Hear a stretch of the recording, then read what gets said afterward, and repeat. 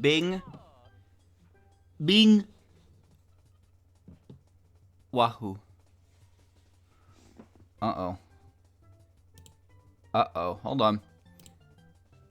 Hold on. Where is this? Oh, that's the wrong one. It should be this one, right? Oh, yeah, there it is. Okay. That was an accident. I couldn't find the capture is all. Okay. All right. You don't no, don't let the demo screen play out. It's prime crash time on the demo screen. So I'm gonna open the music, obviously. Chat, there have been updates. There have been updates to the music tracks. I still don't have the Busy Person OST in a higher quality. I really would like that. But I have added the Keifu and as well as Keifu, all the other tracks from the later games. Only the Touhou specific tracks, so you'll probably recognize the style. It's going to be a guessing game for me. And Ace Attorney, that series. So we have that as well. That's all that's new. But there's still over 1,500 songs in this playlist, so, you know. So, we're going to start with this one. Alright. And there you go. So I'm going to move this here, as per usual. Okay. Alright, good. There's a lot of things I have to check out. I got the whole month. I do want to play Splatter, whatever the fuck it's called, Splatterhouse. Also, this isn't Splatterfaith. Whoa, whoa, whoa, whoa, whoa, whoa, Mario! Alright. Okay, that happened. This is from Rock Maiden. Oh.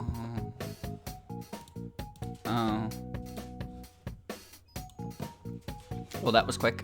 That was the fastest one yet. There's a number of things I want to check out, and I'm currently waiting on Mel to send me some stuff so I can check that out as well. Otherwise, you know, there's not really a lot I have in mind at the moment, but I think the schedule is fairly flexible as it is right now. Also, chat, what the fuck am I doing right now? Right. I remember. I gotta go get that fucking Shifting Sandland star again. Now I remember. Last time I played this, I got that. The game told me to touch grass, and then I got pissed, and I was like, you know what? Fuck you. I'm getting the star regularly. And then I didn't do that because I cooled off, and I was like, you know what? Whatever. I'll just go get the fucking star again. Whatever. I was just pissed off, but I'm okay now. So yeah, there's a few things. One thing I do want to really check out, I want to find another Yume Nikki fan game. A good one, preferably, of course. This is from Keifu. Although I don't know which Keifu one it's from. Hopefully that's not too loud. Chat, is the music loud? Oh my. I just started. It's good? Hold on, let me turn it down to 30.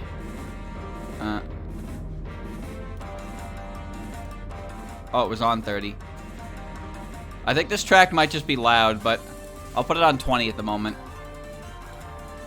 This is Illusionary Jury. It's even his album art for some reason. Okay.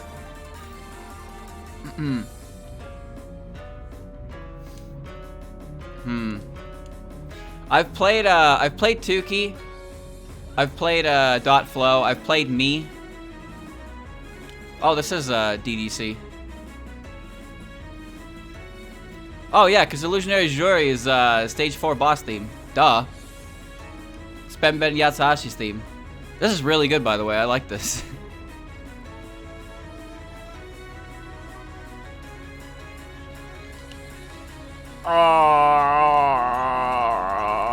I forgot about that. Is it stretched poorly? It's in half, but there's album art. I can see that it's from the game, and that's the most important part. But yeah, it didn't seem to crop properly. I want to play something that is... I want to play something that's relatively full. Because the Yume Nikki fan games are a lot of fun. I really enjoy them because they're just weird and they're relaxing. That's the part I enjoy about them. I just walk around, I look at shit, and I just kind of enjoy it. There's no real like, I wouldn't say effort, but there's not really a lot I have to do other than just be a part of the like, be the tour guide, I suppose. Why did I do that? Alright, moon jumping is fine. I like moon jumping. It's gotta run out by the time I need it, though. So I'm just gonna stick with the shell plan. Alright, so... It seems like the magnet code is the reason why Shifting Sand Lane keeps crashing. Which kind of explains a lot. Considering sometimes it just like crashes when I enter the level, which means the code is probably instantly active. And then sometimes it just crashes for no reason. But if it's all tied to that code, then I guess that makes sense. Why am I dying? Okay, good.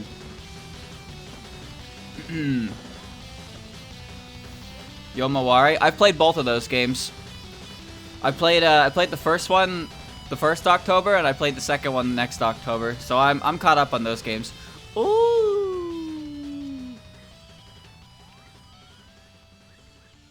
Ooh.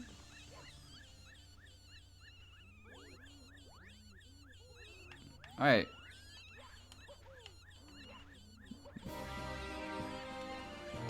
No problem. No problem here. Oh my god. I'll probably check out the other Keifus if they're translated, and also, you know, after some time has passed, because I just finished that one. I just finished the first one after 6 months, and I don't really want to look at another... I don't want to look at another one for at least a while. Please understand. The game is hard. Oh my... Oh, I'm on a shell. Nice. I don't understand how sometimes this works, and then other times it doesn't. Come on, just work properly. Come on. Okay, good. Come on. Let me in. Alright, alright, watch this.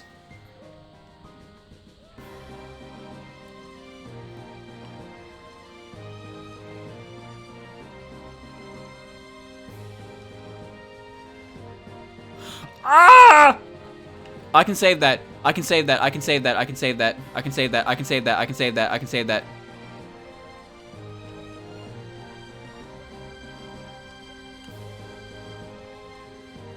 Ah! Alright. Alright. That's okay. Sometimes the world will get you down. Alright, Mario, you need to get out of the fucking dirt, mate.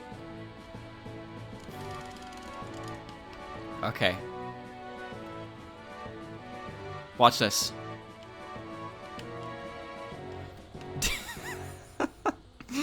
Stop watching. Just stop. Just turn the stream off. Forget about it. You didn't see nothing. Come on. Oh, there is a god. Why, Mario? No! Why? No!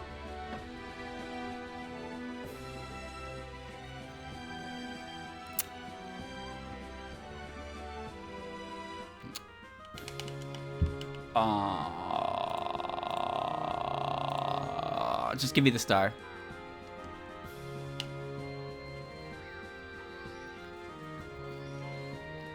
Just give me the star. I've gotten the star. I've earned the star. I deserve it. It is mine. It belongs to me. Whoosh. Whoosh. So as far as so yeah, back to schedule talk, I suppose. So I'm still playing Puppet Dance, of course. That's probably going to be going on for a little while longer, cause there's still a lot to do, for sure. What else is there? There's this. Yeah, there's this. This isn't going anywhere anytime soon. What the fuck else am I even playing right now?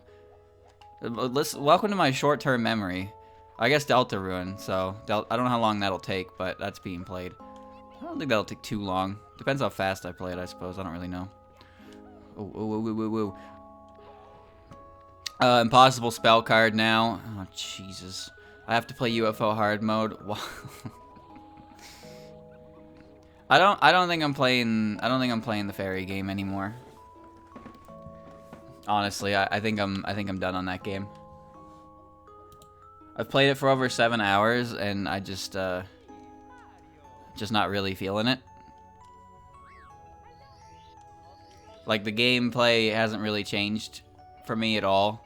I don't take the time to learn how I'm supposed to play the game, and I've been at it for so long, and I can barely read the story because the text is really rough, and there's so much stuff to it there that I just the gameplay loop isn't attractive to me, and I can't get anything out of the story because it's hard to decipher. The art looks good. I don't think it's a bad game, but there's just not enough there for me to want to continue playing it anymore. What is that, 5 crashes now? I didn't realize it was that long a game.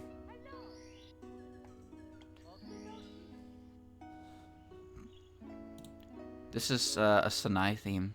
Hold on, I can turn this one up. That's not what I wanted to do. This one's titled Faith 2.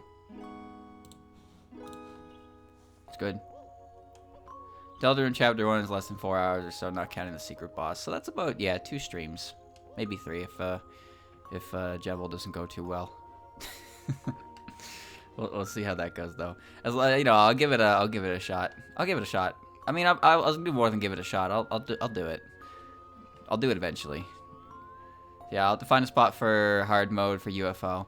But since Monday's gonna be a little different now because Andrew has to work most of them, so I'll be probably be dedicating Monday to Halloween stuff for sure. But I will definitely focus more on some October themed things for the coming open slots.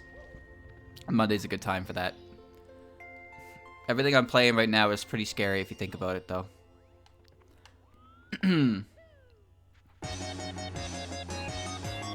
Poop it. Cave. Poop it. Nice. Alright. I'll turn it down when I get a chance. Hold on. Ah! I got a chance!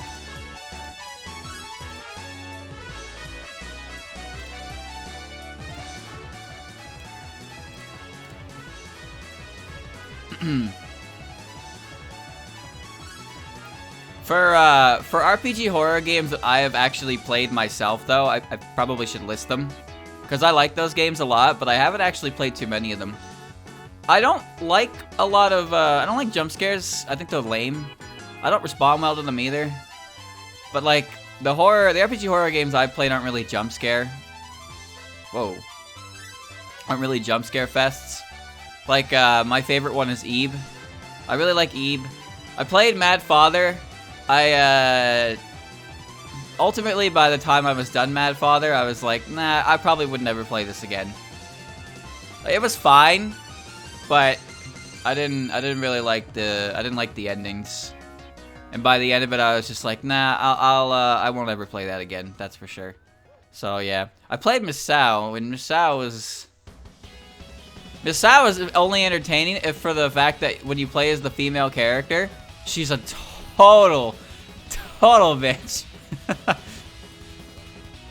But that's what makes her entertaining. But that was the joy of Misao for me. Otherwise, that game wasn't too spectacular. I think the HD version was cool, but wasn't much else to that for me. I played the witch's house. Whoa, chat, the magnet code activated and it didn't break the game.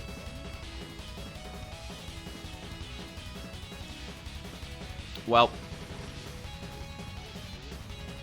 This is the soap shot. I played the witch's house, the original. And I played the remake that came out on Halloween about a year ago now. I was super excited for that, by the way. I think Christian told me. They're just like, yeah, the witch's house getting revamped. Original assets all remade, and the game's being remade. It was gorgeous. I really enjoyed that game. Cat in the Box? Haven't played that one.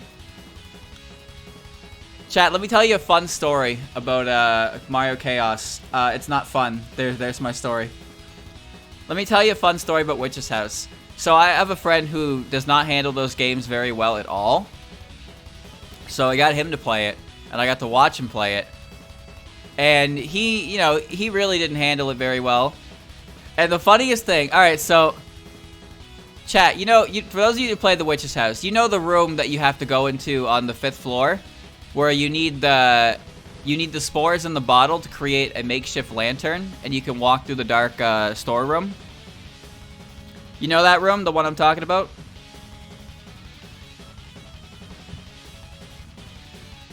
Yes, yes, yes. Okay, okay, okay. Alright. Alright, let me explain. So, did you know that at the far end to the left, there's a desk that you can check, and there's actually an item under it that you can pick up. Oh, the game crashed again. Cool. I didn't know that. So, my friend went over there. He picked up the watch. And I was like, what the fuck is that? I've never seen that before. What is that? Check that. Like, I was telling him to open the menu and check the watch because I legitimately had never seen it before. And I was like, dude, I have to know what that does. Please open the menu. And he opened the menu and he got the, you know, he got the image and he was like, Dylan, what the fuck? And I was like, I didn't do anything, dude. I didn't know. I lacked critical information there. That shit got me just as much as it got him. I was like, whoa, Jesus, alright, I've never seen that before. Like, it shortly kills you afterwards, even if you don't pause the game. But, like, the fact that I was legitimately like, oh, I've never seen that before, and I played through this game, like, 3 times. Like, what is that? Check that for me, please. I want to see what that is. And I ended up jump scaring him by accident. I didn't mean it, though. That one was funny to me. I laughed at that one, but I don't think he liked it that much. What's it do? It just turns Viola's image into like Zalgo, and then the description for the item is just die, and then you take like 5 or 7 steps away from where you picked it up, and the game will just kill you because the game just loves to fucking kill you. That was my most believable performance ever because I legitimately didn't know it was going to happen. Like, if I had known it was going to happen, I would have been like, oh, you should totally check that. And then he would have been like, oh, no, you're having a giggle mite. And he wouldn't have done it for sure. But since I didn't actually know what it was at all, like, I gave a very convincing performance. I wanted to know. I wanted to know. And now streamer knows. Why does 10 Desires OST keep playing so often? I have no idea. There is 2 versions of every song. Well, essentially every song, though. So maybe that has part to do with it. But even so, it's kind of wacky, huh? It's all 100% random, I promise you. Oh my god. Ah, no, Mario, get up. You're okay, dude. You're okay.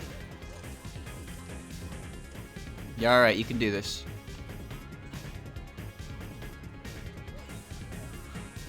Don't do it. Oh, air car! Air car! Oh shit! Oh shit! Okay.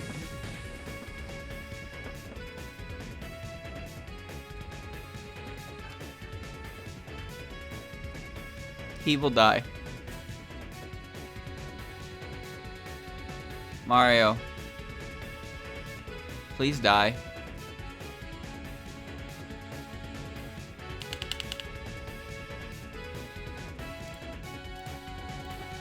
I want to leave Shifting Sandland. I wish to leave. I no longer want to be here. But I need that last fucking star. That's all I need and I'm done here. The only games I haven't once CC'd on hard, Windows games anyway, is well, I guess you count Great Fairy Wars. Is 16 and 12. 16 I tried, and then I didn't continue, and 12 I never tried because that 12 is UFO. I did do SA though. SA was great because I went into the Utso fight with no lives, and I had to beat the whole fight with 3 life pieces.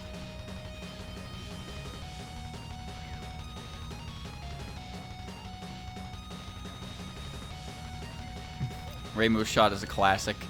Probably the theme I heard the most throughout the entire game.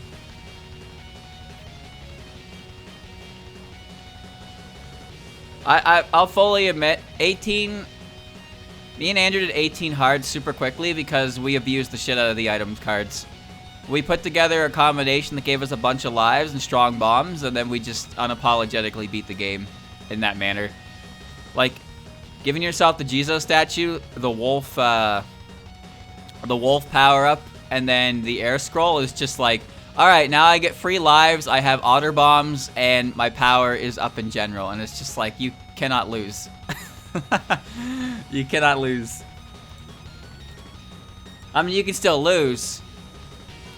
But like, that build is definitely like, I want to beat the game levels of build.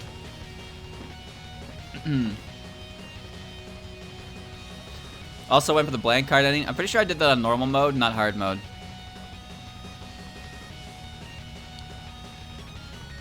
I did those on normal mode. So I had, I built all my lives up, and then I just you just do stage 6 with nothing.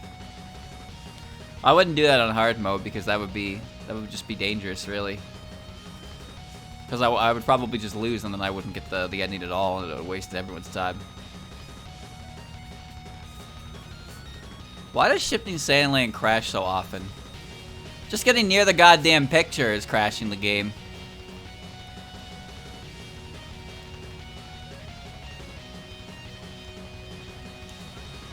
Well, I guess as long as I can do this quickly.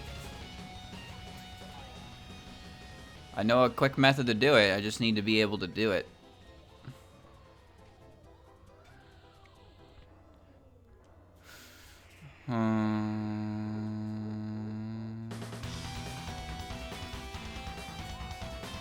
This is a good theme. This is Team PC98.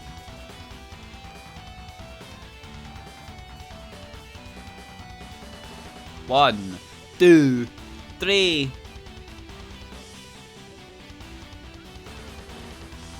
Good. Sometimes the collision on these pillars changes.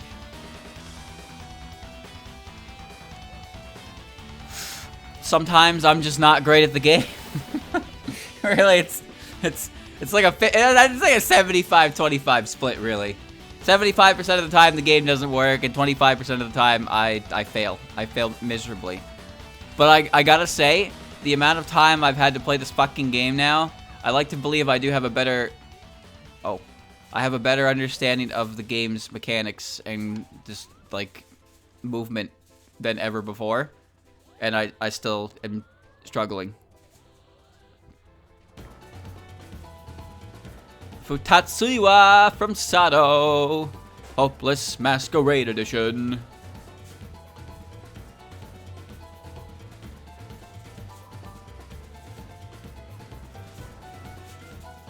In the hole.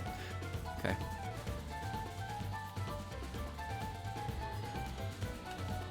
How did I do that, you may be asking? Well, that's a good question. I don't know.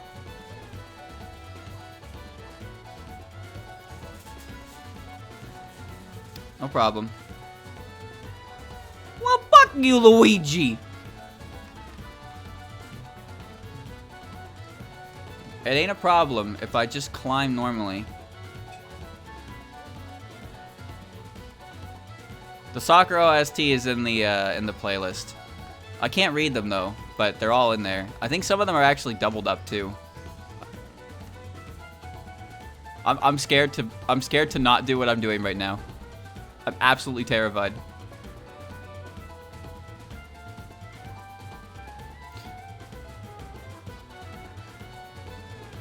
Mario, consider what you're doing.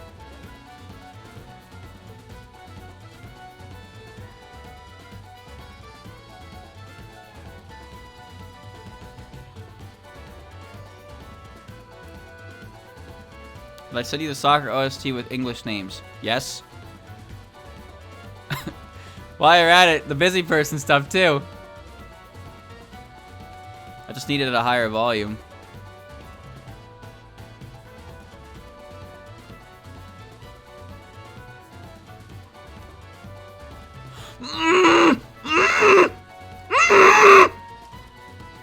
Oh.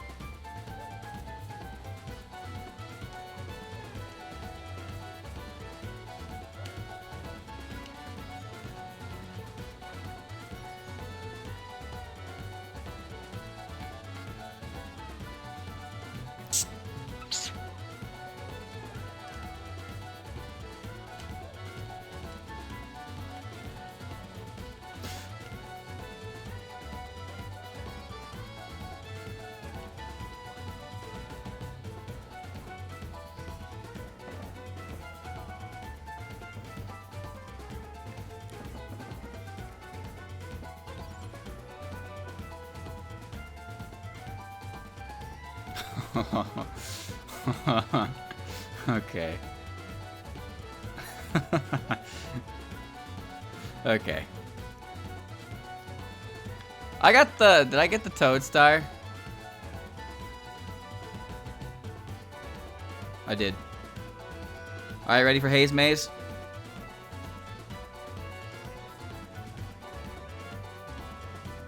Okay. Mm-mm.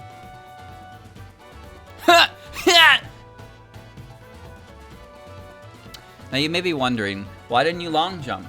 Well, let me show you why I didn't long jump. Wow, okay. Well, it went from... Never mind. Never mind. Never mind. Never mind. Woo! Oh, I made it. Nice.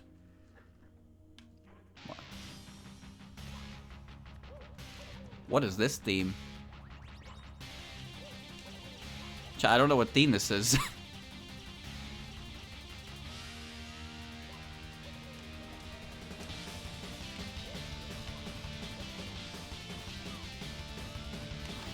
What?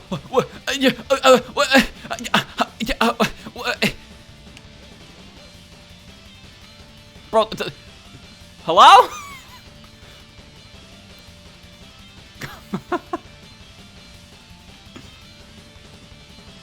It is from Touhou Soccer, but I don't recognize the theme at all from in the game.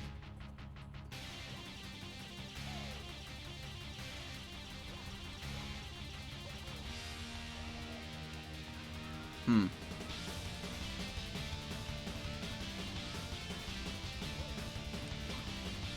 Is there a way to get this? I don't think so. Oh god. Alright. I have an idea.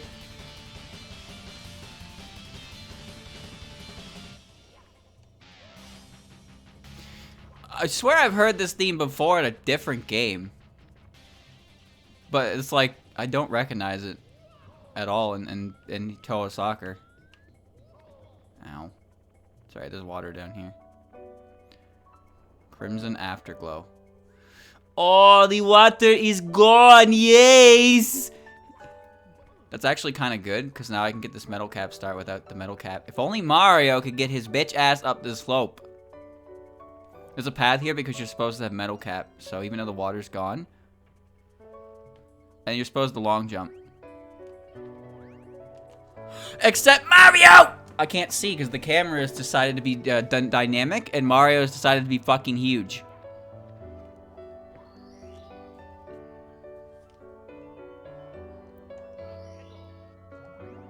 Did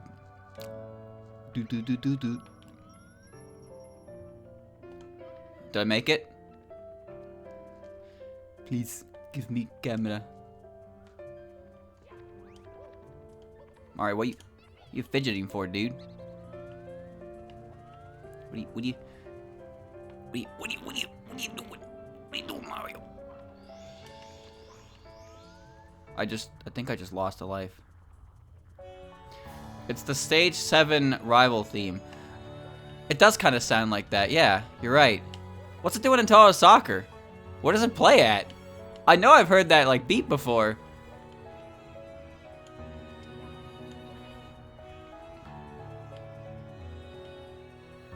Rikako? Did it? Did it play when she showed up? I don't remember. I got put on a shell midway through that. Okay, there's one. I think this is either the ending credits theme or just the credits theme. Or, ending or credits theme, one or the other. I have moon jumping and I would like to abuse the shit out of that. Could be the power-up theme for Kako, Kotohime, or Chieri. Power-up theme? I don't think so. Unless their character themes aren't in it. I actually don't know because those characters don't really power up. Oh, this is a new one. Moon jump's gone. Mario. Got your head on straight, buddy? Yes. I have 48 stars. I have 48 stars. Progress has been made and saved. Scarlet Curiosity has some goddamn good music. It's composed by Hachimitsu Lemon. I know that guy has done other stuff. I don't know exactly, but like I recognize the name. Forget what else he's been a part of though. But like you can clearly hear how good he is in this game. Magnet's shown up a few times, and it's we're assuming that Magnet crashes shifting Sandland 90% of the time. So the Suika theme that played last stream was phenomenal. Alright, I'm going to commit to die now. Yes.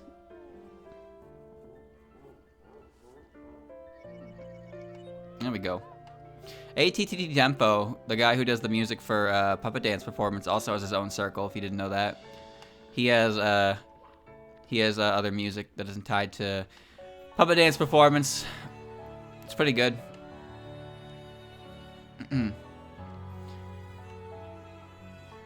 Spaghetti has some of my favorite mixes, just in general. It's so good. I think the theme has a good, what's the term? I don't think beat is the correct term, but like, you know, the progression here, like this part specifically, this part is really good, and I think that remixes take great advantage of it in a good way. Tempo, maybe. I'm pretty musically illiterate, so terminology and whatnot escapes me. I just like music that I like. I couldn't really ever tell you why. Oh, nice time for Moon Jump to run out!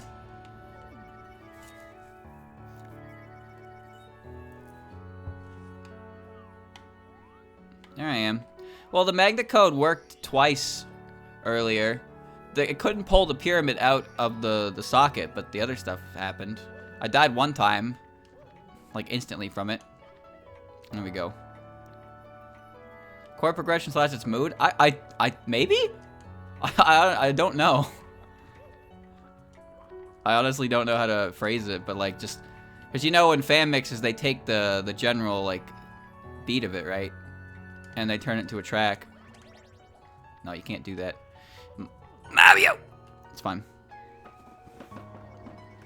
Melody? I think maybe melody is correct. I don't know, man. I don't make music. I don't make music at all. I'm incredibly casual. If I hear it and it sounds good, it sounds good. I could never tell you why. It's the kind of rhythm beat to it that like makes you realize that it's that character specifically that's the theme is being mixed. You know, like when you hear when you hear spaghetti remixes, you hear that particular instance for sure. Like that, I mean, you hear it all, but that one like sticks out really, really well, and like that, it sells it instantly on it. Beyond the Horizon, the Outer World. This is Genso Wander Reloaded. Motif? You're dropping names and stuff on me, but I don't know. I don't know. It's good sound, yes. Alright, let's go to Haze Maze once more. Well, that was stupid. But it's okay. Referring to the music itself or the vibe it gives out, it says there's Vermilia. No, it's like specifically the part, and it's like da da da da da da da. You know that part. It's like when I hear that, it's like, oh, that's Vermilia, right? It's not a chorus necessarily, because a chorus, maybe that counts as a chorus. But like you hear that part, and then that part will always come up in remixes, and when you hear it, you're like, oh shit, yep, that's Remy's theme, all right. And I think fan mixes make a great use of it in the mix. Leitmotif. That's speak English.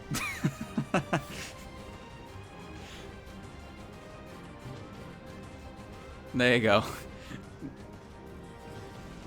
That well, if chat seems to come into agreement with the term, then I guess that's the one. But I don't know. Where am I? What? Lakitu? Thank you for the 22. You sure yet? Where am I? Please find me. There I am.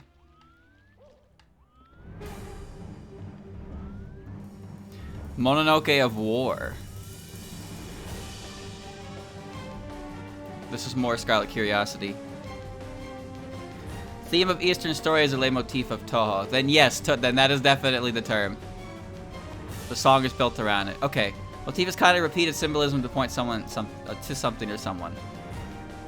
Or leitmotif is like, okay.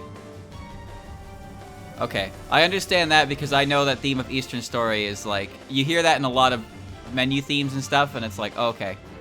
So I do understand that.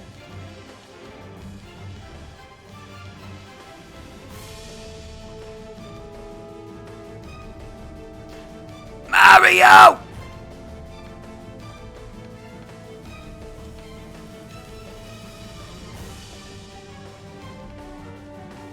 It's just a rock.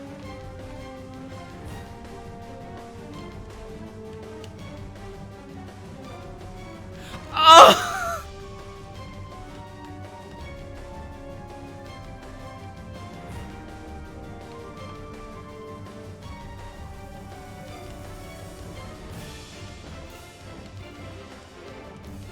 Damn it!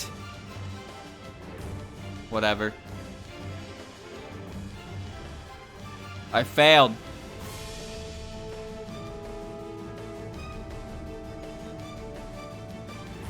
The trick.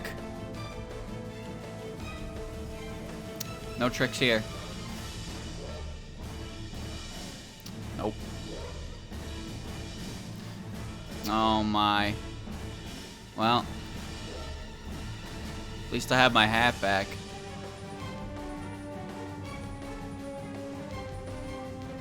What the hell? Oh, I got the health drain code. That's why that was happening. Alright.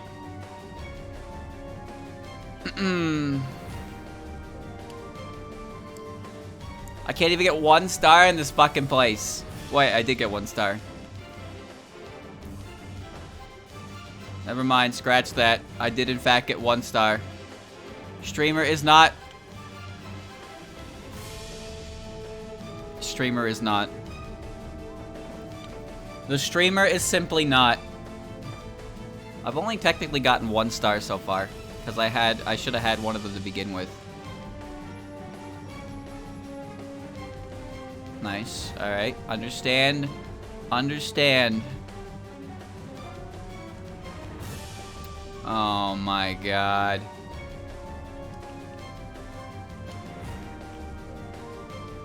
Alright. Camp the heart. We're okay. We're okay.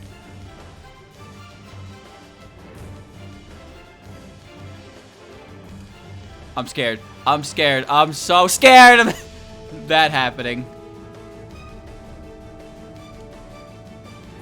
Oh, I got moon jump. Hold on, hold on.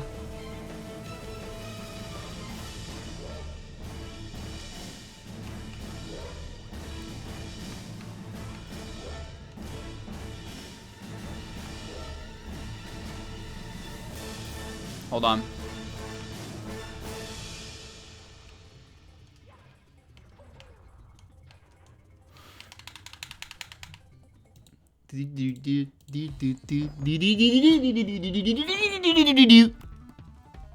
Into back door. This is stage 6 of HSIFS. Yep, I know that Lotus Lambeth R is coming out on Switch and PS4 in English, but there doesn't seem to be any information on the Steam version, which I have not bought yet anyway. So, you know, if it for some reason doesn't come out on Steam, then I'm not out anything. But, like, I'm sure it'll come to Steam. It's still interesting that they didn't mention that yet. It's already out on console. Oh. In English? I thought it was set to release at some time in October. Oh. Okay, so it's still on Steam, but not in English yet. But they have released the English version on, Oh. Well, that's weird.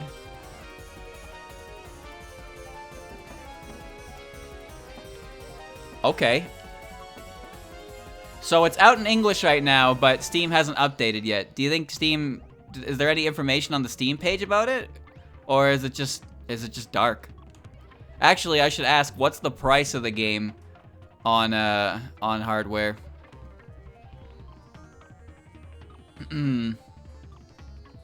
32 bucks. Okay, so they didn't... Okay, the price is the same.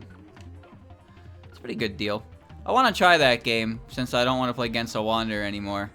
And I probably will, but if it's... Steam's easier for me to, like, you know, get everything working on, so I think I can wait. Besides, that game is probably going to take a lot of time anyway, so I'm not really in a rush to start it. I do know about the 17 characters being DLC, which is... Okay, why? Why are the 17 characters DLC? That's... The fuck is that? Why?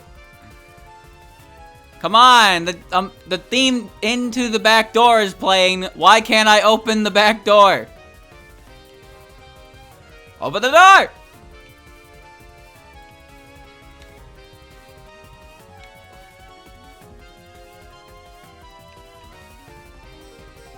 Oh. Hold on. That's the front door? No. No, it's not. This is the back door. Because you're supposed to exit through it.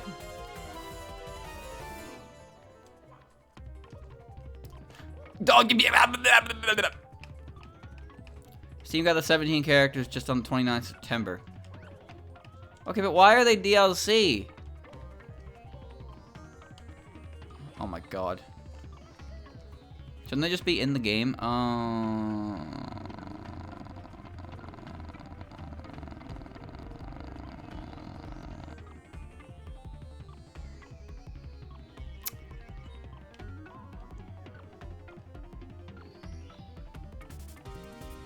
17 probably came out after release or development. 17 came out in 2008, what? 18? 17? When the fuck did that game come out? I don't remember. Blue Sea of 53 minutes. Oh, this is changeability of Strange Dream. Or no, not changeability, of fucking retrospective 53 minutes. It's in the title, for fuck's sakes. Ooh. Mario. Live. Live. The Zun music collection stuff is really good. Special 2 games seem to come out every 2 years. It used to be yearly. Back before I knew anything about the series. But yeah, there's definitely more of a gap. There's more of a gap nowadays between releases. Because there's a lot of extra stuff, other stuff that Zin does now alongside it, right? There's like a trick you can do where you triple jump off that block and you go over the wall and you fall into the Dory Island, and it's fast. But I can't do that because it's a speedrun trick and I don't know how to do those, and I'm also playing on chaos mode, and the chaos mode is stupid.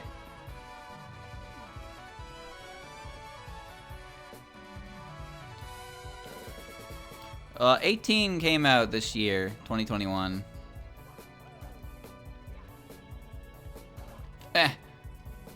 Swim. Swim. Come here. Come here. Oh.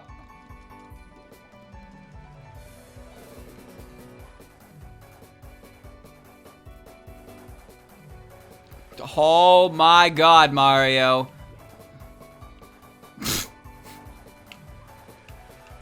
How's Dory handling this situation?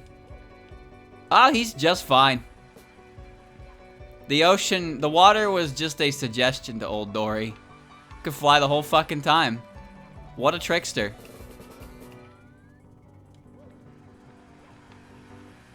I mean, Wagasaki lives in the water and she can fly too. That's all it was. I hate cameras. Nice.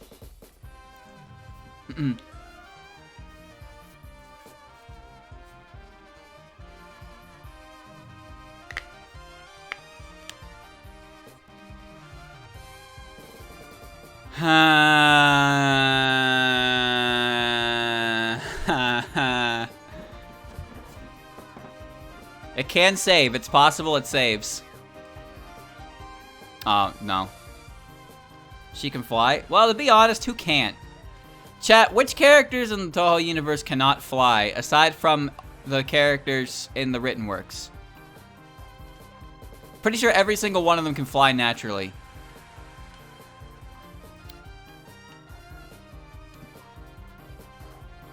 Marissa. Okay, I see your point, but I'm pretty sure Marissa rides her broom for style points, not because she can't fly otherwise. Rainbow Code until EOST. Correct. PC98 is a little different. Pretty sure Yumemi and Chieri and Rikako couldn't fly either. I think they use jetpacks. And Hercule can't fly. He uses a jetpack as well. He's also not a Touhou character. Dynamite kick! What about Yomu? Yomu can fly.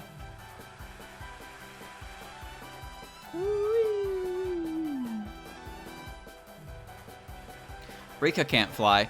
Well, you're probably right about that. There hasn't been anything to confirm nor deny that, huh? She's in a tank in stage 1, and then the extra stage she's in another tank that's like flying. She built a flying tank. Can Yuka fly? Yeah, she does it in both games she's in. Whee! It's $45 on Switch excluding DLC. And Aqua Style has a full price tag on their games. The quality's certainly there.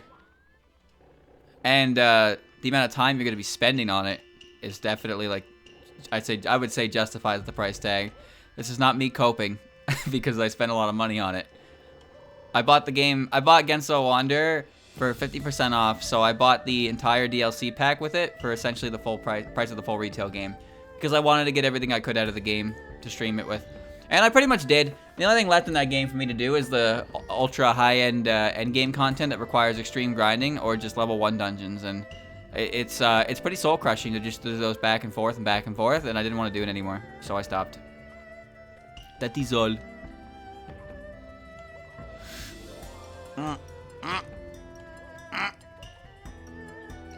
Alright. 1,000 floors, yeah, that just looking at that made me think how much I didn't want to be a part of it. That was a bit too much for me to handle. I do appreciate... Oh, okay. Come here. Come here! Come here! I can't tell my fucking height. Because I'm a piece of shit. Oh, it's back. Mario, grab the fucking star, dude! There you go.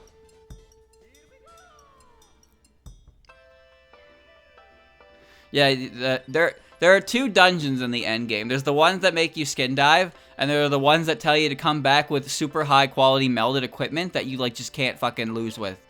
Otherwise, you just get shit stomped. It's like, wow, I either grind an excessive amount or I go in raw. So unfortunately, I lost a lot of interest in it. I did enjoy playing the story and stuff. I think some of the bosses in that game are beyond unreasonable, but I beat them, so whatever. And if you really want to, there's nothing stopping you from just bringing a million invincibility potions and then telling the boss to touch rocks. So yeah, you can do that as well. Nice. Story is good at least. Yeah, I thought the story and the character writing was pretty superb. Futo was a lot of fun. The DLC was a lot of fun. But there are some gameplay elements to that game that really get on my nerves. I love that Ron is able to de-equip your items and knock them into a situation where they become destroyed. And you are required to grind items to an excessive amount to do some dungeons. And then this character can just knock it off of you and make you lose it completely. Maybe I'm just being an asshat, but that seems like a very serious conflict of interest for what the game wants from you. So, that wasn't very cool. Boys and girls of science. It is something. I can't read that word. It's a fake word. I don't recognize the album art, unfortunately.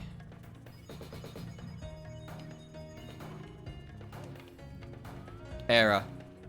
Oh, so it wasn't a word being cut off. That was just the end of the word.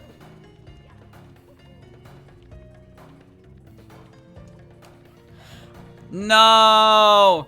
I almost succeeded. What is this anyway? Why am I... What the hell? Alright. Does this change ability of Strange Dream? Alright, I can't recognize the album art on a lot of them. Changeability of the Strange Dream is probably the one I forget the most, even though like I like the music on it. It's just, you know, everything has that moment. You know, you find that like in the mainline Touhou games for me, I always forget that DDC like exists, even though I don't think it's a particularly bad game at all. I just every time I think about Touhou games, it just completely slips my mind because I guess there's just nothing there that makes me really remember it. I hate video game.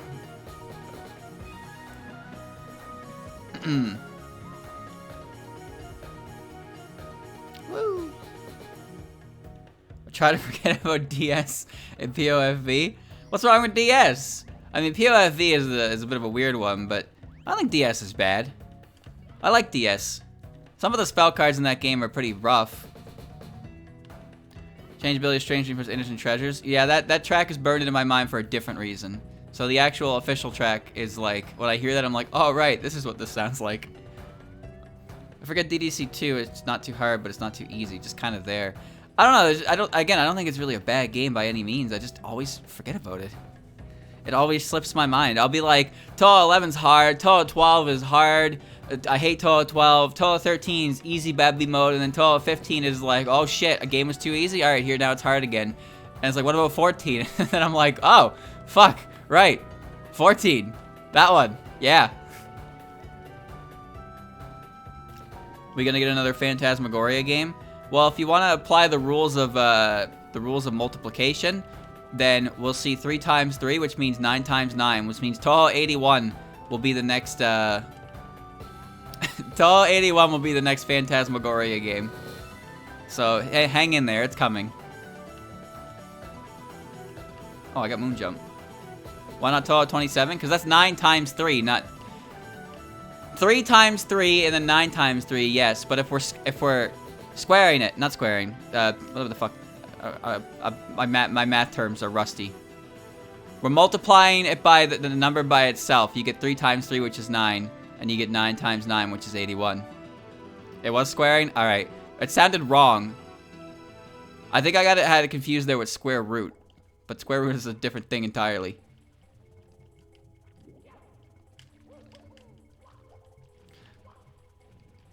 Hey, an alien. Ooh. Oh my good god, I'm back at the fucking start.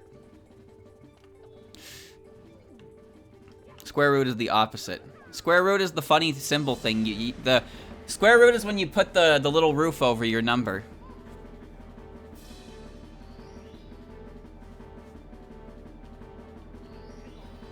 The Rhythm Carnivals, I actually don't remember much of the Rhythm Carnival version of that, of Innocent Treasures, because my mind is melted with 8-bit UNOing because of Flandre hard mode. I couldn't fucking do it, dude.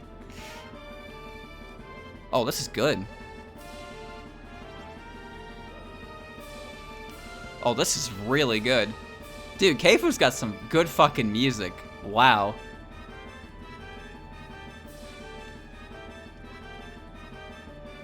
This is the kind of orchestral that really hits it.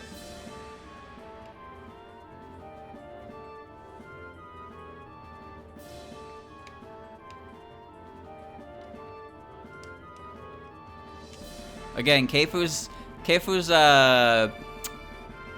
negatives don't lie in its presentation at all. They simply lie in its gameplay choices.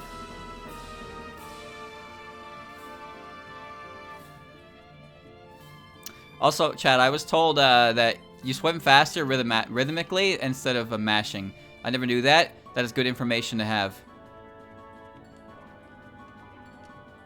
Oh, Mario. Why did you choose to do that? Makes you really want to play it again. Well, you're alone on that feeling.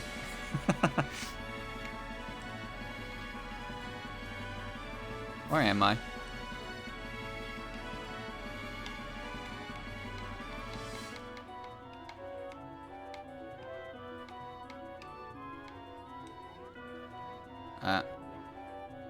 Found me.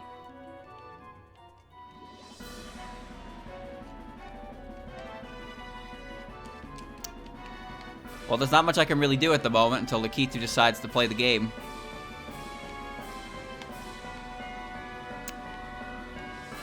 There we go. Where did Dory go? There you are.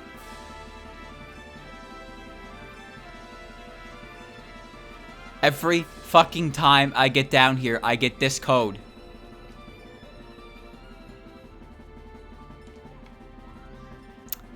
I knew what that would do, but I had no choice.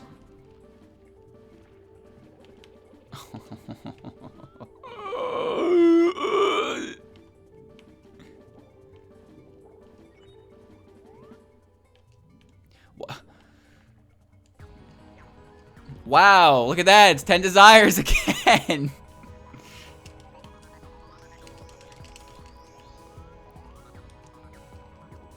Spirit transversion of the Dream Palace Great Mausoleum.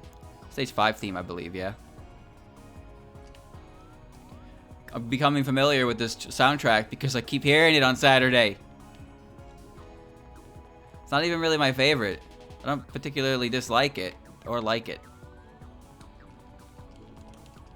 Holy shit, dude. You could not get a worse combination of codes.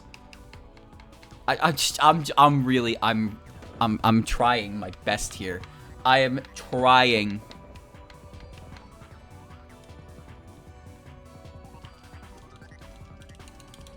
I don't understand how it picks TD so often, considering how much music is in this this playlist. Like I guarantee, chat, I'm pretty sure at this point we've heard the entirety of TD's OST, except for Mamizo's theme and stage 1. Okay, stay still, you.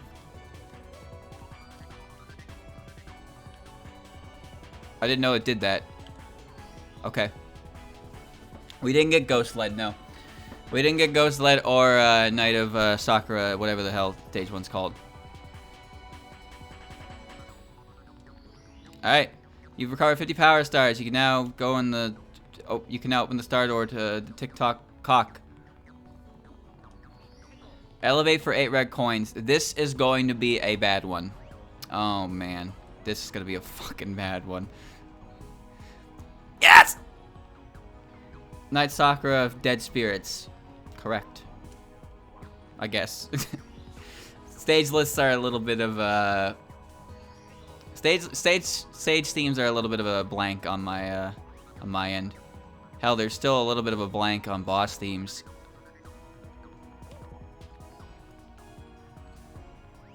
I know it's coming. Yeah, there it is. Yep. Yep, yep, yep, yep, yep, yep!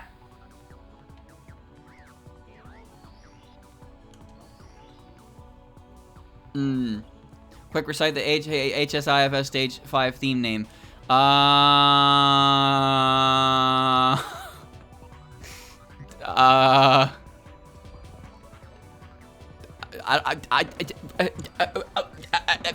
don't know. Something about back doors or something. I remember the text. No, I don't. Crazy backup dances is the boss theme. Gaze not upon it.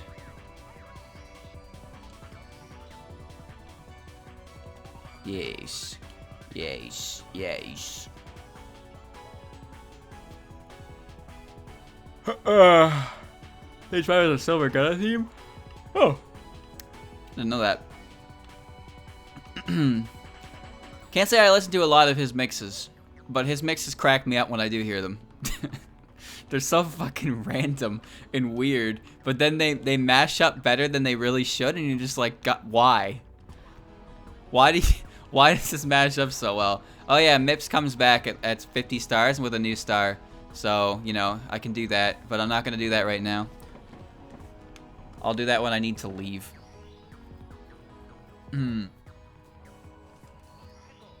All right, this is gonna be a hard one.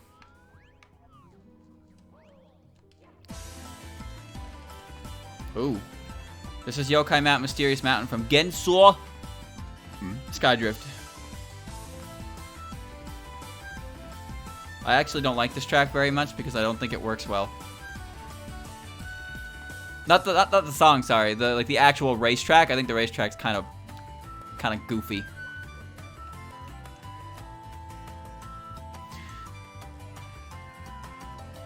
Wow, if I could see, maybe I could have actually got a Greg coin there. Oh, so I guess if these boxes don't break, I can't get the red kern. Okay.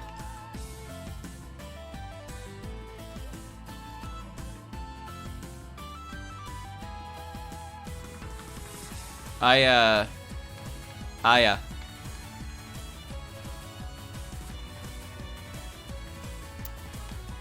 don't know where the red coins are.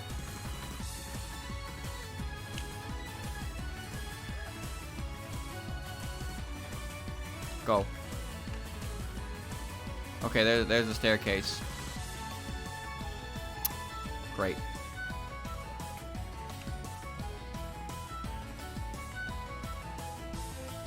Nice. Oh.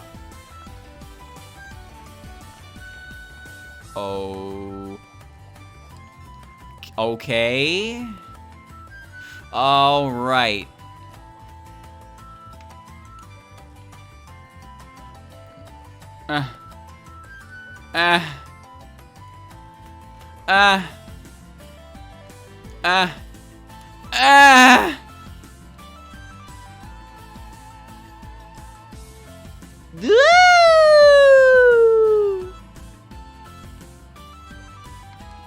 Alright. No problem. Oh, sorry, it's fully labeled English real doubles. Power-up themes not associated on the move. Alright. Alright, good. I'll grab that.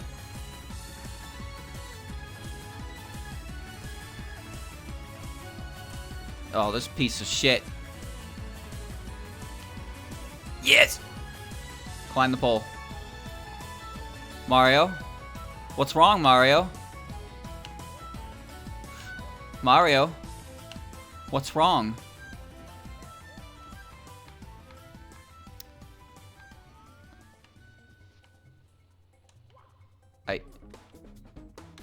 Steroid Jungle. This is Trojan Green Asteroid music. I love Trojan Green Asteroid original tracks.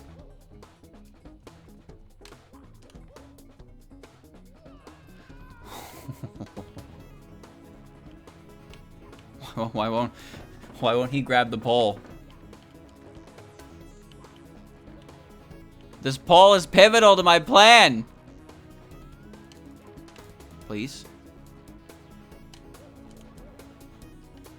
Yeah, I can't tell my height.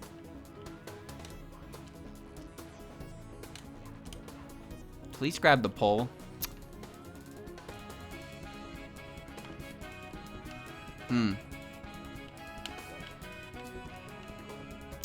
Maybe I can triple jump. Maybe. Maybe. Do I have wing cap enabled right now?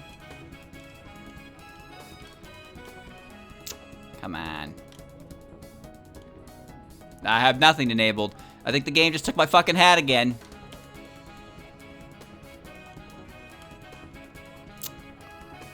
Oh no. Oh no. No, get off the Koopa shell. It doesn't help. Eeeeee. Alright, well. There is one thing I can do in the meantime, I suppose. There's a couple red current here. I got 2 of them up there. I think I'm just missing 1. 4. Missing 2.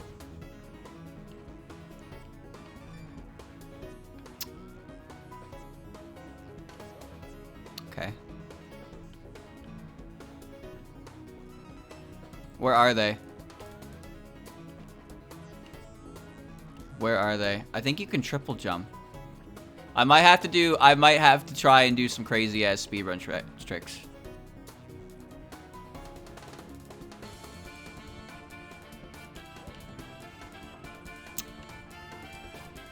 You see that shit?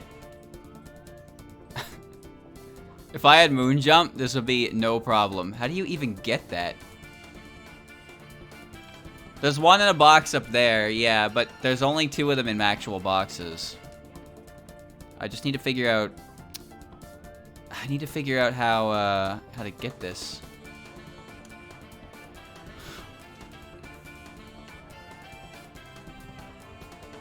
Okay. No. No. No. How did that happen? Oh, let me out. Nice. Still squished. Okay.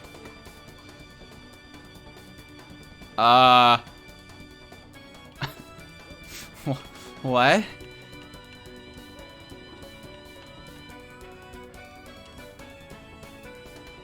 Huh?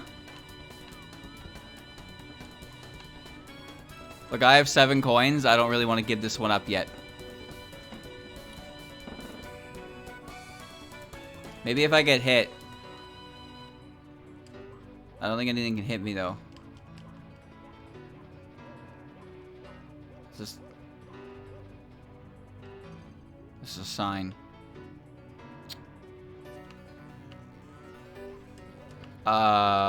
Any...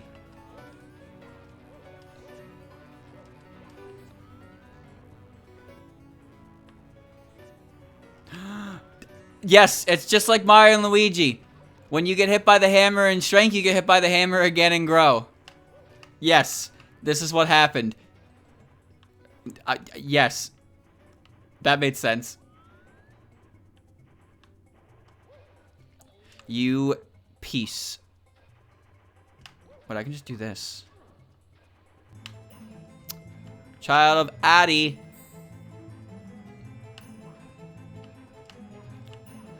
Come.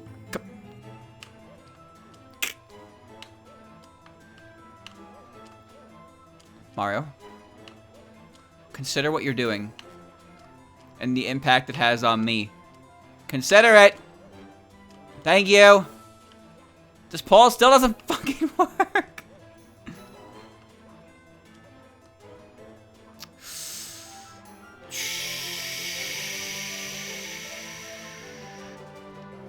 Where's that last kern? It's up there. I don't think I could get that.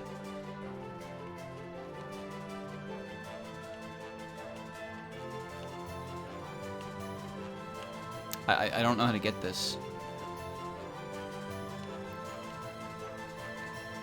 This wouldn't be so bad if that pole didn't get disabled. But now that now that it doesn't work, I don't know what to do. Whoa, whoa, whoa, whoa, whoa, whoa, whoa, whoa, whoa, hey, whoa. Touch the button.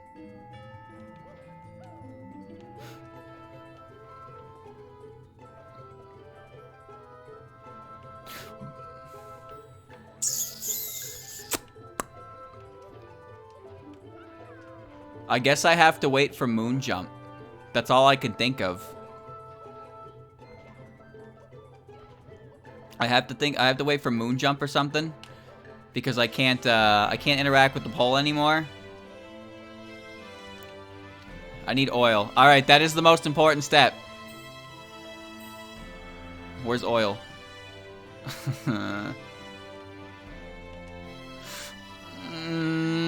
Moon jump. Considering how many coins I've gotten, I would honestly rather just sit here and wait until the code it needs to give me is granted. Because as it is right now, like, this can go so wrong. In merely an instant, just like this. Oh? No. Mario, I need you to go lead. Alright. Alright. Oh, the opening song! I know this one. I like this one. It has vocals for some reason. I'm not complaining. Just wasn't expecting that.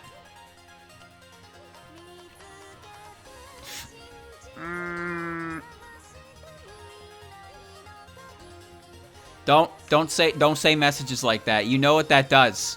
I'm not gonna read that message because as soon as I read it aloud, the game's gonna hear me. I'm not doing it. Paul!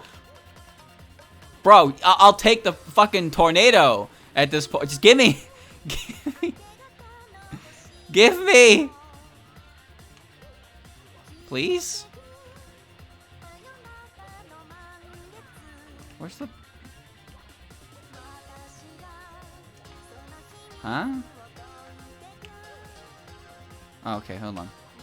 Yep. Yep. Yep. Here we go.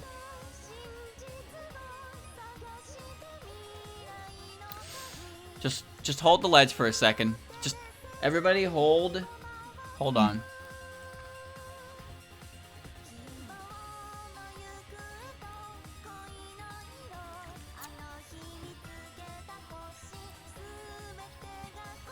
Okay. Okay.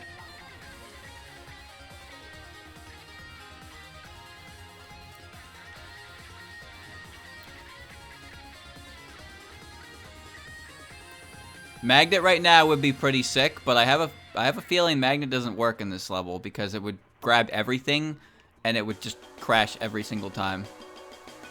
Hold on.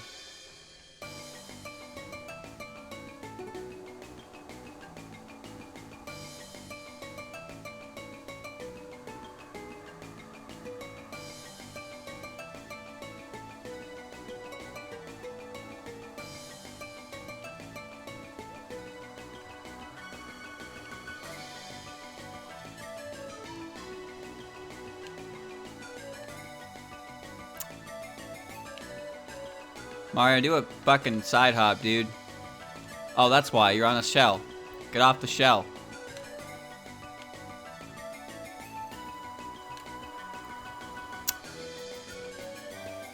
Okay.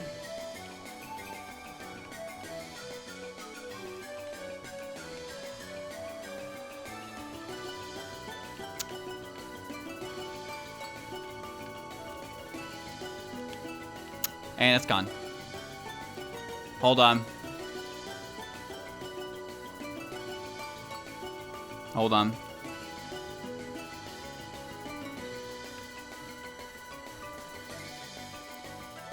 Let me out.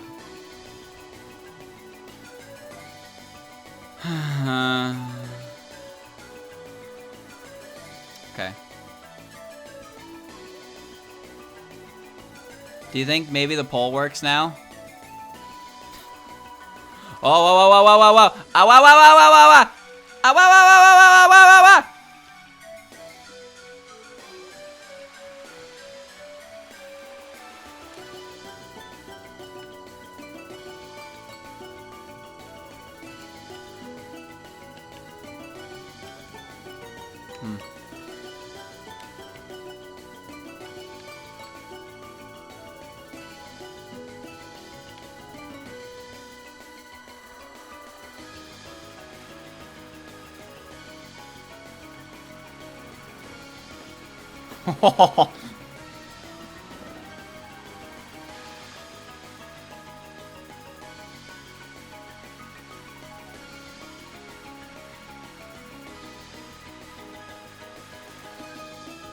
Well,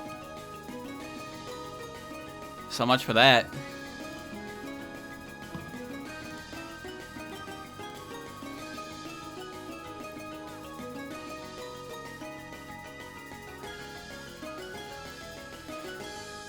So much for that.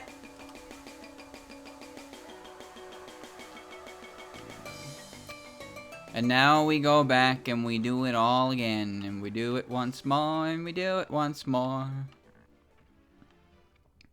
And we return to the basement. Don't recognize this theme. Music box though. I like music boxes. Yes. Why did I even stick around in there?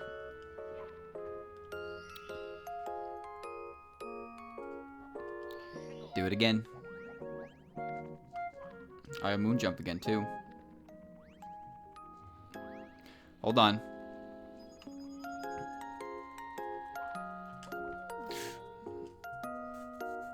Okay. Okay. Okay. Okay. Camera duty. Okay, alright. I'll take that. I'll take this code when Lukitu doesn't want to work. Just gonna wait. Just gonna...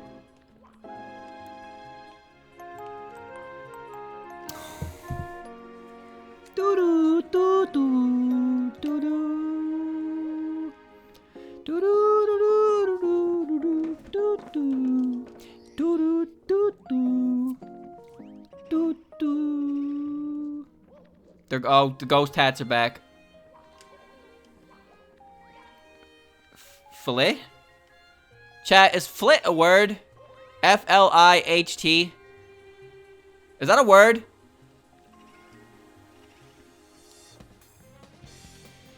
This is important question. The Bing Bing Wahoo Man. Nice. Doesn't look like it, so they misspelled it on the soundtrack.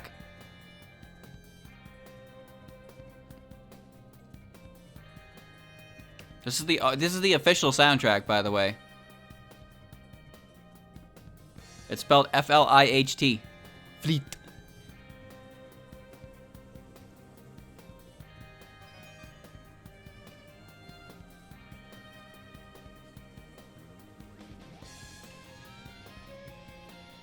Just gonna let the game go.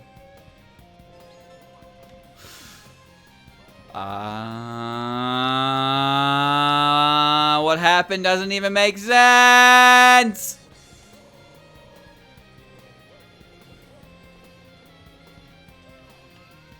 They missed an H? You mean the G? What's Mailing's theme? Climb the pole. Not a word. They got it wrong? That's cringe. That's cringe! Wow, I'm more impressed that I was able to do a wall kick. Oh, now I am significantly less impressed.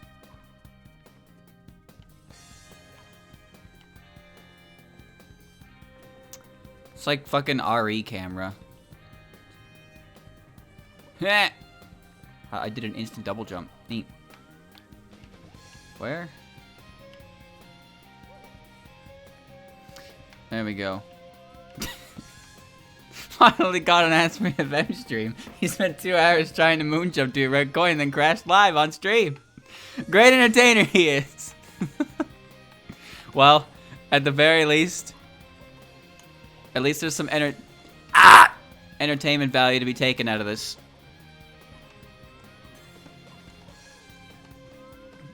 I'm just gonna ride the fucking elevator.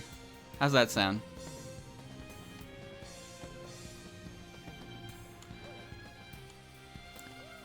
Just gonna ride the fucking elevator. It's not my fault. You can blame me if you want, but it's not my fault. Sometimes it's my fault. Sometimes I choke, but 90% of the time the game is throttling me. I am no simple flips. That man can play the 64 Mejio. He can play. Oh, come on! What was that bullshit?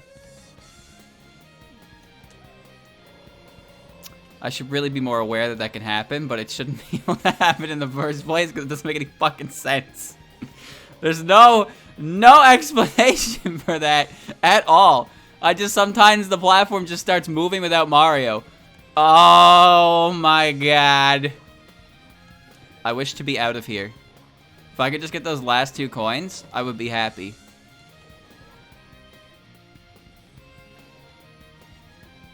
Come on. Come on. No, go the other way. Get off the shell. Oh, okay, yep. Planned. Planned. Wait. Wait, I thought I had moon jump. I'm dying, Squirtle.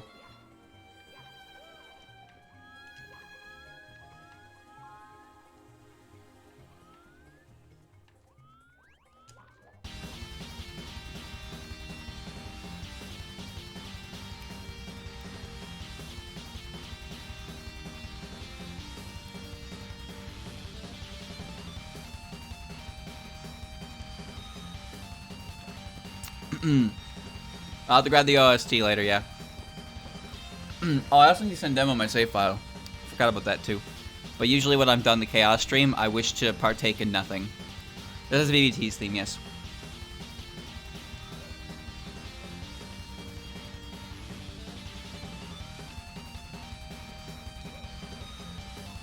I hope her changeability of a Strange Dream theme comes up. I love that theme.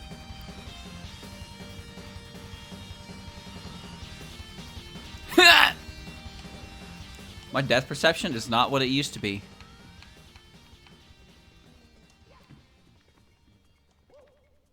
Okay.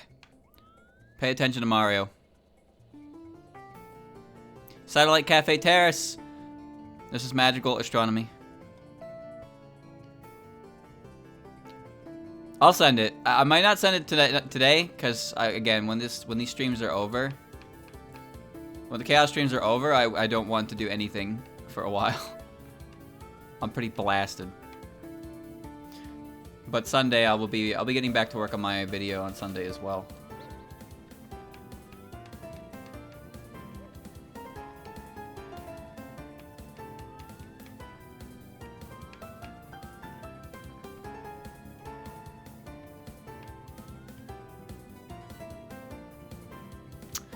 All right. Well, I did that.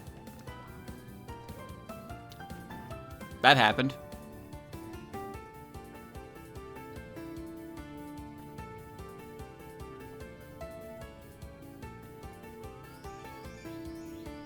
Okay.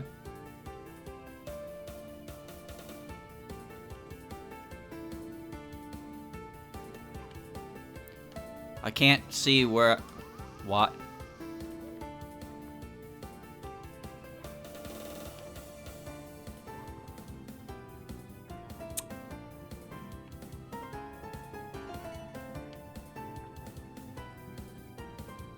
Why is there blue fire coming down? Mario! It's okay. I knew the trick. The backup. I cannot believe I made it across that elevator ride, given how the camera was.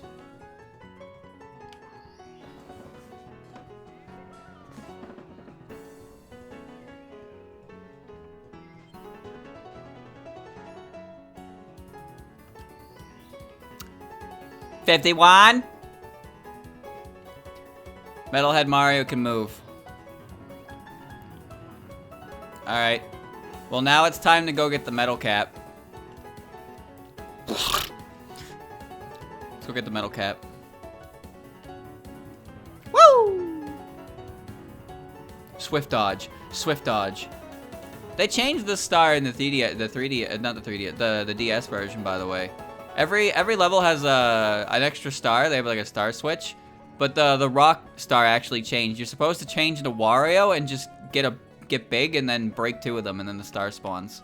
I don't know why they changed that. Maybe they didn't like the way the original star worked. I honestly don't know. So I need to get the 2 stars I need to get require metal cap. Well, I have metal cap. Okay.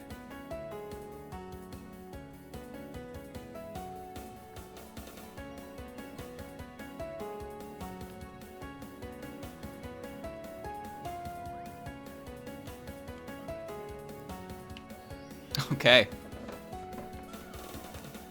Yes, zooming on a crotch.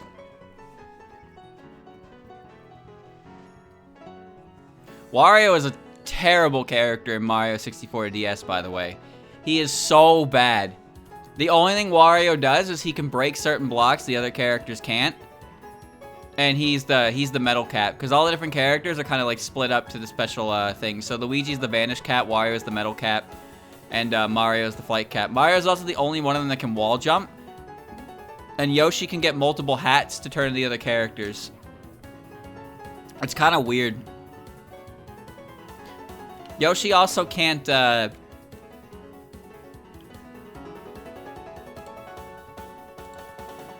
Yoshi also can't punch. Luigi can run on water a little bit too. I forgot about that. That's such a weird ability. Mario also gets the pea balloon. Oh yeah, right, that one. Yeah, there's the caps and then there's like the special flower. So like the wing cap box is a wing cap for Mario, but it's a metal cap for Wario and a vanish cap for Luigi, and then there's the power flower box, which gives each one special abilities. It's weird. There's 150 stars in that game. Fun game though. This is the Fairy's Adventurous Tale from Trojan Green Asteroid.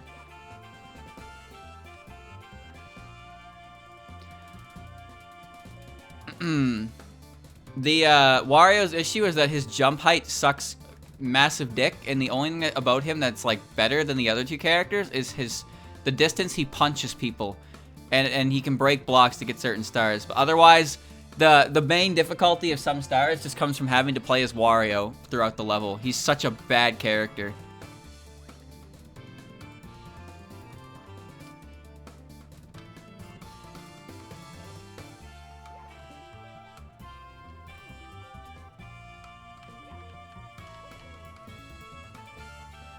Why is my death perception garbage? I don't understand. Oh, nice. Yeah, he was not balanced very well in that game. It's really unfortunate. He's just not a very good character.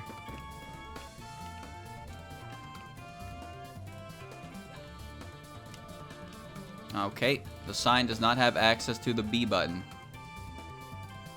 There's also a sign. Cool. Alright.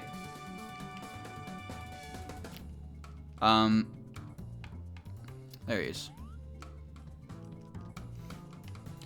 There's 2 stars you need metal cap for. The game gave me metal cap a second ago. The other one, if I had moon jump, I could have avoided it as well. But I do need metal cap, just mostly as a convenience option, I suppose. Cause I got the one in Jolly Roger Bay.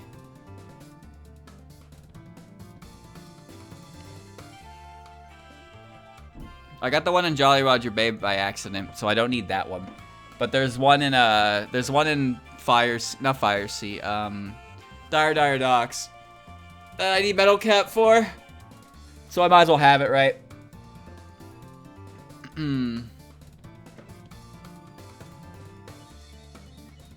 You want fun? Wario show you fun.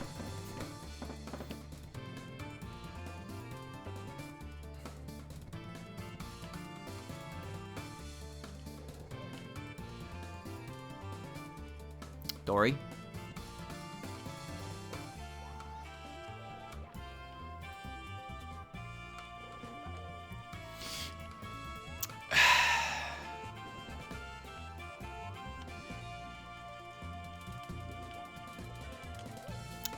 Swim.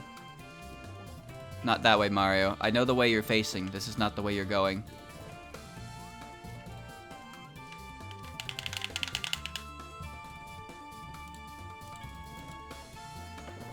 I hate water, dude. I hate it. At least JRB's done, but Dire Docks is not going to be too great. But that's like the last real water level anyway. The Dory in New Super Mario 64 or Mario 64 DS has like goggles on. I think the Dory looks just fine in this game and earlier games. I like the Dory design. I don't really like the way they changed it. He looks too goofy in newer games. You know, like in this game he feels like a creature in Mario, but then they goofed him up and now he just kind of looks silly.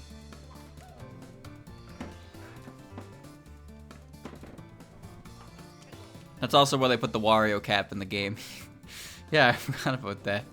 The fuckers just because when you unlock one of the characters, the cap becomes available for Yoshi.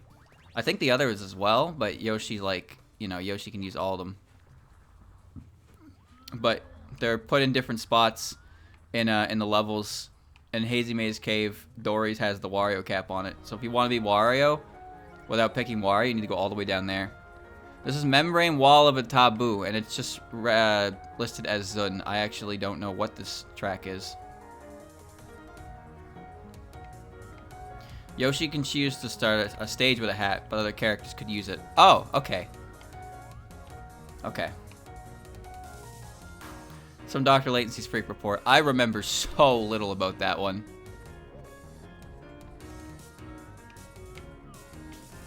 Neo-traditionalism, Dr. Latency's Freak Report, and Old Adams Bar. I don't know. I guess I blanked out. I guess I was too focused on the fact that I was almost done to really like sit there and listen to it. But like any track on those ones, I don't know.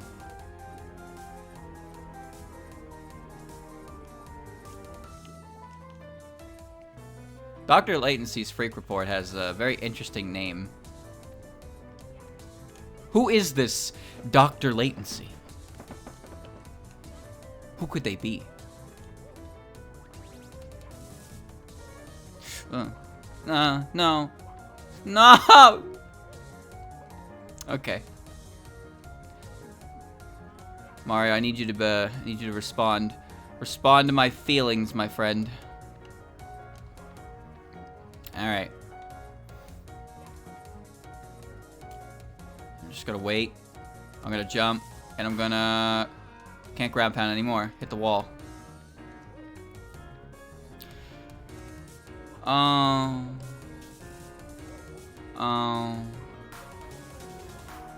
There appears to be a little something missing.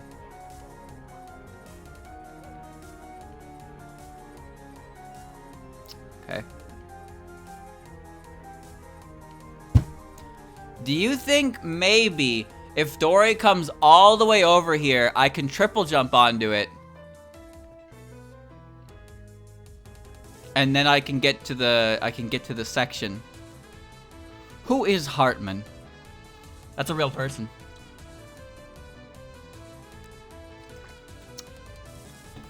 A lot of Koishi's themed around like psychology and stuff like that. Pretty sure Hartman is, I don't remember his full name, but he's one of the most prominent in the field of psychology. Hartman is the kid from South Park. Close, half points. Oh, could I please stop dying? How about a 1, and a 2, and a 3, and a 4, and a 5? Heinz Hartman. Wow, he invented ketchup too? Heinz Hartman is considered one of the founders of ego psychology. Then the theme name makes perfect sense. Dory's coming. So you know, like her spell cards, Super Ego, Release of the Id, stuff like that. Rorschach. Like there's a lot of I like the theming. Koichi has very interesting themes for sure. She's a really interesting character in that regard. It kind of like, I don't really like Koichi that much. I don't really like her interpretation from the fandom, and I don't really care much for how she is in later games. But I think as far as SA is concerned, I think the idea of her attacks and stuff is really cool. It's really interesting. I had...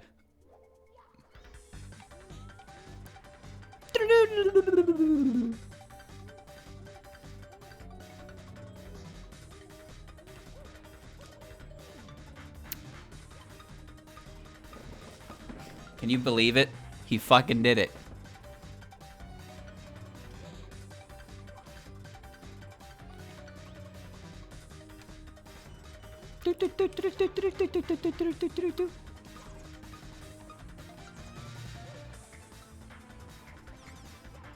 We metal, baby. I go for blankless, but I don't even have the metal cap. It's gone.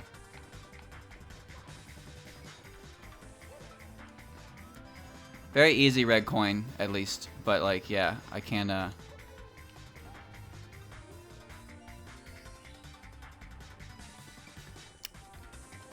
Is that gonna take away my progress?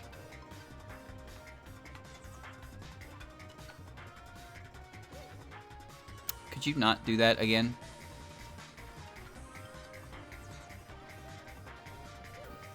Oh, but I have metal cap this time, at least.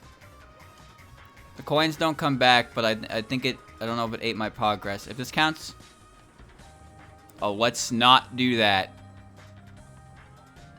No. No, no, that's gonna kick me out of the level.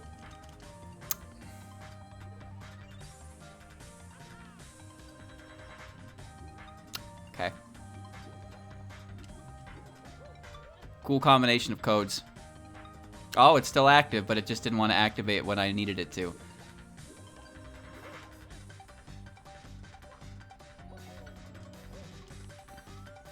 Alright, well, I have to go do that again. Slingshot me, please. No? Okay, alright, then I'm gonna start walking back.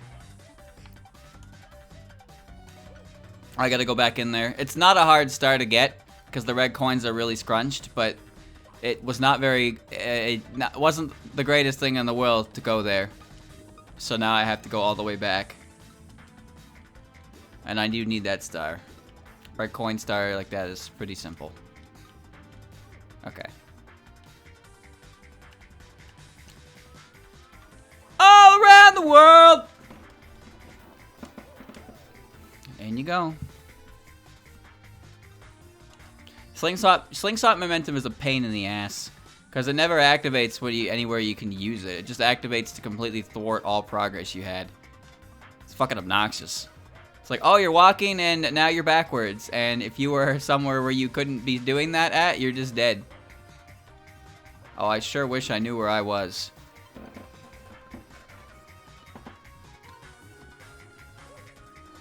Alright. Try again. There's only one more star to grab in here.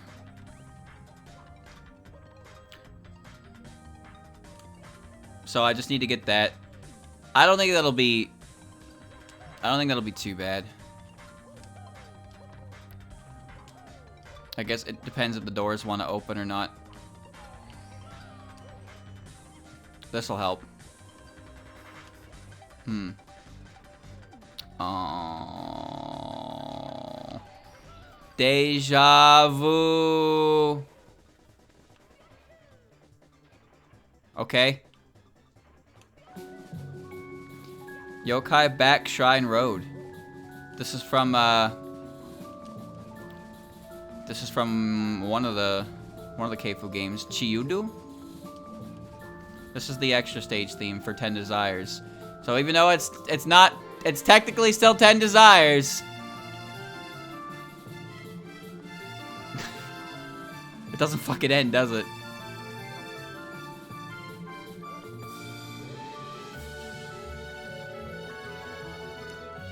Good track, though. Wait. Door's over here.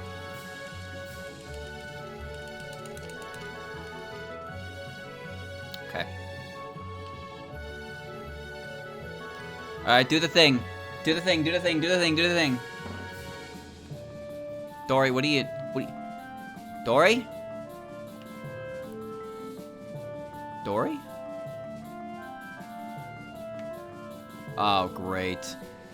Oh, great.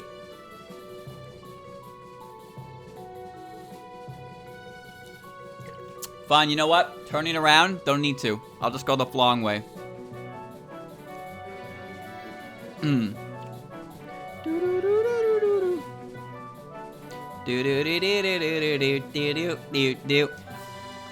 Well, I like this theme because it makes funny noises.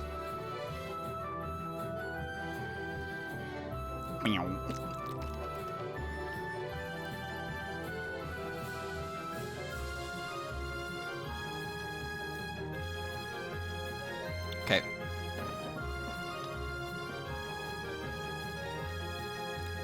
Oh, moon jump. You know, I could have had one of those stars so early ago if I could actually fucking jump with moon jump active. I can't do it. It's not even the game's fault. I just can't do it, and I don't know why. I am incapable of doing it.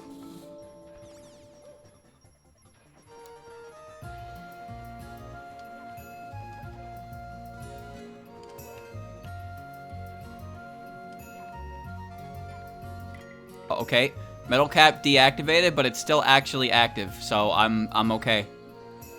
Human Sanctuary from Hachimitsu Lemon.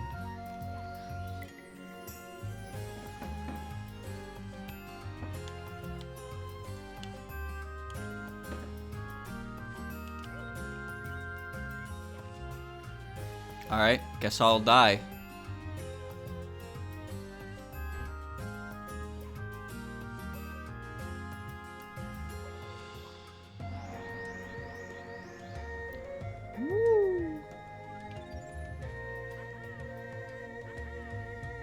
There's no way to manually save the game, is there? I just have to go find another star.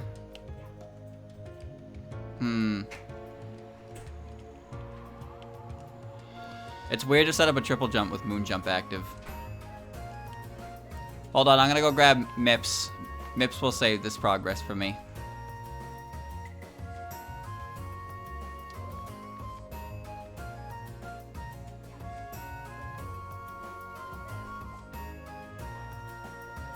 I just gotta catch the fucker before the game crashes.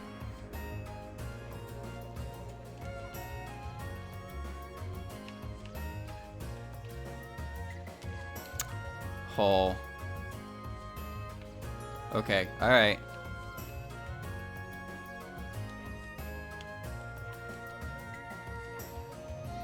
Ah.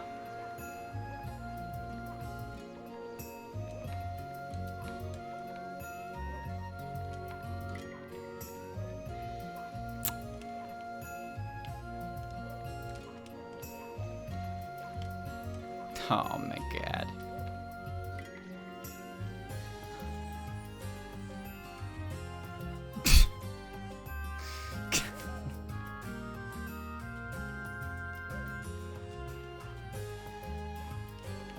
Please. All right. Sure. That is acceptable. I guess. Just turn slingshot off, please.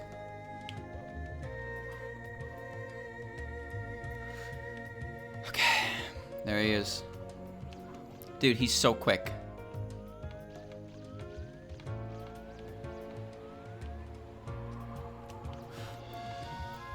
Mario, you touched him. You touched him.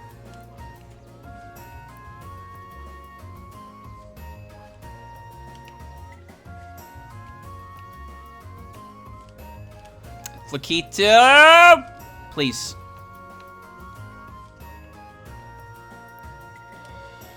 Oh my, every time, dude. Every time. I can't see.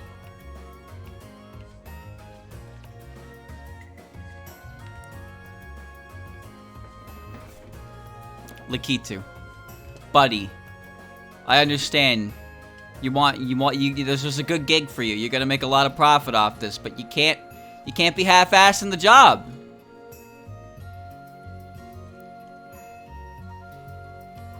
Oh no.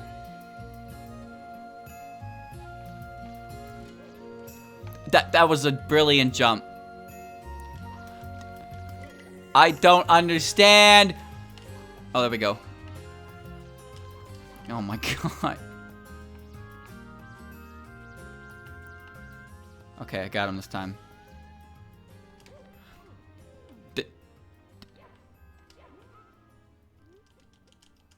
That was weird.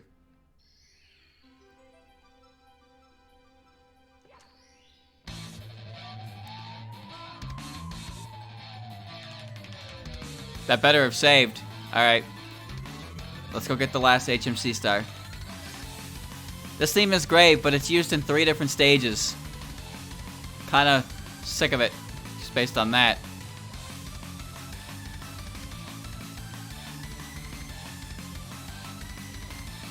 Alright, hold on. No, moon jump is not active anymore. So for this star, I need to do the Hazy maze.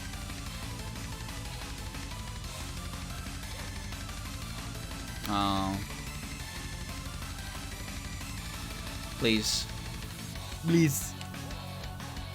Please. Maybe I can clip into it.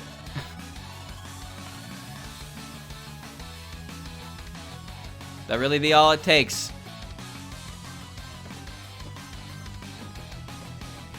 I don't really like the outside world or the redevelopment area tracks.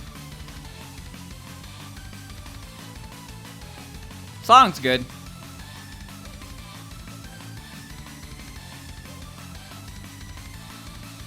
If a door doesn't work, I can't do anything about it. Oh my god, that was wild.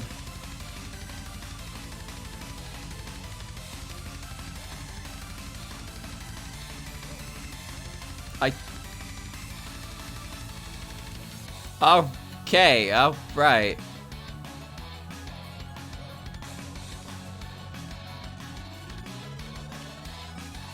Uh-huh. Yes, sir. That is what we like to call some grade A horse.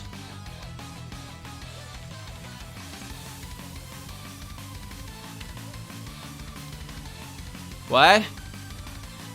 Isn't there supposed to be a door here? Am I crazy?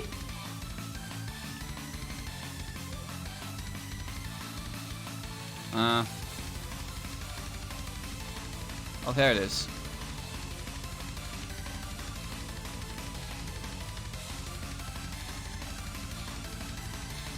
Ding, ding, ding, ding, ding. Read the sign.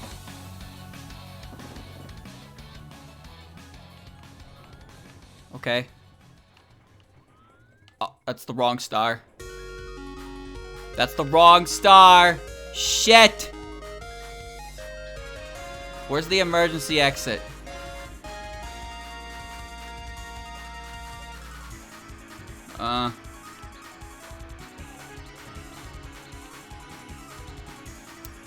Where's the emergency exit? There's nothing here. Maybe that's the entrance? No, this is the entrance, isn't it? Yeah, there's the hole. This is the Hazy maze part, if you didn't know. That's the exit. Where's the emergency exit?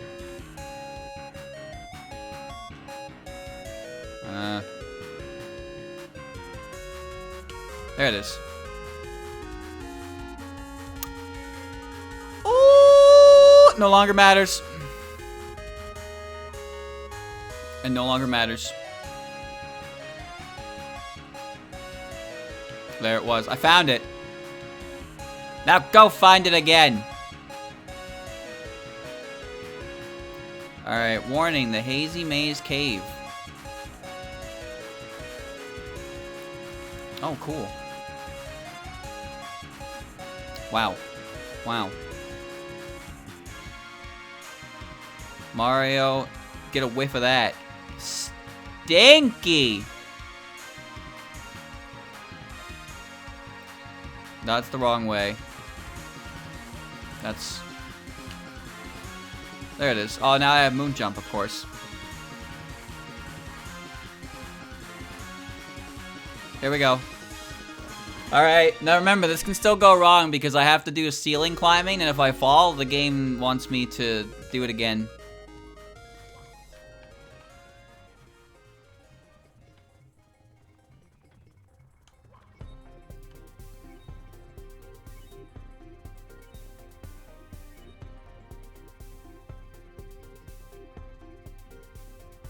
I am a signpost.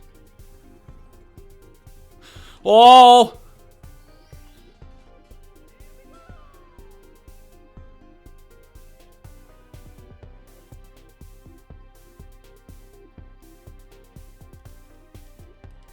I think that HP draining code is the reason this keeps crashing. So if I grab stars with that active, this happens.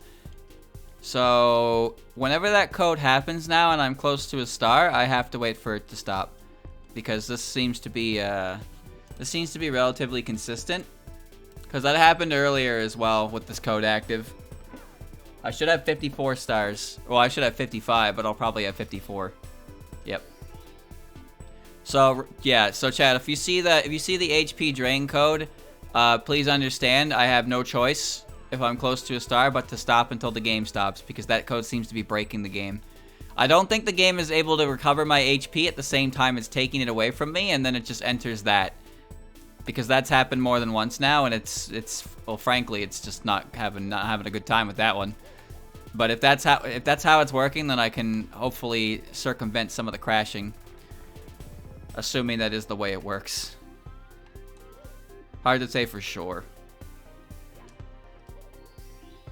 But I'll be careful. I did all that work for nothing. It was for naught. For naught! It's coming. I'm gonna die. Choke. Choke. Choke. Thread the needle. We're good. Excellent. Whee! Excellent. Excellent, excellent, excellent, excellent. Please stop killing me. Alright. It's gone now. I'm okay. I have survived. Alright, no problem. This is 1.4. I tried 2.0 before, but that is so crash happy that it was impossible to play the game. So I downgraded. And 3.0 doesn't crash as much, but the gameplay experience might as well be a crash. So I decided not to do that. But I will do 3.0. I will do 3.0 in for 100 coins, because there's a code in 1.4 that makes coins not have any worth. And if that code activates at all, I just can't get the 100 coin star anymore. And there's absolutely zero I can do about it if it happens. Okay. So I decided to do that. See how that works. Oh, are you kidding me? The inevitably forbidden games.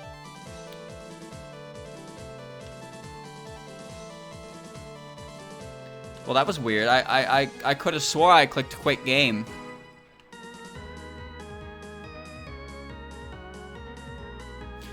I could have swore I clicked quit game. We heard this yesterday. God, chat, I am not looking forward to boss puppets. Holy shit. Getsu sisters were something on their own, but like, I can only imagine how worse it's gonna get. Alright, we're gonna wait here. Just gonna wait. Okay, now we move. I'm just here to get a quick star that I can save the game with, because I don't trust that the game's saved.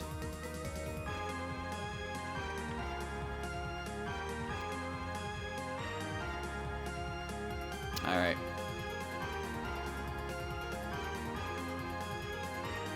This'll work.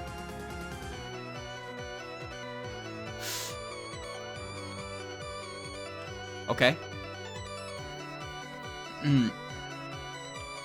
No, I just know they're gonna be excessive is all.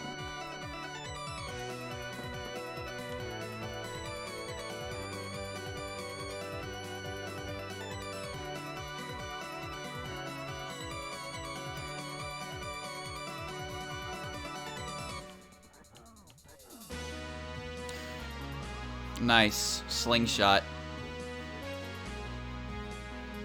There's a Mario 64 Lego set? There's a new Lego set?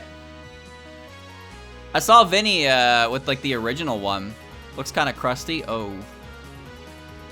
I saw Vinny with the original one. It looked, you know, it looked nice. Not really anything huge there for someone like me, but still it was cool to see. I have to get the start again. I'm just trying to save the game, dog.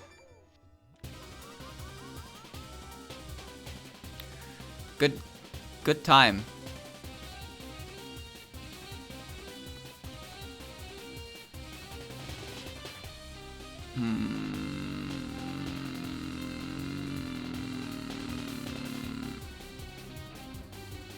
The stuff is so small you can barely tell what's what.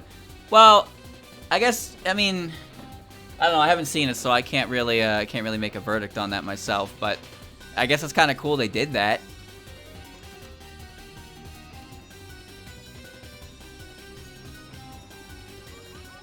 The star had to wait for the magnet. Where the fuck did it go? Are you shitting me?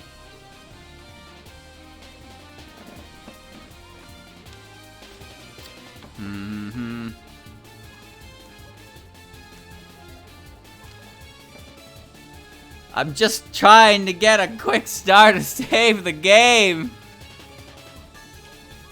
Oh.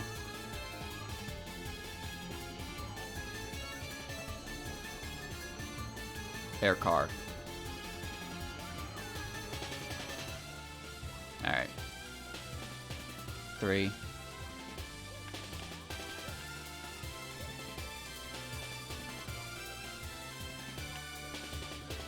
Okay.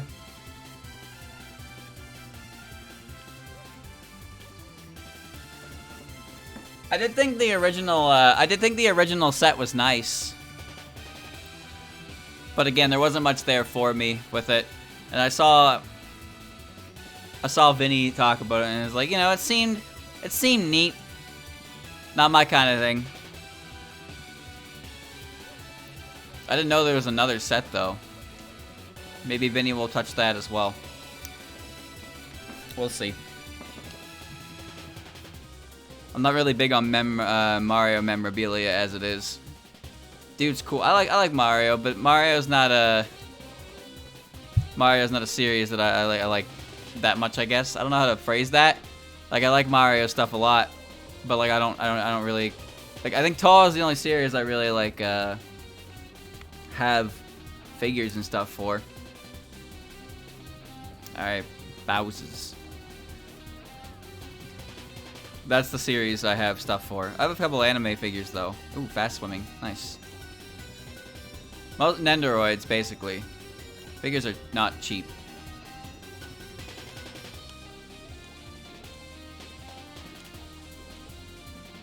Holy frame dip!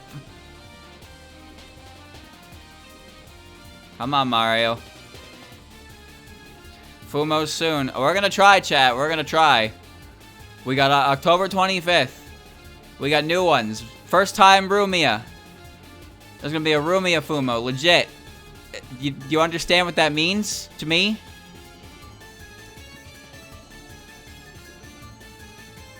That's where I wanna. That's what I want. Mario, I need you to stop spinning in a circle.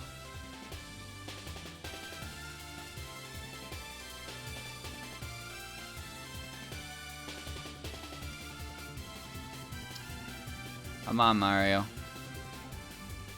Come on. We're almost there, brother. We're almost there.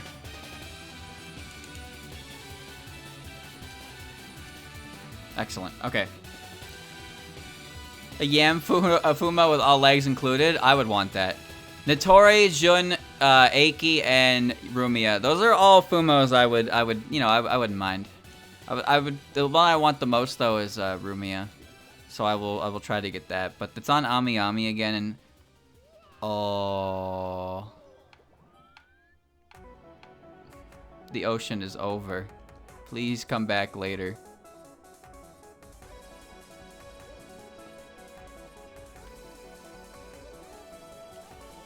Okay, well, guess we're getting this star.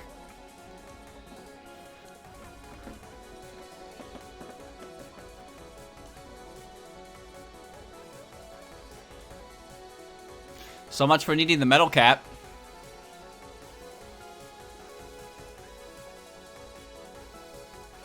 Oh, never mind. In order of desire, I suppose, in my opinion, in my case, I like Rumia, followed by Jun, followed by Nitori, followed by Aiki. I'm gonna try to get Kokoro and Alice as well, but that's about it really. Oh, that's good. Okay, that's actually good.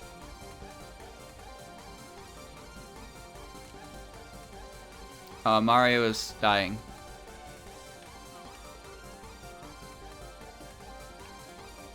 Mario, you can't. Uh-oh.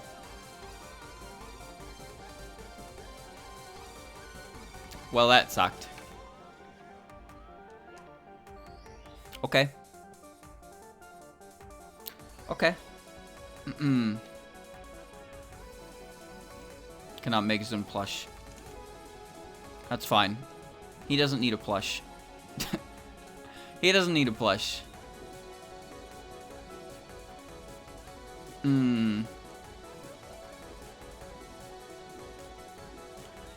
Oh, nice. That happened.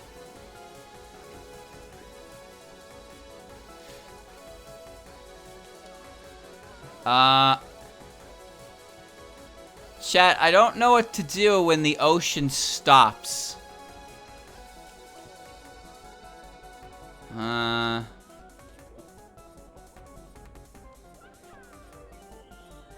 I guess I do this again, and I save the game. You gotta get set back to the Super Marissa World sub goal after playing such traumatic games. No one's ever gonna hit that sub goal, so I am okay.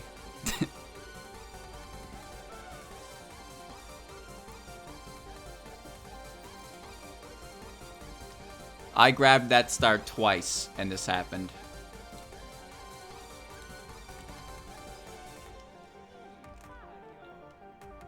Twice I grabbed that star, and it's not gonna count it at all. No, it didn't. Oh, I bet I don't need to take a bet. Because you need over 200 subs before the Great Decay begins later this week, or maybe next week. You can't do that. Unless you know an oil rig owner, I don't think you can do that, chat. So I don't have to play anything. I don't have to do shit. Subs are no longer on a discount either. That's too much money. It's too much money for one person to... Unless you own an oil rig. Any oilers in chat?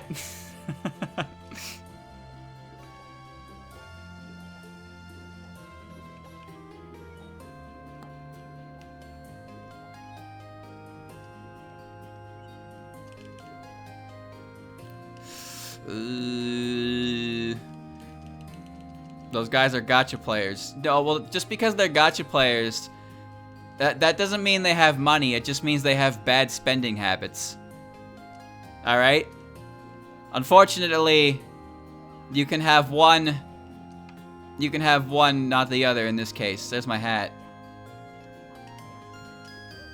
Give me back my fucking hat. Thank you. Alright. Okay. 1. 2. It's okay, I hate this star anyway, so getting it now is good. It's so dangerously close to the sook. That's a problem. Yeah. This is a problem. No. No.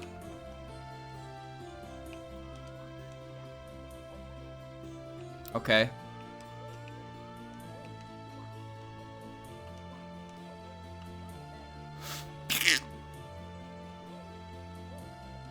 Just wait for the moon jump. You know what happened the last time I waited for the moon jump? I got this. Woohoo!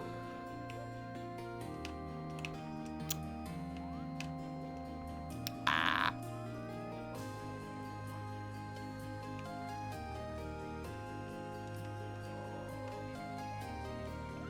Yippee! Yahoo! Maybe. Maybe a triple jump can get that. Moon jump, moon jump, moon jump!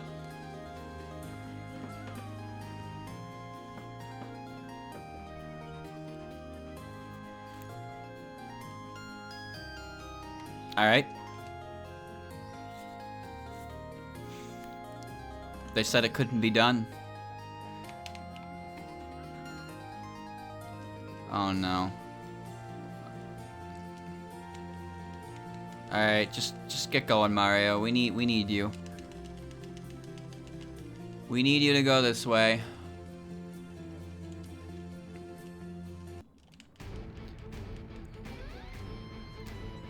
Okay, maybe with moon jump. Maybe. Oh, the game is lagging.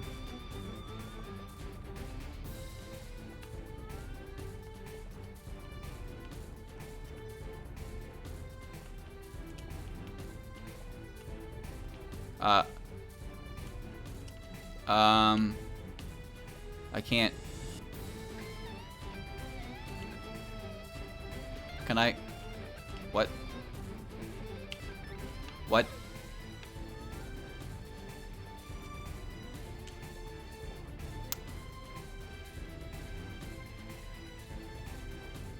Stop.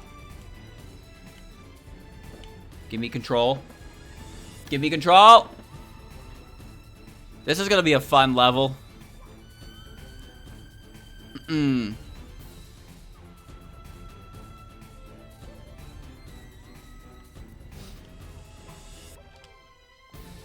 Look, if you proved me wrong and you somehow hit that goal, then I just got 200 subs. Alright? I would consider that a victory for me. Until I really have to think about what it is I agreed to do. And then I actually have to do it. And then I think about it a little harder, and I realize it was not worth the price tag I put on it. Super Marissa World is a video game. Why does the spin code only seem to activate or exist underwater?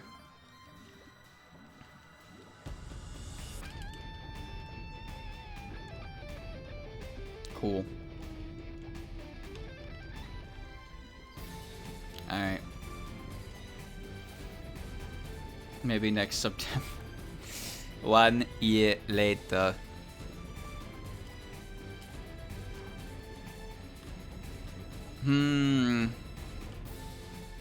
Laggy game.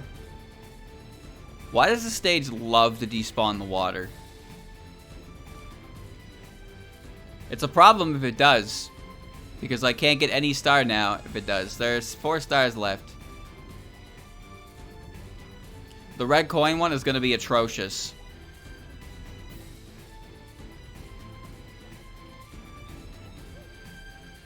Okay, where am I? Where? Oh, wait. There I am. Alright. Unused version of Reimu's theme. Okay. Not battle theme, mind you, encounter theme.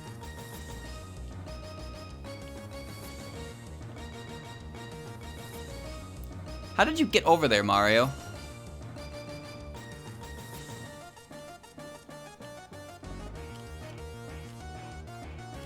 I am genuinely impressed that I cannot get up this. Holy shit, that was embarrassing. Alright, we're good. Alright, we're good, we're good. This is not a hard star. Just gotta hit the button and then platform. That's all you have to do.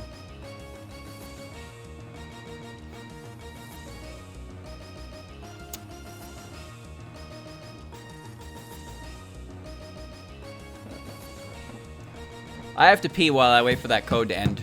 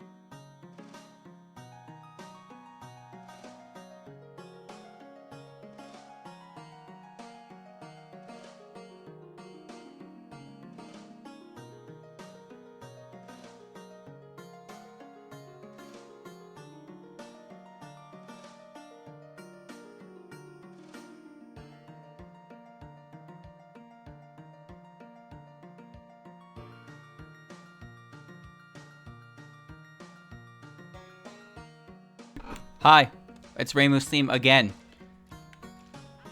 That was weird. Just hold on, Mario is spinning. So chat. Back to what I was saying earlier. RPG horror games, because I enjoy those. I need one for Yume Nikki, of course. I played a few of them now.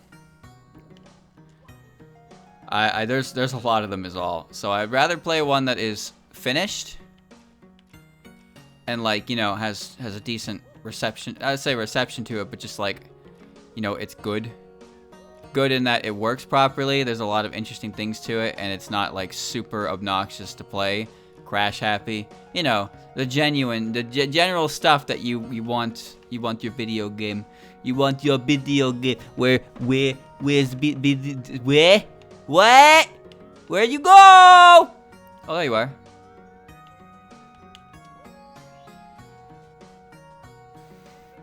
Turtle head. Heard it's good. Well, I may know the guy who made it. No big deal.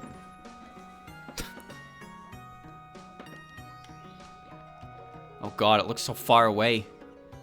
Oh no, he's dead. Oh god. Oh god. Here it is. Wait, this is... Yeah, this is far perspective. And I'm huge. There's an air pocket up here, yeah? Yeah, there is. Okay. Yeah, I know a guy.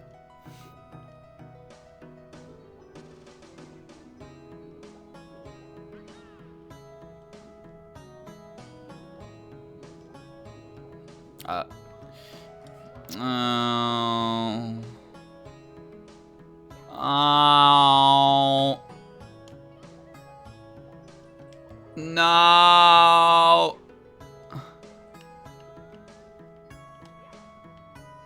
Yep. I don't think moon jump is gonna get me out of here. No, there's no way I'm getting out of this one. Damn it.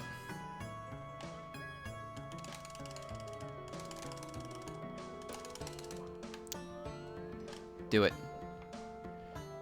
Nah, I can't. I can't get out of here. Which means I need to grab a star and leave the old-fashioned way. So this is why pole jumping for red coins is gonna suck, because if the water disappears below me and I fall, I'm dead. Wait, I thought I had this star already. Oh, I have the treasure chest star, that's why. Does the water come back? No. The water can't come back once it's deloaded. Oh, Jesus. Ah, Jesus! Ah! The forgettable, nostalgic greenery. Okay, stage 1 music. Sorry, unforgettable. I forgot that part. Ironic, isn't it? Swallow me. Whee! No. No! No! Death! Your Honor, death!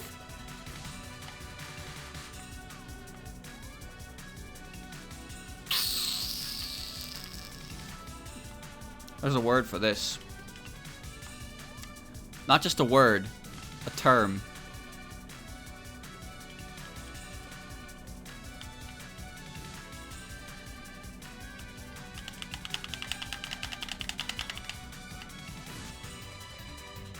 G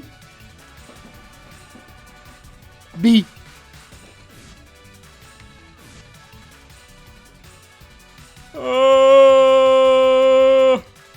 There's no escape. I have to force a restart.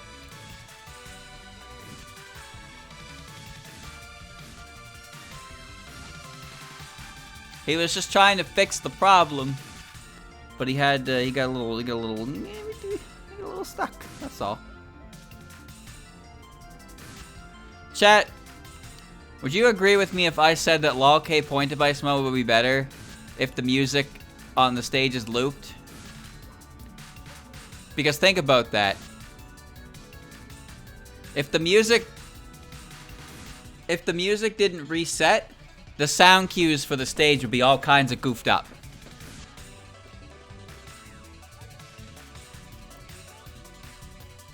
The stage plays to the music properly every single time, so if you unloop the music the way it does, it matches up properly. But if you just kept it going infinitely, things might get a little wacky, is all.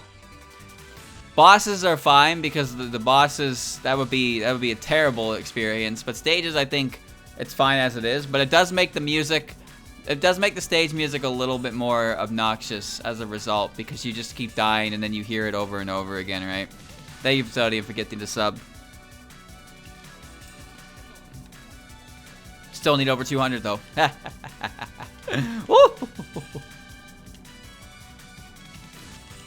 But why is there a boss baby? Oh no, what happened? Oh, god damn it. Oh, I turned metal again. Yep, sure did.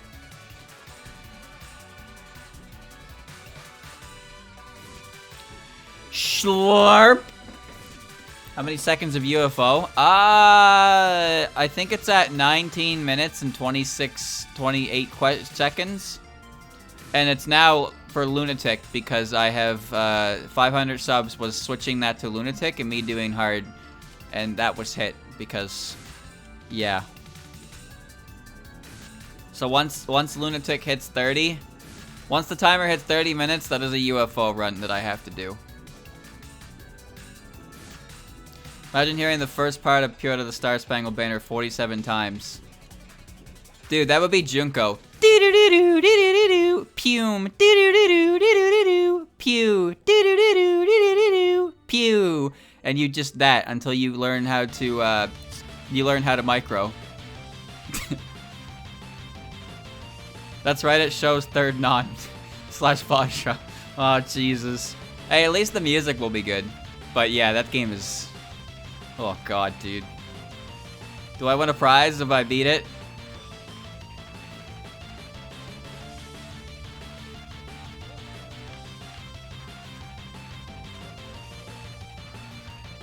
Oh, slow the fuck down, Mario.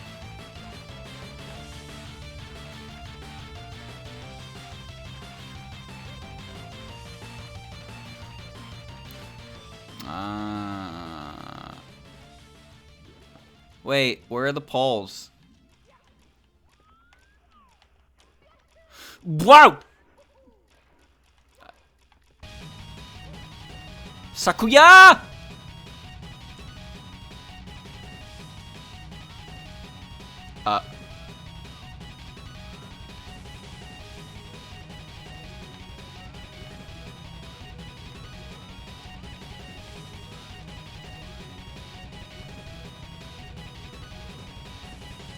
This is a new one.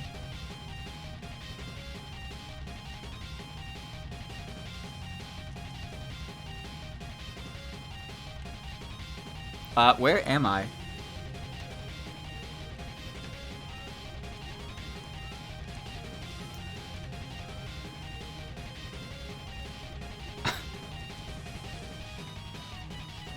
Oh, there I am.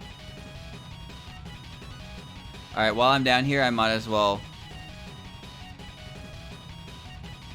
see if Vanish Cap is active.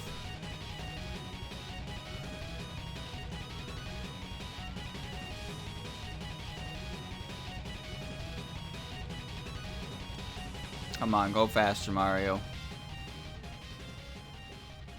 If Vanish Cap is active, I get a... well, no I don't. It is active.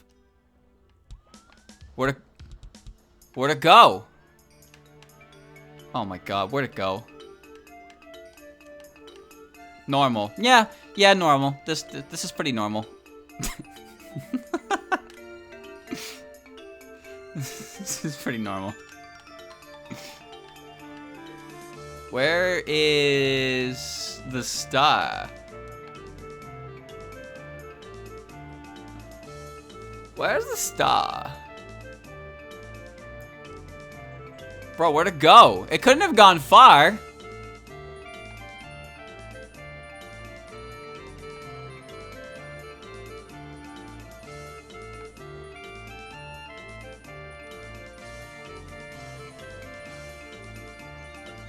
Wow.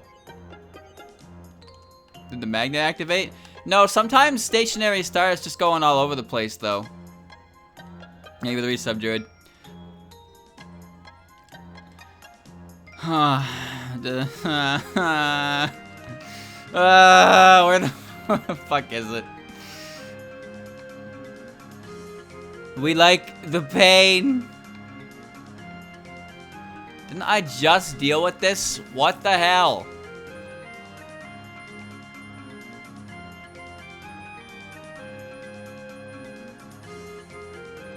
Go ahead, die, Mario. Make my fucking day. Do it, bro. Do it. You're not even gonna let me die? What?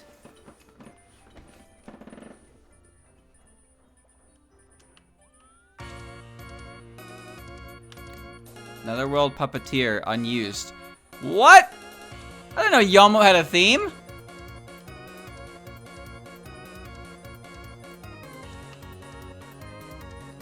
I think the star is gone. It left. It's over.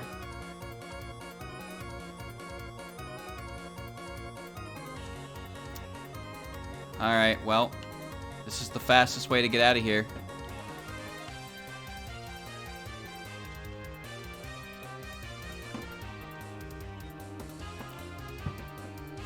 I don't know where it went, though. It was so weird.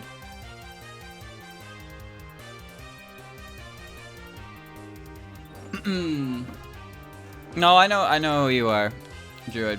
But since your Twitch name is there first, that's the one I refer to. If I just started calling you Pierce, it'd be like, who the fuck am I talking to? You just gotta go with the names that are on the screen, because that makes it convenient for everyone. why when I read a name in the Discord that I don't recognize, I'm like, how the fuck am I supposed to know who you are? If you have different names everywhere, I can't recognize you. You fool, I have 20 alternate accounts. I don't know. You could be one person and the other, and I couldn't tell you.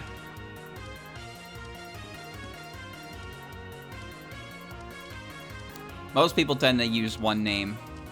I mean, my name is my name. Pretty easy there. Pretty hard to mess me up. Alright, we're in the Bostons! Okay, they do some cool-ass speedrun stuff. Strange bird of the moon. Where are the poles? Are you kidding me?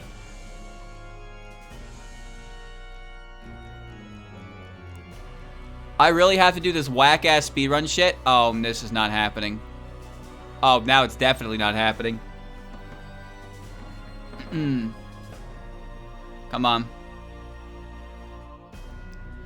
I think you can change your Twitch every 60 days. My name is taken, if you didn't know. My name is taken. So that's why FM exists. Some inactive account from years ago, basically. Streamer never read the first rule of never using your real name for your account. I mean, yeah. Maybe I'm not a genius on that front, but it doesn't really matter. Some people, you know their names anyway, even if they have screen names. Just simplified it is all. Hiya. I am going to do this fucking jump. You cannot stop me forever.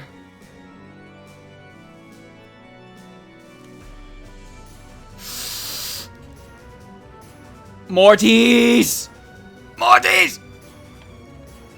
I died? Oh. Okay. Thank you for telling me if I could do another sub. Now your total almost hits the amount required. Oh, there you go. Thank you for gifting another one. The big 200.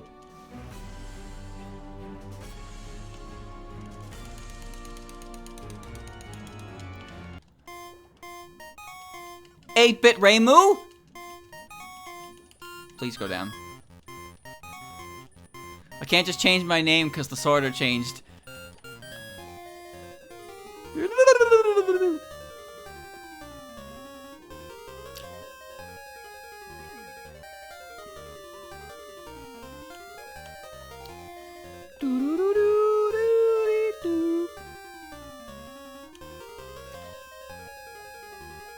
Besides, chat, I can't change my name. There's a 60-day requirement. I can't just change my name whenever I want. The only way I change my name is if like the other one became available and I could just be my name without anything additional. But I'm also lazy as fuck, so even if that did happen, I might not do it anyway.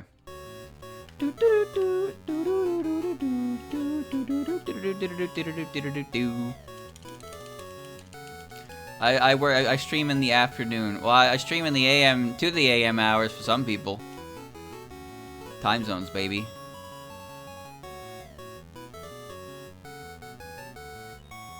Chat, why don't the red coin poles spawn?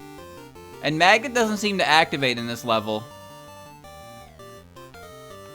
Oh, chat, you want to hear a funny story?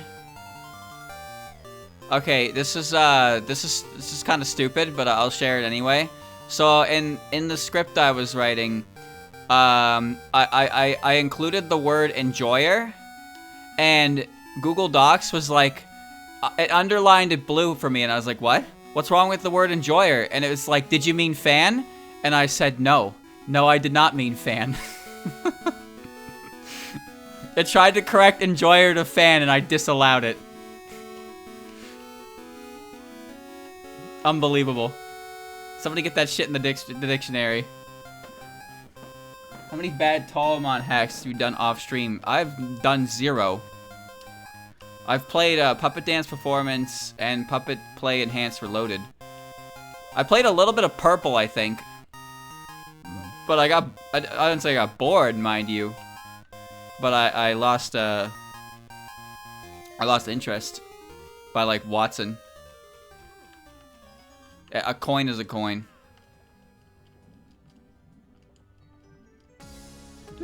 Oh, here's a good one.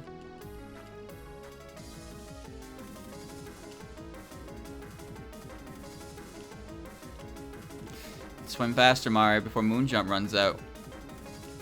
Chad, I don't think this red coin is possible, because those poles do not show up. And I don't know why.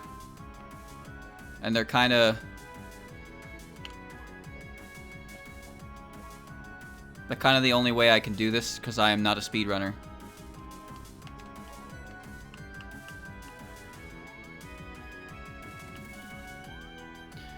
They don't spawn, the sub is still there. Yes, I know. But why is the sub still here? I'm on mission 2. I'm on the red coin mission. The sub shouldn't be here. That's the problem I'm having right now.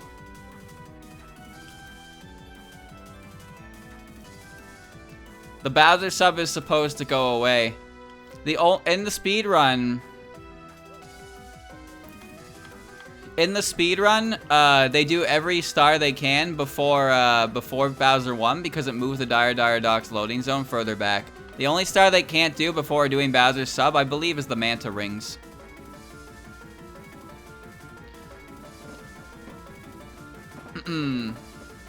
World Link Deluxe. Is that the one? That's the one with the weird, like, broken-ass base stat puppets, right? That one.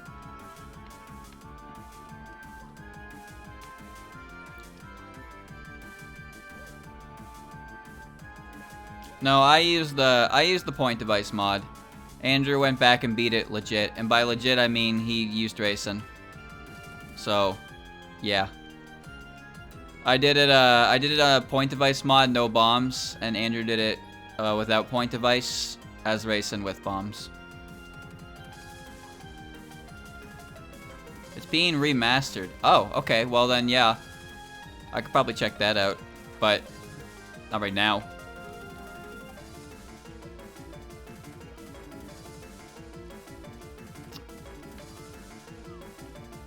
All right.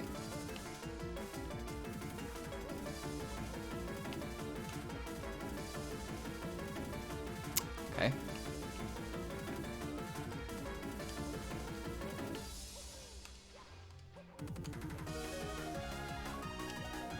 Whoa! Whoa! Come on, man. Why that one? Oh, shit. Not this again.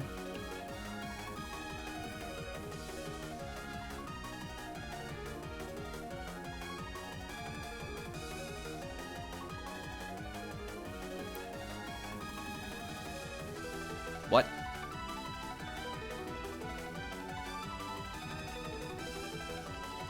Okay.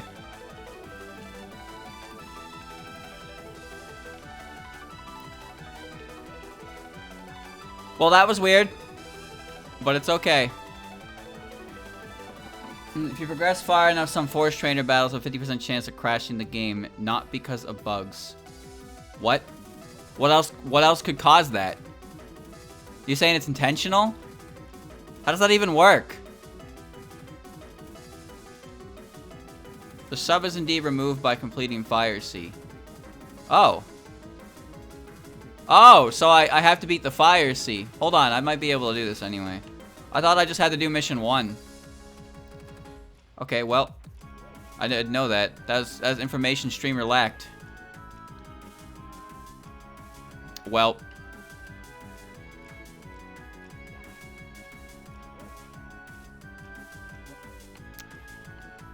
We're gonna do that then.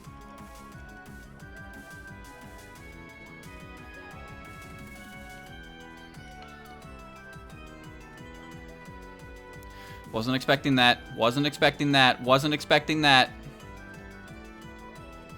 Get up, Mario.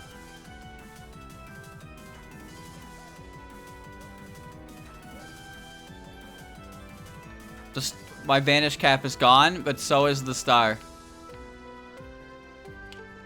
What? Why?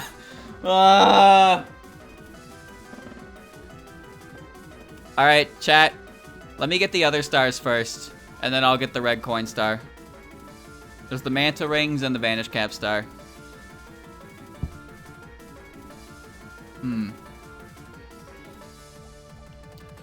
Speedruns do some speedrun tech to get the red coins from the sub then? Yeah, they do.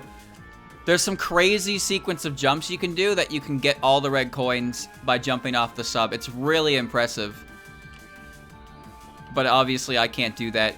I can't do that to begin with. I'm swimming fast and that's actually hindering my ability to do this. I can't do that fast. And especially like with Chaos. Like even if Chaos wasn't active, I wouldn't be able to do that. That shit's hard. Wow, this is the first time I've ever seen fast swimming be a pain in the ass. Oh, I have a shell. I think that's why. Okay. Let me see. 1. Wow, these rings have some serious hitboxes, huh? Wow! Bro!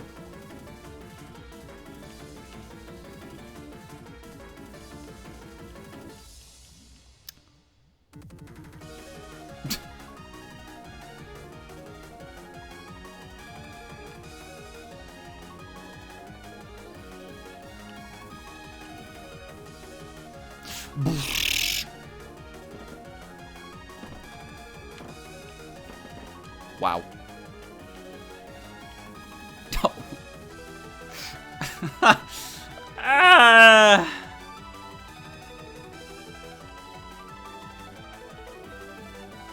Man, they made a Mario Party minigame out of this shit.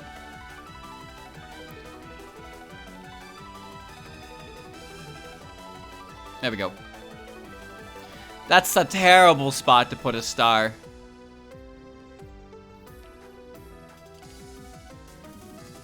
Got it. Alright, well, I'll do the Vanish Cap star first. I always thought that you just had to do mission 1, but I think that's just because every instance of Mario 64 I see is a speedrun now, and 120 star they do, as mentioned earlier.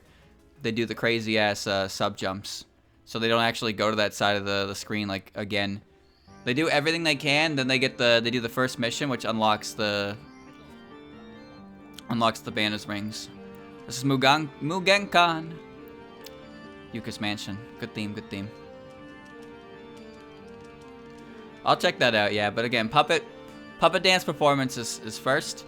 I don't know how many more streams it'll take, as I said, but I will be doing the post game content, and I will be attempting the Human Village tournament. I will probably beat it. Well, I mean, I say probably as if like that's just gonna happen. But it's more so I'm going to attempt. I'm gonna attempt to beat it, and I know I've beaten it before, so I know I can beat it, and it would be cool to show it off. There's some other NPCs that can show up as well, which I need to be ready for. You try so hard to avoid a crash, and the crashes anyway. It's amazing.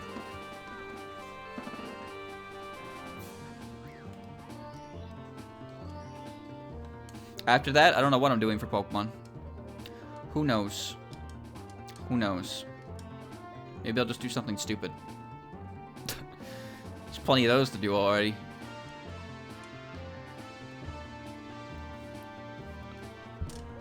Oh, yeah.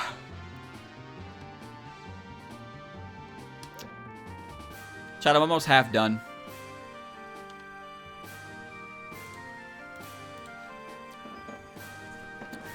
Took down the Touhou sock because I didn't label the non-Touhou mixes. Okay. The games, I say original mixes, but there's a lot of the mixes are based on like the different Captain Tsubasa games and stuff as well. And I like all the music in Touhou Soccer. I like all the music in soccer. God, that game is phenomenal. Oh.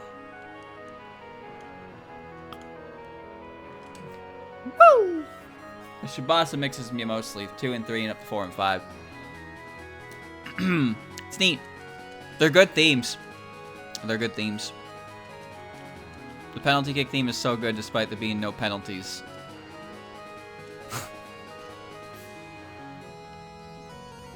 Dude, I love Marissa's team theme. That theme is so fucking good. Wow, this theme's really long, considering it's just for the overworld location. Some of the battle themes are shorter than this. Captain Tsubasa's seems pretty cool.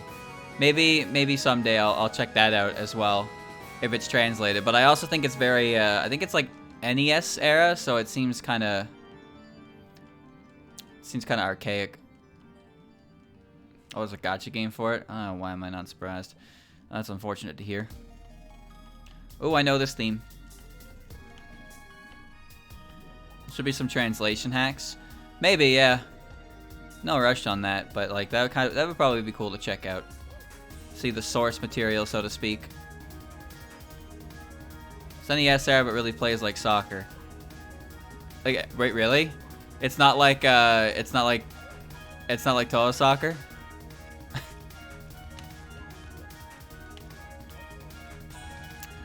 Man, come on. Look pretty much the same as Touhou soccer. Well, then I'd be familiar with the style that way.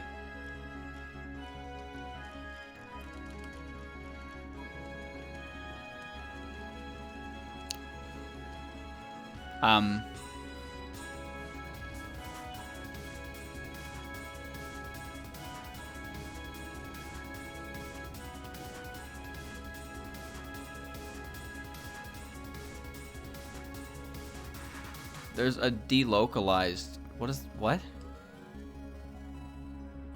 What does that mean?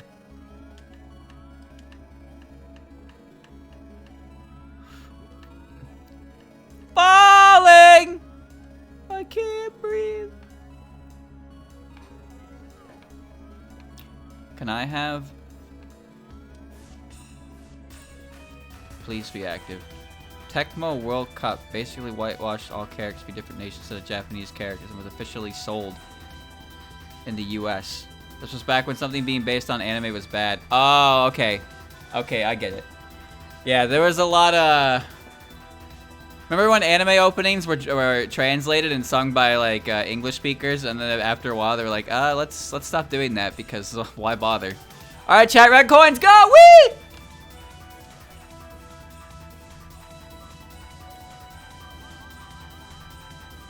Morties.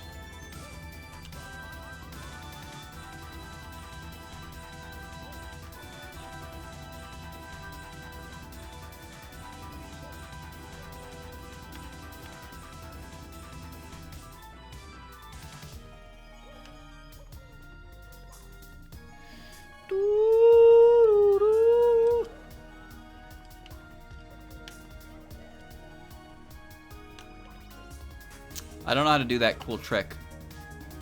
Whatever.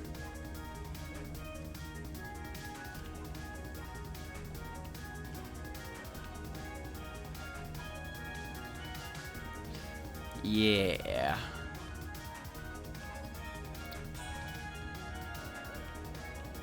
You know the one where they do the cool pole jump shit?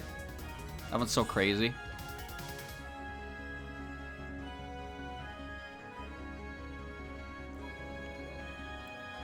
Okay.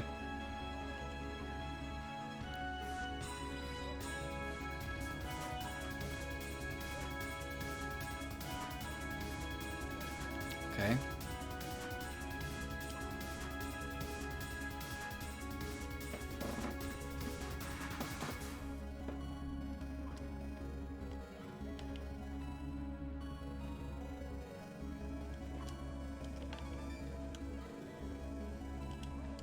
Oh.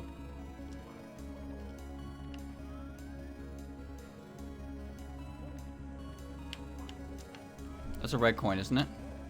Yeah, it is.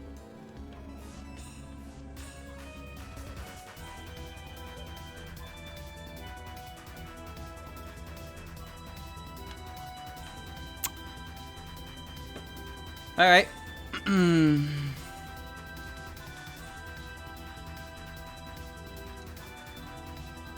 Whoa, whoa, whoa. Camera. Wow! What is... Whoa! Whoa!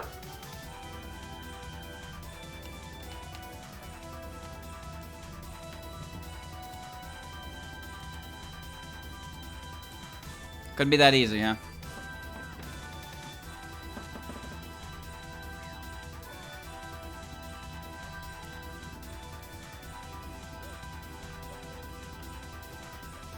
There are a lot of changes from things. It's mostly just a matter of like cultural differences.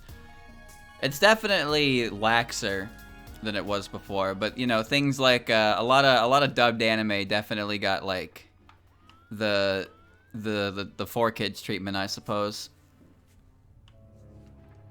Ooh, what is this? Temple of Hades original. This is from Ghost, I think.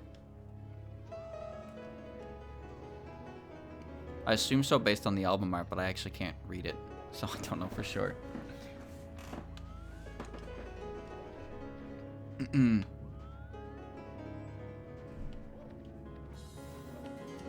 Well, 4Kids was a magical kind of special. Ash Ketchum, man. I see.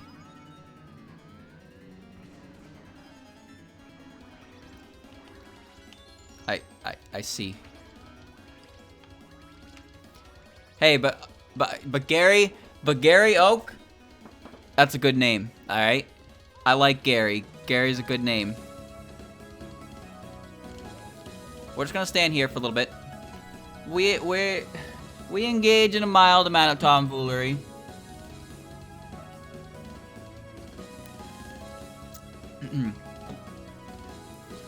Well, the banned episodes for Pokemon all included firearms being pointed at someone. However, not every episode got censored. In one of the... So, as you know, there's the Dratini episode where Ash actually catches a Tauros. That's plot relevant. That episode got banned because of excessive gun usage. But the episode where the Squirtle Squad... The episode where the Squirtle Squad comes from... Or where Ash gets a Squirtle... Team Rocket robs a store, and Ash is like, Ash has to go and get a potion, right? They release him to get a potion to heal Pikachu, I think it is, and he like pleads with the Squirtles. So Team Rocket robs them, and immediately after, Ash like opens the door and like demands potions, and then everyone in the store just ends up pointing their guns right at Ash. And it's like, why didn't you fucking do that at Team Rocket? Huh? What was that about? What about the episode banned because Ash covered his face in mud to look like a Pokemon? That didn't happen. Did it? I don't recall any episode like that. As far as I know, the only episodes that be banned were due to excessive use of firearms, Porygon, and what was it? Fuck. Oh my god. Well, that's the same reason that Jinx got changed to purple as well. No, there was another one. Oh yeah, there was James and his breasticles. That was a funny one. That was a funny one. There was one more that got banned for. Oh yeah, right. The one where Tentacruel. The one where Tentacruel like levels a town, and the Lavender Tower episode because of current events at the time. Those episodes got censored. I don't know if that counts my red coins. Oh, it took them away. Yep. Okay, that can't happen. I try to look like Passimian. Oh, you're talking like a recent episode. Oh. I was about to say the most recent episode I could think of that was banned from Pokemon was in Generation 6. There was an episode that was going to air where Dragalge like sunk the ship they're on, and it got postponed because like an actual accident had happened around the time it was set to release, and they were like, that's in poor taste. and they just never bothered to air the episode after the fact. So that episode, it wasn't exactly relevant to anything, but it didn't, you know, they never got shown. I think it's episode 24 of X and Y. History of the childlike duo. Cock and ball torture. That got censored. Not censored, just it didn't air. It didn't air.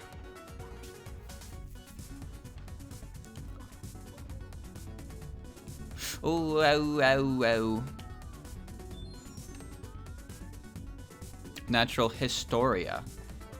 History of the children. Think of the children! Here we go. Oh no. Alright, we're good. Thank you for the resub, Laplace.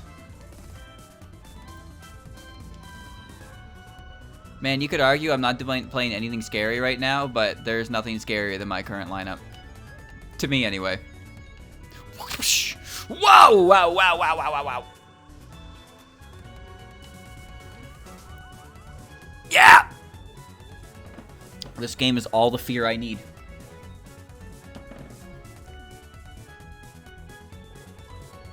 Alright, here we go. Yep. Yep. Yep.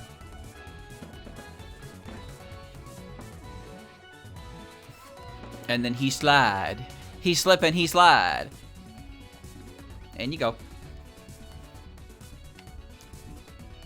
Oh, I see.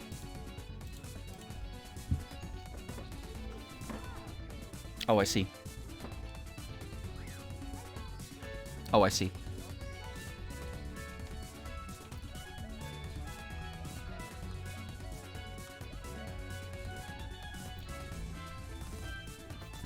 Oh, I see.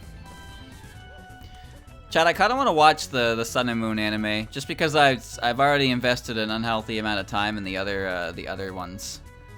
I didn't actually finish the X and Y saga. Okay, so I was watching X and Y saga. I'll be real with you. I didn't hate it, but some of the music I came to despise.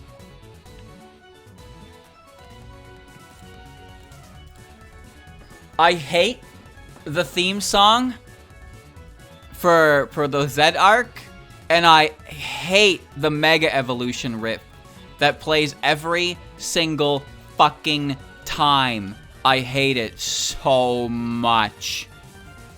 It just, every single goddamn episode. The Mega Evolution specials, I immediately lost interest in them. And then they all came back around at the end with Pokemon Z, more like I'm sleeping. Hee hee ha ha. And then I didn't bother watching because I was getting kind of excited for it. And then I didn't really care about it. And then Team Flare showed up, and I guess that was cool. But then Ash and Alan had to fight. It was Ash's Greninja versus this random OC dude who showed up with a Charizard, and then Ash's Greninja somehow fucking Ash's cheat Greninja didn't win. And yeah, that made me a little bit upset to hear. It's not like I didn't expect it, because Ash never gets to fucking win. But come on, dude. That's almost as bad as when he lost to the guy who only brought 5 Pokemon to the battle and had a Riolu. That is embarrassing. That's not even fair to Ash. He lost a 5v6 and one of his opponent's Pokemon was a fucking Riolu. That's just like, why? The only loss that Ash... The thing about that pisses me off is the last generation, he lost to some random dude. And I say random dude, had a fucking Darkrai. And he was the only person in the entire tournament to actually give that, like, knock out a single Pokemon on that dude's party. And then he gets that treatment in Gen 5. Touch grass. How's that sound? Thank you for the raid, Christian. I am, having not fun. Oh, very, yep. Yep. Yep. Yep. Yep. Yep. Yep. Yep. Yep. Yep. Yep. Yep. Yep. Yep. Yep. Yep. Yep.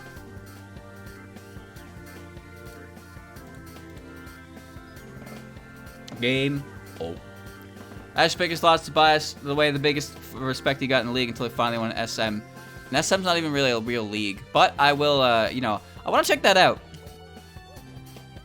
The thing is, we don't know anything about Tobias' team, aside that he had a Darkrai, and then when Ash finally beat it after 5 of his Pokemon went down, he was like, alright, here's a Latios. Like, bro, who are you? Why do you have these... Why does he have a Latios and a Darkrai? And you know he has 6 Pokemon, because the monitor on the screen says that he has 6 Pokemon. It doesn't tell you what they are. What is his team? Because he went and swept the championships with Darkrai. Oh, he won with his 4th Pokemon? Oh, I thought it was his 5th. Either way, Latios was wasn't a win. Although the match with Paul was really good. The match against Paul prior was really good. To think I have to use my 2nd Pokemon. Who is this fucking guy? This is the strongest character I've ever seen show up. And Cynthia actually, like, fought in the anime. By the way, watching Cynthia absolutely curb stomp Paul was so amazing. Her Garchomp is sick. And everything Paul threw at it, like, it just did not give a single shit. It's like, yep, that's a champion's Pokemon right there. Cynthia body bagged him, yeah. Now, Tobias was a cool dude, though. He wasn't a prick or anything. He was just like... yeah, I'm a dude, and I have a Darkrai, I guess. And then he sent it to Latios. Like, he knows he's good. I mean, how do you not have a little bit of confidence when you have a Latios and a Darkrai on your team? Like, what the fuck do you think he did to get those? I doubt they were just given to him. The thing about Ash versus Paul is not only was it a good battle in the anime, it was also, like, it had so much build-up throughout the entire series. Especially with how Chimchar was. I think Infernape was one of Ash's most interesting Pokemon to, like, watch grow. Watching his Chimchar, like, it was originally Paul's Chimchar, watching it grow the way it did. I think it was one of his most interesting Pokemon as a result. Ah!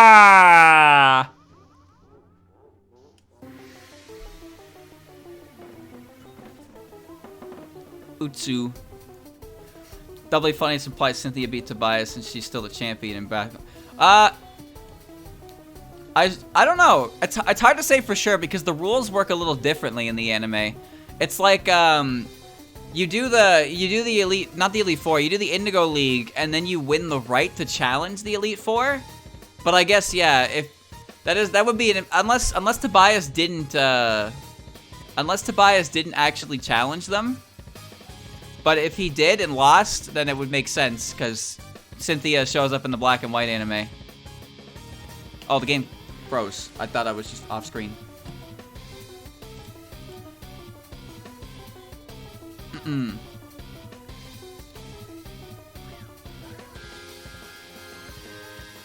Ash and Paul have a lot of interactions. They have, they're very oil and water. They have a completely different philosophy on how you should raise Pokemon. I also like that, I like that when you learn about Paul's brother.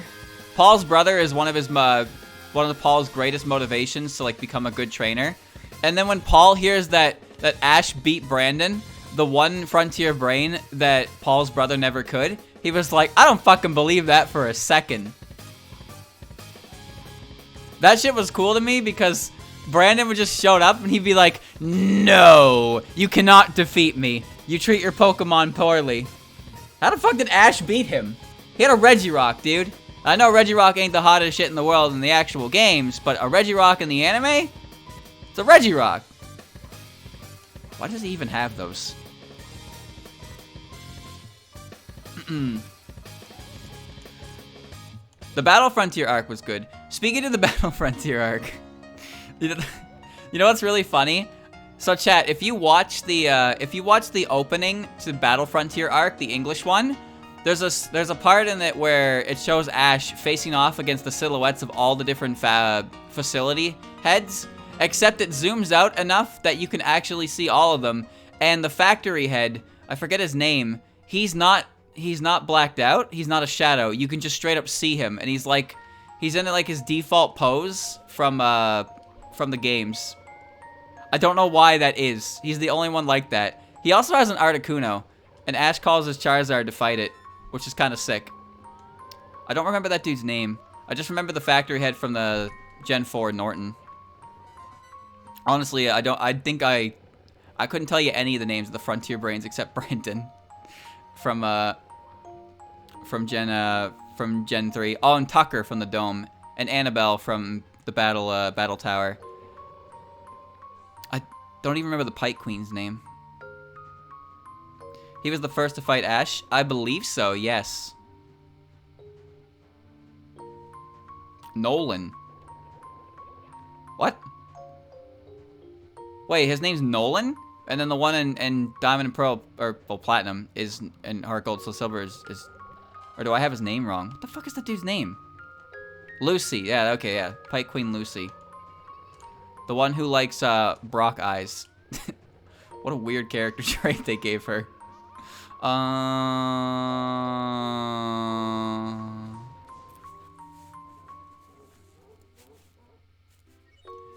She's kind of an attitude, yeah. But remember, Claire also has a serious attitude in Gen 2. But she's a nice lady in the anime. The anime personalities don't necessarily reflect the characters in the game. Every time Ash has a character moment, though, it's completely forgotten about later on.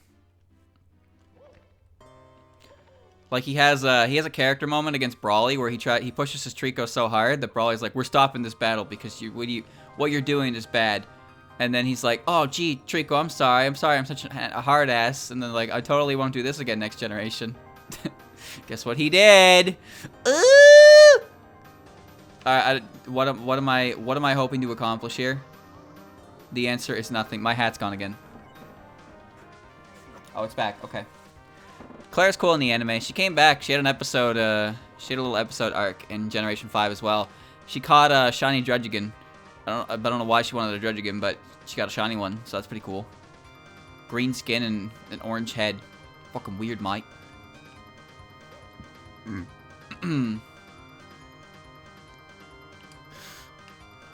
There it is.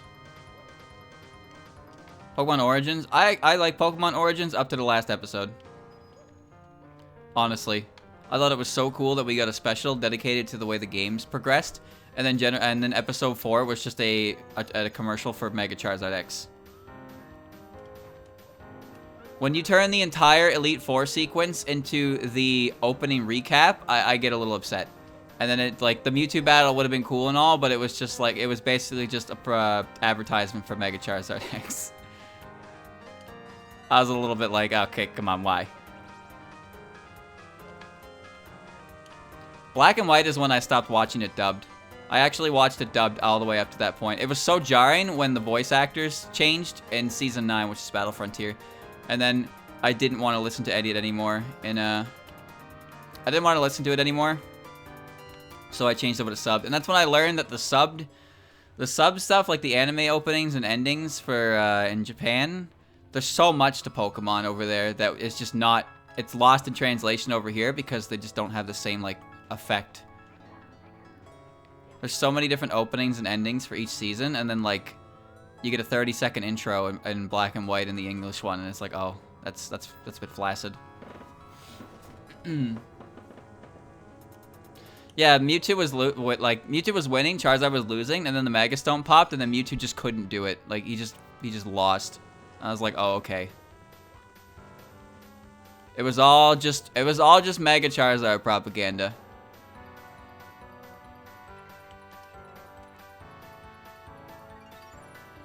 Good.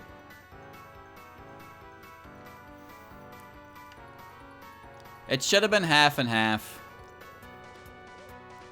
Like, just what really irritates me about it is that as I said, the entirety of the Elite Four was covered in an opening recap. I'm fine with the Japanese voices at this point. I just haven't really gone back to watch Sun and Moon. I should though. I watched like 10 episodes or so. I don't think it's bad by any means. I don't know. I just stopped and I haven't really ever picked it back up. But it was something I could easily just throw on the side. Maybe I could just watch it dubbed and kind of osmosis the information like that.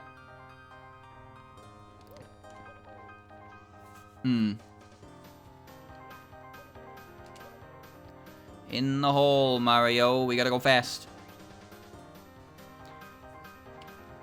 At the point in time, the Mega Evolutions were known about for all the Kanto starters. But it wasn't known that there was another one for Charizard. That was first revealed in Pokemon Origins.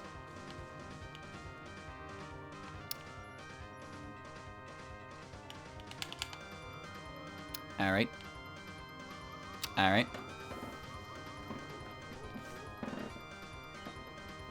Alright. Sun and Moon, I don't have any issues with it myself. But the complete shift in art style was pretty jarring when you consider what it was coming off of. X and Y was pretty good. I love the attacks have some really nice animation to them. And I don't know much about the new current Pokemon, the one that's just called like Pokemon 2019, 2020. That one that exists. Don't know much about that one. But Sun and Moon is over, so I could easily binge it. And I probably will eventually. Because I think the anime probably does a better job at handling the material than the games did. Because the games are Sun and Moon. Yes. Yes.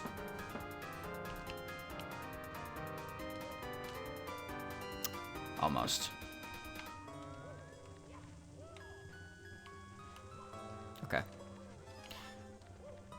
I hope that counted. Okay, it did. Oh.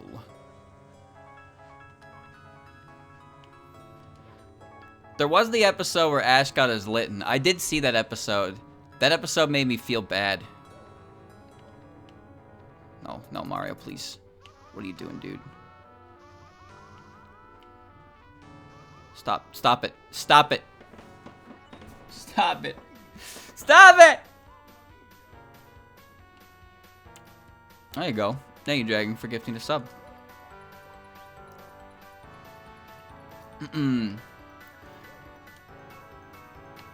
Mega Evolution stopped after Gen 6. X and Y made a bunch of them. Oraz made some more. And then denied cross-compatibility because fuck you, I guess. And then Gen 7 was Z moves, but Megas were still in the game. And then Gen 8 was like, nah, big Pokemon now. So they kind of just axed it. Megas were cool, but I don't think they were necessarily well balanced. Megas felt like a great way for some Pokemon to become relevant, and then other Pokemon that got it didn't need them to be relevant, and they just became problematic. Because they were so insane. Which is kind of funny in retrospect. How a Pokemon like Audino gets a Mega, and a Pokemon like Salamence gets a Mega. There's such a contrast between those two, it's insane. Oh yeah, they gave Gigantamax Pikachu the Chungus form. Forgot about that.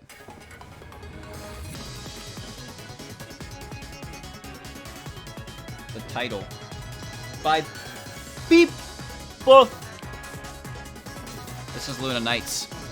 Mega T-Tar is ugly? I don't think he's ugly.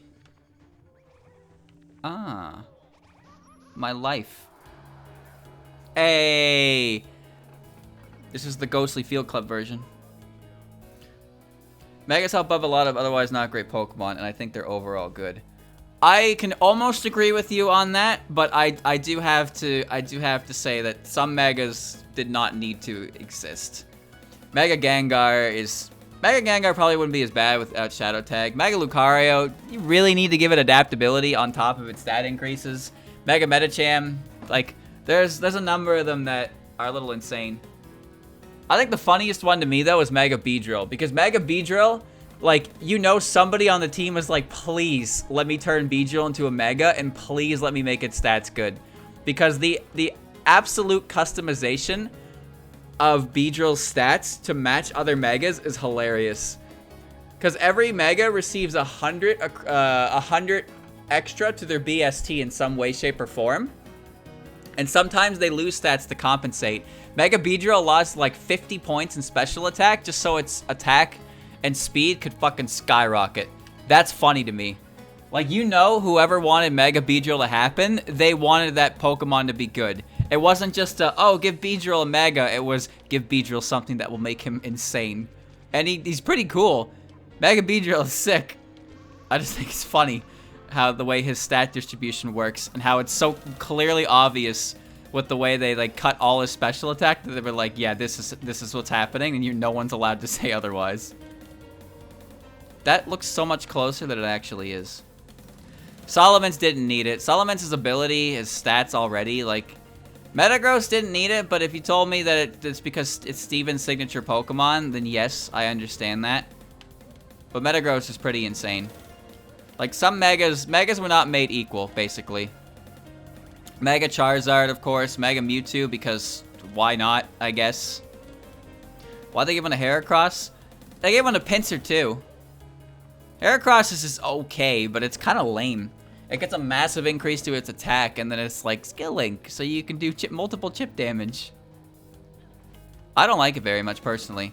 I like regular Heracross better. I like Mega Pinsir, though. I think Mega Pinsir looks pretty sick.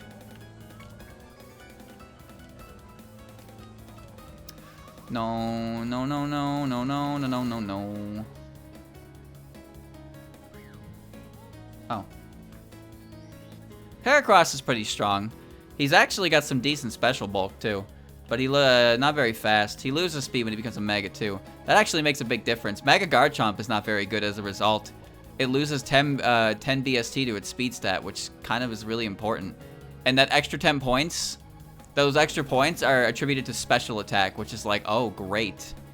Now I can run Fire Blast. And it won't be like, you know, you run Fire Blast to for very specific matchups that you didn't really need a special attack increase for to begin with. I don't see why Audino got a Mega Evolution. That Pokemon sucks. That Pokemon still sucks. Lopunny was a Pokemon that I think did deserve a Mega Evolution because it did kind of suck a lot, and its Mega Evolution is pretty ridiculous. And it got good speed, it got good attack, it got additional stab and fighting, and it got scrappy. Became a good Pokemon. I almost had that. Audino getting a Mega was a ripoff. I wouldn't say a ripoff, mind you. That's I don't think the Game Freak was like, all right, 20 Pokemon get Mega, and no one else. And then the Audino was just like, yeah, I'm getting one. But I honestly don't understand why it got one, because it fucking sucks. It doesn't do anything. It's a double battle Pokemon, I guess, but it's still atrocious. Imagine if that was the... Imagine if... Okay, I'm dead. You never know. True. True. Maybe it did work like that. But remember, Flygon and I believe Milotic were confirmed to be like, yeah, they were supposed to have Megas, but we couldn't think of a concept for them, so they got scrapped. Maybe Audino was just like, I guess I have a concept for this, maybe, and they were like, ah, fuck it. It ships tomorrow, why not? Because, you know, Pokemon just has to be a yearly release. No matter what. Oh, speaking of that, Chad, did you see the new trailer for Hazy, where they introduced Cleaver? Cleaver? He's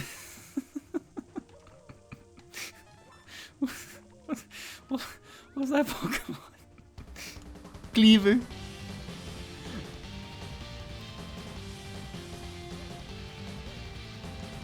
He's fucking dead.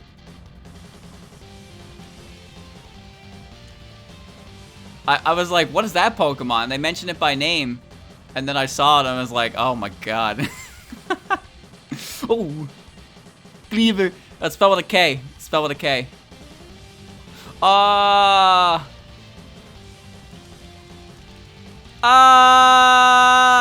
Wait. Wait. It's not over yet. It's not over yet. It's not over yet. It's not over yet. I'm gonna get squished.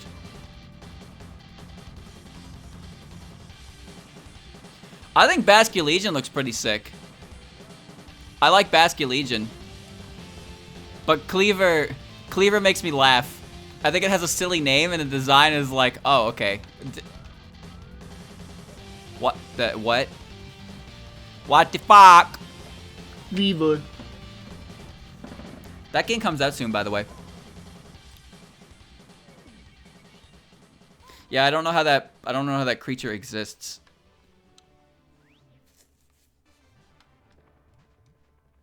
Accentor. Oh, that's a cool name. All right, the Germans have a cool name for it. Cleaver. What is a cleaver? It's cleaver. It is. It's a new Pokemon. By the way, chat. How do you think the Hisui Pokemon are going to like?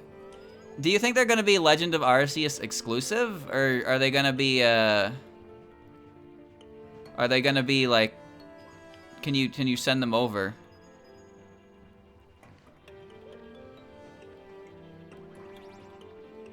Snomnom? Is that Snom's German name? Snomnom? That's amazing. I mean, Stom's pretty good too. They made Alolan forms available in Let's Go Pokemon Eevee and yeah, but Hisui is like Sinnoh before it was Sinnoh. Ah, yep, that happened. So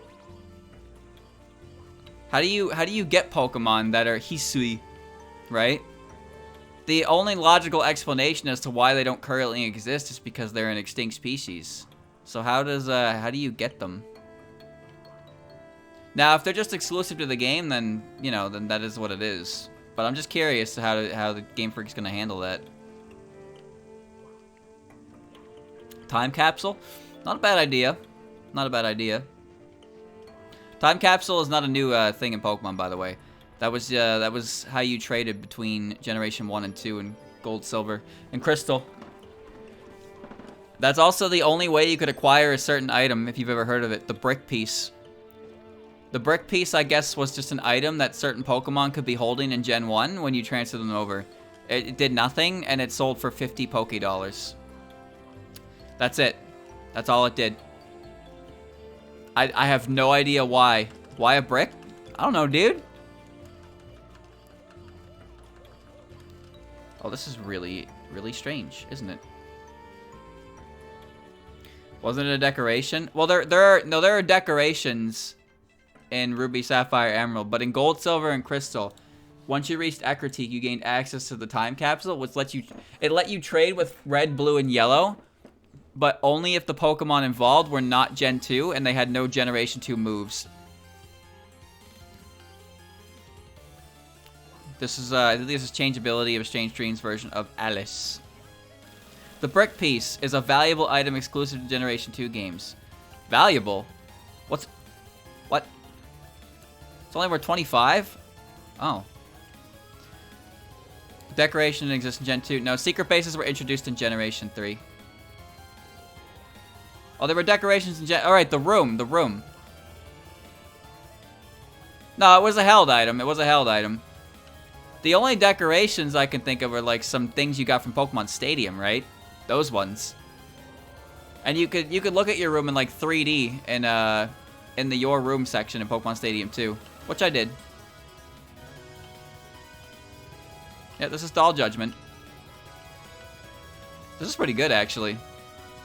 It sounds reasonably different from the original. Your mother would buy decorations in Gen 2. Oh, really? Kind of just felt like she'd spend my money on random junk. I don't know why I let her handle the budget. Oh, that was... Not ready for that one. No, Mom, I'll save my own money. Just because Machop has a special catch rate value. What? Only obtain... So... It was Machop. Yeah, I thought it was just Machop. But that's still really weird. The legendary birds held Bright Powder if you traded them from Gen 1 to 2. Is that true?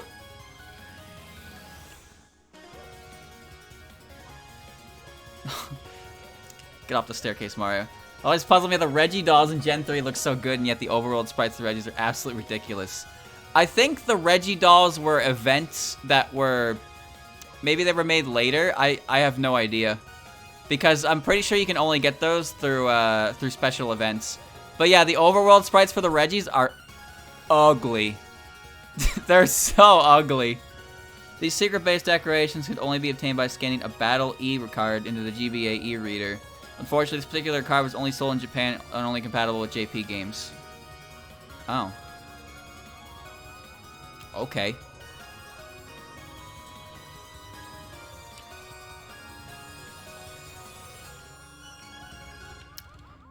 Well, that happened. I'm still alive, though. You can still get the Regidolls in the English games. From last I checked, I ended up checking this recently. Just by accident, really. And it was like, you have to talk to it. You have to find a certain person's secret base. And I assume you can only do that if you connect with an event. Which is why you can't just get it outright. Like, in Platinum, there's the Reggie event that you can do if you get the movie Regigigas, and all the locations are there, but the Regis don't spawn unless you have the particular Regigigas. Which is just weird.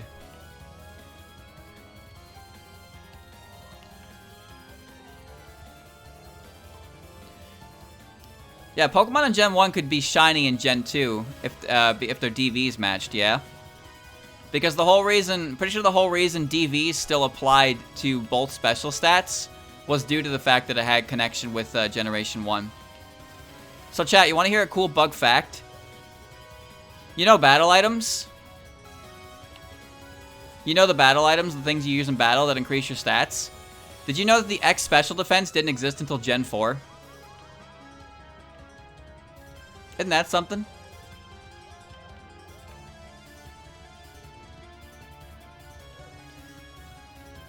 There was the Dire Hit, the Guard Spec, X Attack, X Defense, X Speed, and then X Special.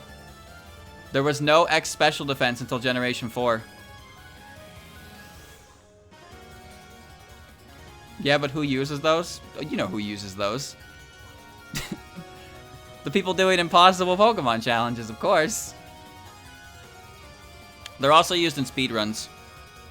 Because they're speedruns. Yeah, there's a quick way to beat a trainer.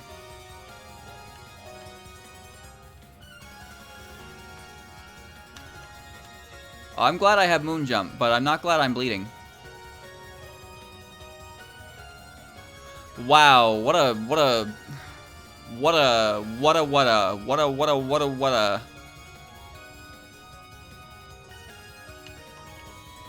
yes.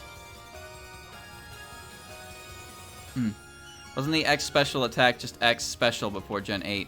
No, it was X special and then Generation 4. Generation 4 introduced the X special attack. Or the X special defense. Oh, I lost my hat, so I took extra damage from the fire. Zinc wasn't a thing until Gen 3. That's true as well.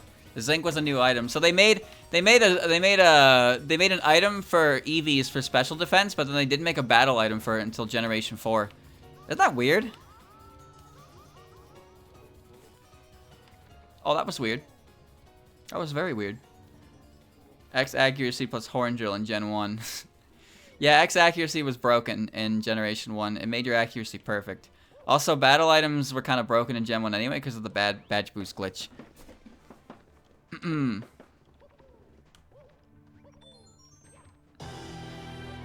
Oh, Native Faith.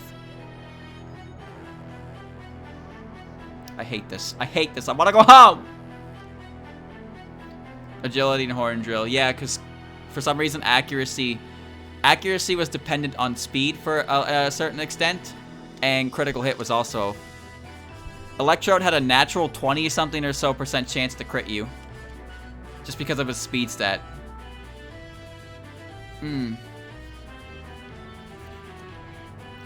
Base speed plus slash gem would break the game. Yeah, moves that had a high critical hit ratio essentially had a guaranteed chance to crit. All of them. Razor Leaf, Slash. Well, Dugtrio wasn't really using Slash. Persian was the Slash abuser because it got stabbed from it as well. Yeah, the badge boost glitch. So the badge boost glitch is funny. So basically I mean, somebody can probably explain this better than me, but let me see if I can get this right. So the idea behind the badge boost glitch is there are badges that slightly increases your stats. So for example, I think like the Boulder badge increases your attack stat by a little bit. So what ends up happening is every single time your stats change, the badge boost reapplies to your stats after the change. So the example on the wiki is like, so let's say I throw out I have the boulder badge, I fight a Caterpie, and they use string shot. My speed goes down, and then my overall stats are recalculated again, and the badge boost is then applied over the existing badge boost. Every time your stats change, it forgets to take out the account that you have a badge boost on, and then it just continues to stack up it. That's the kind of thing. Every time your stats get modified during a battle, Razor Lord boosts our badges to get reapplied infinitely. There's my condensed explanation. I think I got that then. I think I got that. Gen 1 Focus Energy didn't work. Legitimately broken move. Crits ignored stat changes. Yeah, in Generation 1, crits ignored stat changes in both directions. So if you used Swords Dance Slash was not a viable strategy because your slash crit would only base off of your own damage. So they no longer do that. Crits do still ignore penalties, and penalties to your attack and increases to your opponent's defense. Crits ignore that. But in Generation 1, they ignored drops to your opponent's defense and increases to your own attack as well, which is kind of hilarious. Just a little bit funny. I think so anyway.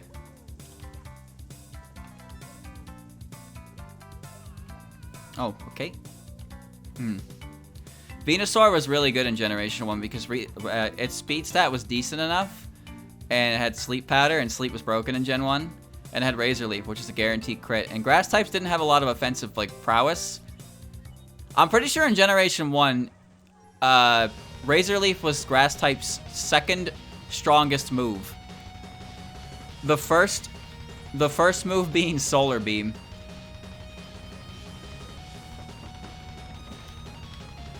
Ouch. I believe in Generation 1, Toxic changed into regular poison if you switched out after getting Toxic.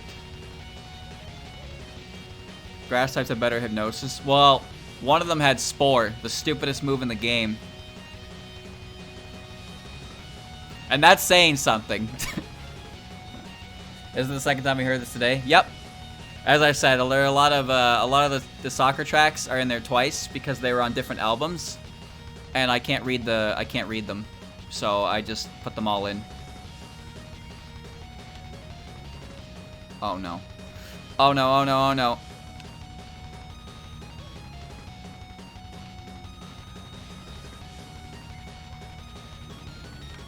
Counter in Gen 1.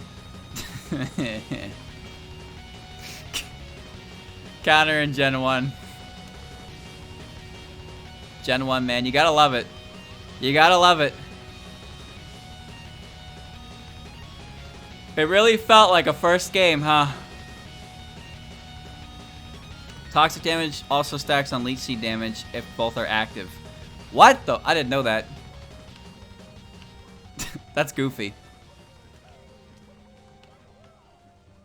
90% accuracy Blizzards. Was it 90 or 80? I know Blizzard's accuracy was pumped up by an insane amount in Generation 1, and then they were like, oh, never mind. Oh, this one. This is Unknown Flower Mesmerizing Journey from the album. This is one of my favorite Zen Music Collection tracks. It's so good. It's a little quiet, but I can't turn it up until the game crashes. It was 90 accuracy in Gen 1. Oh. Mario, why are you going backwards?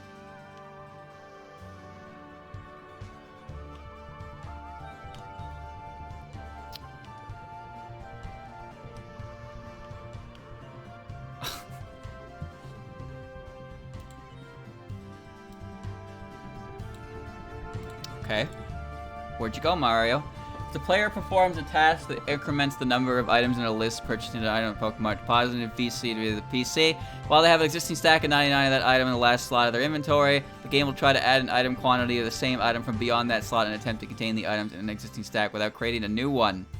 The end terminator is ignored if it directly follows the 99 quantity stack. This means the game reads past the item list and starts to interpret unrelated memory address, item index, number, item quantity. If the game finds the same interpreted item index before it finds a 0 times FF Terminator, it may change the respective quantity byte. Isn't that what they do to like, isn't that similar to what they do in the Pokemon Yellow any % run? Quote unquote run? Because I'm pretty sure they also do that for Catch-em-all. In the Catch-em-all speedrun, since you obviously can't catch them all in the game, they have they execute some crazy ass shit in the item menu, which spawns encounters for version exclusive Pogies. That's different. Oh my god. Why is there so much? Focus energy, yeah, focus energy did not work as intended. It was supposed to increase your crit rate, it did not. Chat, in 20 minutes, I'm going to get myself my chicken. That's what I'm going to do. This is a hard star to get.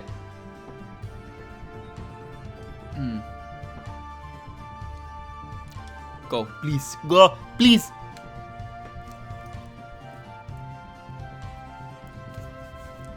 Gen 1, the Jigglypuff that breaks the game if you talk too much in the Pokemon. What?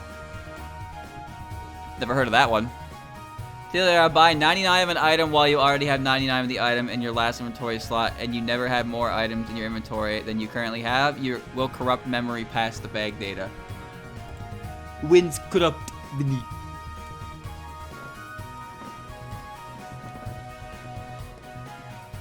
I enjoy the M stuff, or the missing no stuff. For me, it was M.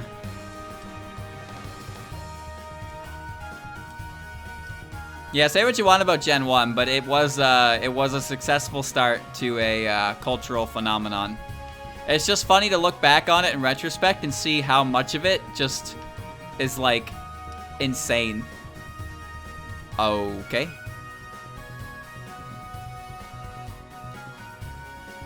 I remember hearing about the Mew glitch early on. I don't even know where Christian heard about it himself, but he showed me how to do it, and then he had a Mew, and I was like, yo!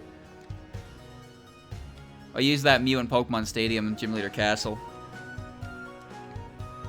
That's a classic glitch.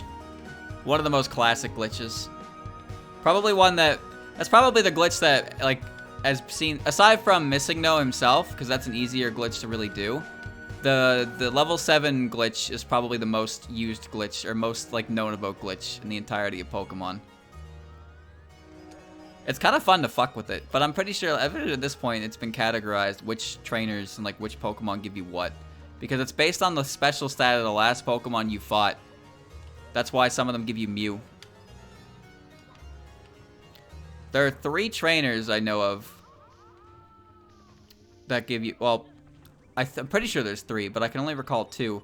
There's the Slowpoke kid that gives you, on the way to Bill. He gives you Mew.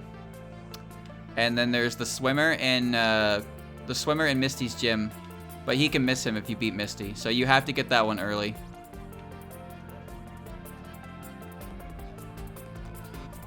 Oh my god.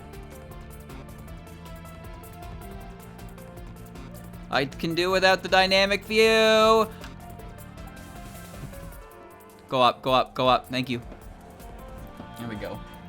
This is swimming in a cherry blossom. This is definitely stage 3 because stage 3 is the spring-based one. In other words, it's on stage.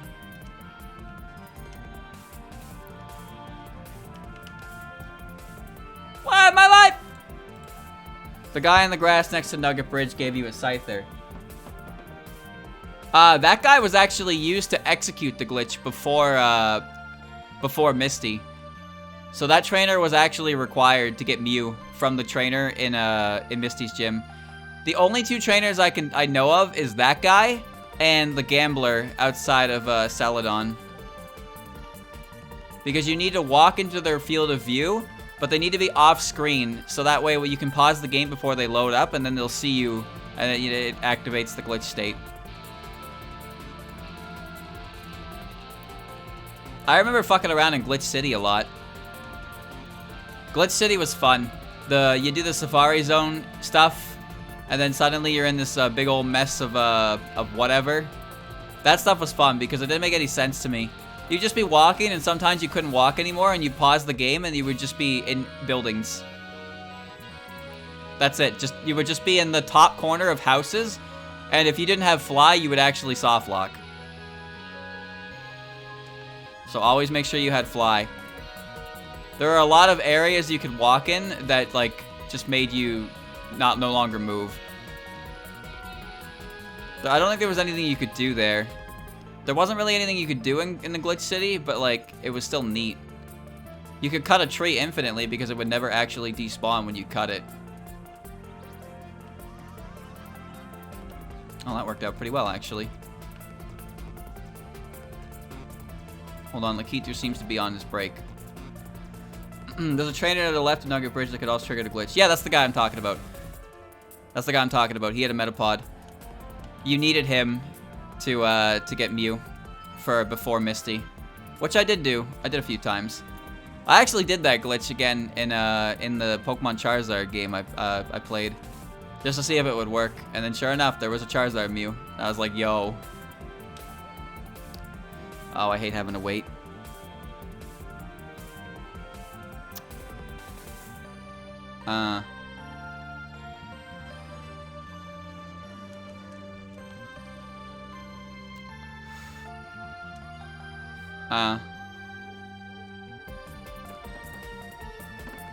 Is getting infinite nuggets in the Nugget Bridge considered a glitch? Probably, because you're not supposed to get more than one. But if you just keep losing, he gives you one each time. The better question is, where is that guy getting all those nuggets? Why is he a grunt to Team Rocket when he can literally supply you an infinite amount of nuggets?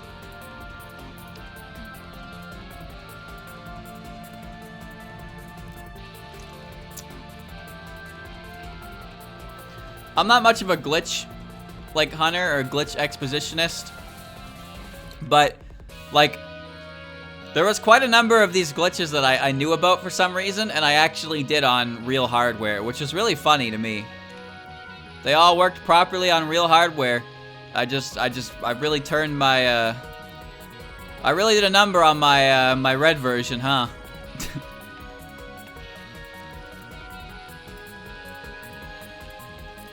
I didn't know back then though that your trainer name actually like made your trainer name.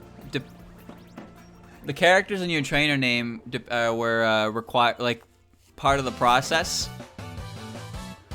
for determining what your Pokemon are for, like, the Missing No glitch.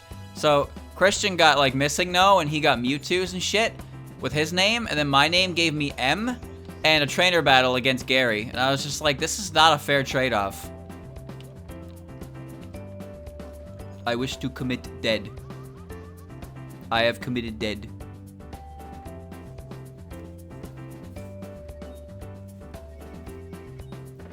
How long have I been in the Fire Sea, chat? You know what? Don't answer that. I don't care. It doesn't matter because this is the last time I'll be in here. After this next attempt, of course, because Magnet is a guaranteed lose. Yeah, the Gary fight was whack. He would say he had like, they were all level 30 and he sent in a bunch of like, Missing Nos. One time I found him and his Magnemite was level 250 something. And I couldn't hit it. Because its stats were so inflated that I could no longer hit it. And I couldn't see the rest of his team. I was just like, okay. Pikachu's glitch refers to the number of glitches in Pokemon Yellow where the player walks around while Pikachu is off the screen and data is corrupted. What value is based on the step that the player made and Pikachu's thing. What the fuck?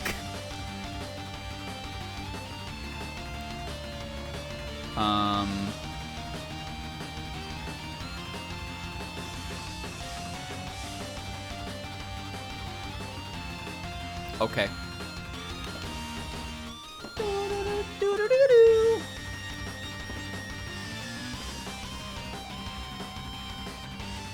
Just gonna crawl.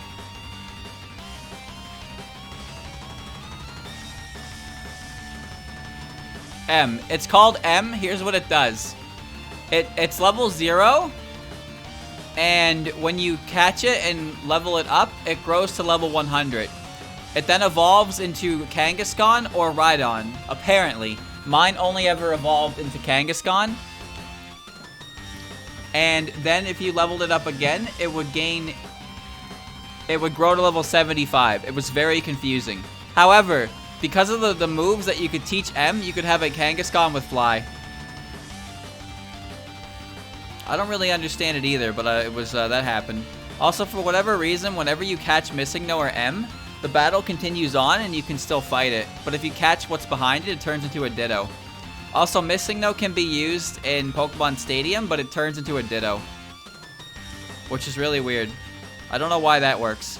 But I used, you can use the M-transformed Pokemon, no problem. I used the Flying Kangaskhan before. And it just, you know, when you use Fly in the game, the Kangaskhan's just standing there, and then suddenly it starts floating. I was like, oh, okay, cool. The Legends of Aokigahara.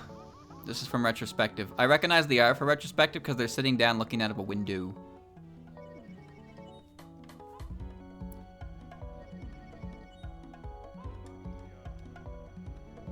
If Mario is squished under something to the point of being unable to move for at least 8 seconds, the game kills him as a failsafe.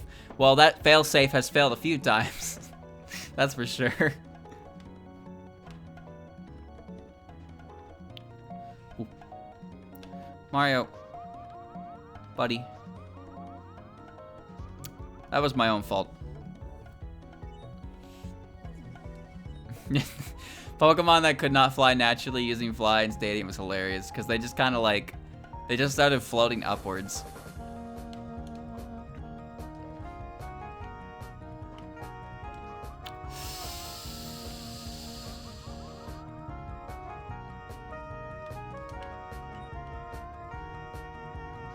Oh my god.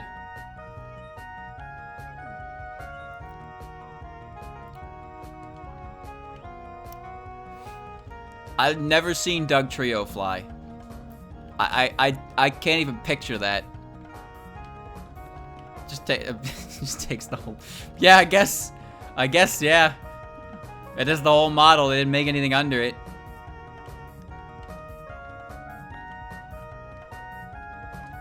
That is pretty accurate to what it would be.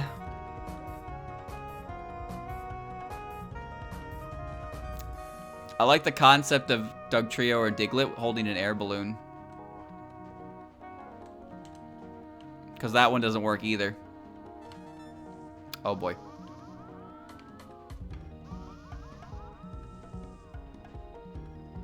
Just gonna hit this, We engage in a little tomfoolery! Mario, stop. Lakitu is way too, like, hooked on action movies right now. Turn around, you fucker! Alright, what's the problem, dude? What's the problem, dude? Oh, well, it didn't matter anyway. In Italian, Gen 1, the rival fight in the Lavender Tower refers to Marowak as Marowaks. What?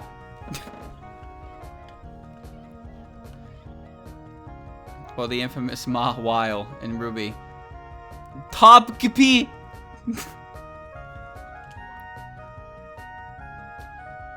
Golurk can use Fly.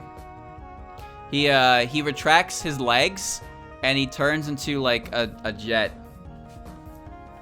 That's why he can learn Fly. It's actually pretty sick, but when you can't see how he does it, he like you can actually just learn it, which is really weird. It's like, why the fuck can Golurk learn Fly? Like, oh, here's how. Because he just turns into a rocket. It's so cool. Unfortunately, Fly is not a good move for no reason. I don't fully understand why HMs are as bad as they are, considering they're, like, important and required to progress, but Surf is the only one that gets to be good. Wow. Cut is garbage, and you will never use it. Strength is not nearly as good as others. Flash? Lol. Rock Smash? Get out of here. Whirlpool? Please. Rock Climb? Maybe. Maybe. And Fly is just like, oh, it's a 2-turn move and it can miss and the game crashed again and I'm having a lot of fun. Cut? You can say a lot of things about Cut, but why does it not have perfect accuracy? Oh, right, Waterfall is good. No, Waterfall is good post Gen 3, because then it becomes a physical option that is consistent and can flinch. Dive sucks. Cut is a 50 base power move with no secondary effect and 95% accuracy. What is even the point of the accuracy penalty? It's not about Fly being a 2-turn move, it's about Fly being inaccurate. That doesn't make any sense to me. It's like, I think it's like 75 base power or something, and its accuracy is like 90. It's pitiful. Why can it even miss? Oh no. The game is over. Squish, squish, squish.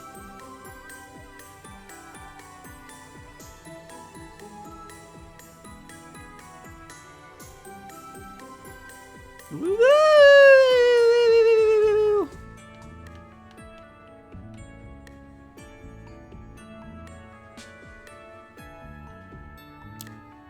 Come down, Mario. You're gonna get hurt up there.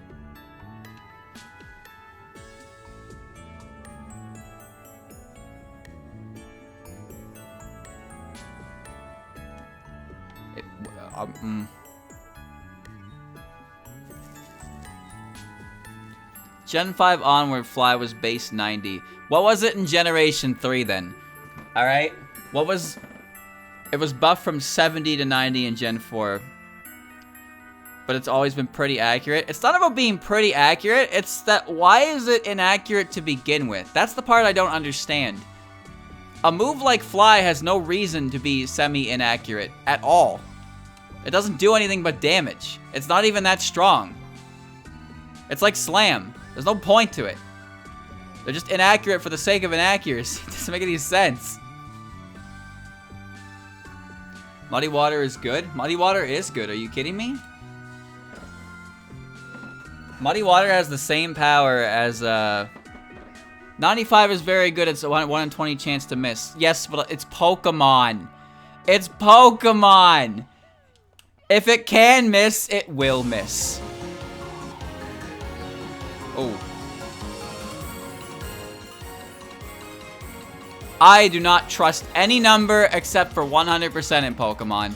The fact that you could miss Tackle in every generation prior to Gen 5 is absurd.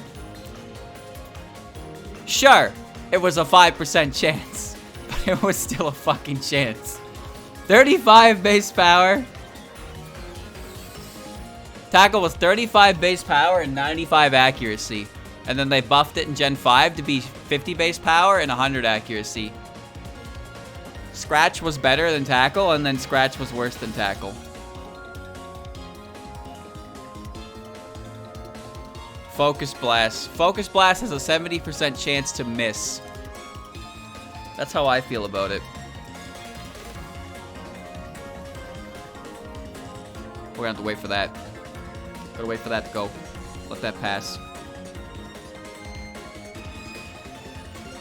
Here we go. Just gonna wait. Just gonna wait, just gonna wait, just gonna wait. I understand why certain moves have penalties to their accuracy, but I just don't think that a move like Fly, and especially Cut, should ever have had them. Because there's nothing even remotely remarkable about them, and it just creates a very piss-poor stab for flying types. And Cut's just virtually worthless anyway, and you're never gonna keep it, so why even make it inaccurate? You're the only one who's gonna use it. I'd rather just use, like, again, like Tackle in Generation 5 is the same move, but it's accurate. Why? What's the point?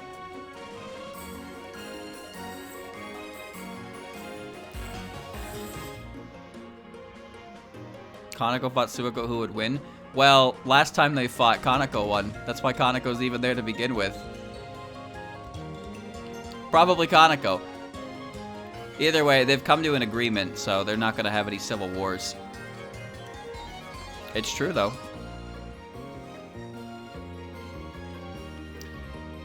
Kaneko is based on a god that visited the region of Suwa. I forget his name, but he is a Persona in Persona. I forget his name, but there's a few different tales about it. Takeminikatana, yeah, that's the guy. So he like, I guess he started shit, lost, then he fled to Suwa and he took over the region as its main god. And I guess some of the stories about him are less than nice. Some locals don't like him, I guess. I don't really know, because I'm not an expert on the deepest lore. But yeah, Kaneko is based on the story of Takeminikatana going to Suwa in an act of retreating and then taking over as like the head god. But it's a little different in Touhou, because in Touhou they kind of like she doesn't really take over per se. I mean, she does, but there's like a mutual benefit for them. All right, let's take this nice and slow. Never mind. His dad was the god that saved the white hair of Inaba. Oh no Kushi. Oh no Kushi. What does Suiko gain from this agreement? Suiko is still part of the Moria Shrine, and Kaneko is the head, like the face of it. So they both benefit from the faith that Kaneko gets. Because the shrine is still in Suiko's name. They still believe in the Moria Shrine, and Suiko is Suiko Moria. So that's why she's the secret god. So Kaneko's the face of operations, but when they don't necessarily pray only to Kaneko, they pray to the Moria Shrine as a whole, which in turn is beneficial to Suiko.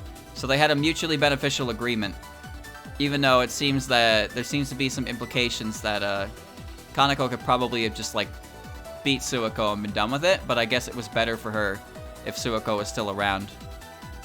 I guess. I don't really know for sure. Kaneko's kind of a whimsical character in that sense. She does a lot of things behind the scenes, and she usually has motivations for her actions that she's never really specifying. She sees the bigger picture, I guess. The way I just talked about her would lead you to believe that I like the character. Did you believe that?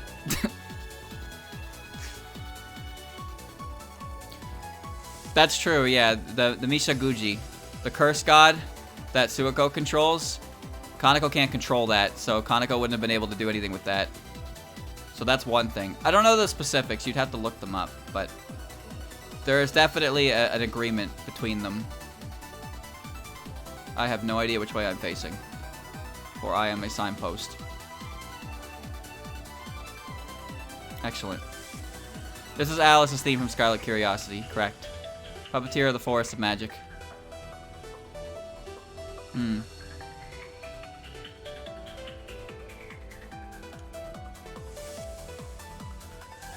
You'd have to look into it a little bit more, but the general idea is, yeah, they had a fight, but like, no one really won per se. Well, Kaneko won, but Kaneko didn't, like, completely... I think one of the reasons was if Kaneko, like, destroyed Suiko and took over the shrine for herself, well, then Suiko would no longer be a part of the shrine, and then... Oh, suck my big ol' weenie! Suiko would no longer be a part of the shrine, and then the Moria Shrine would kind of cease to be the Moria Shrine, right? Because the Moria god no longer existed.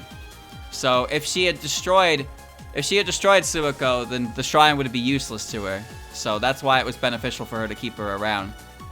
And Suiko seems pretty content with the arrangement anyway, not like she has much of a say in the matter.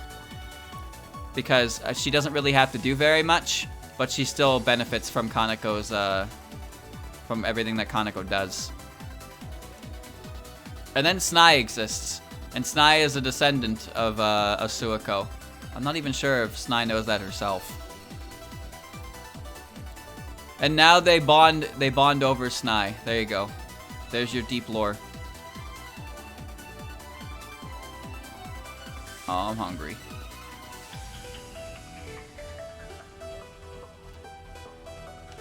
Alright, that's fine. Yeah, that makes sense.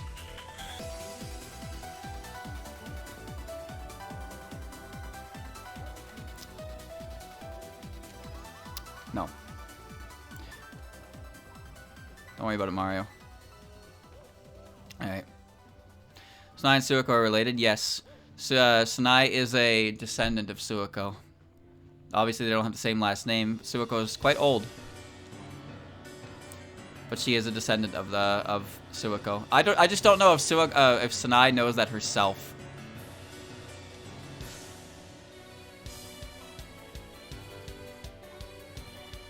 Oh. Had a family? I wouldn't necessarily say a family, but in a similar position to Junko, I suppose. Like, she is a character who had a child in some one way, shape, or form. But again, there's not really much explained about that. So that's up to your own interpretations. Now she's just a frog cosplayer.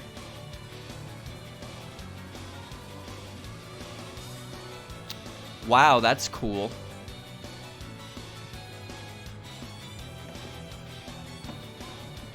I thought the reason Sanai is a human god is because eventually people started praying to her more than the shrine, and she just kind of ended up being able to like respond to the to their prayers. So she gained divinity by like being prayed to while working at the shrine. And obviously her heritage, being a descendant of an actual god, probably does play a part there.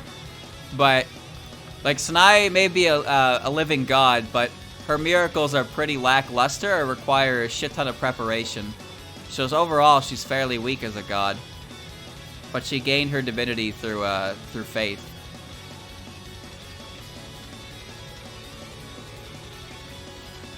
Oh. Oh, I could totally get that.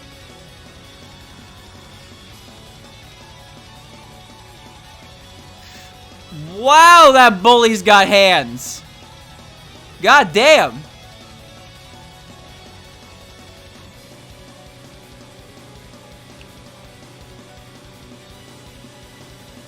I wasn't ready. There we go. She is still a god, yeah, I know.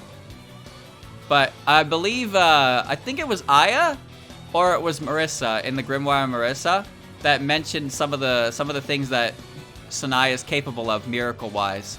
And like, she does have some pretty neat miracles, but the prep work required for them is pretty intense.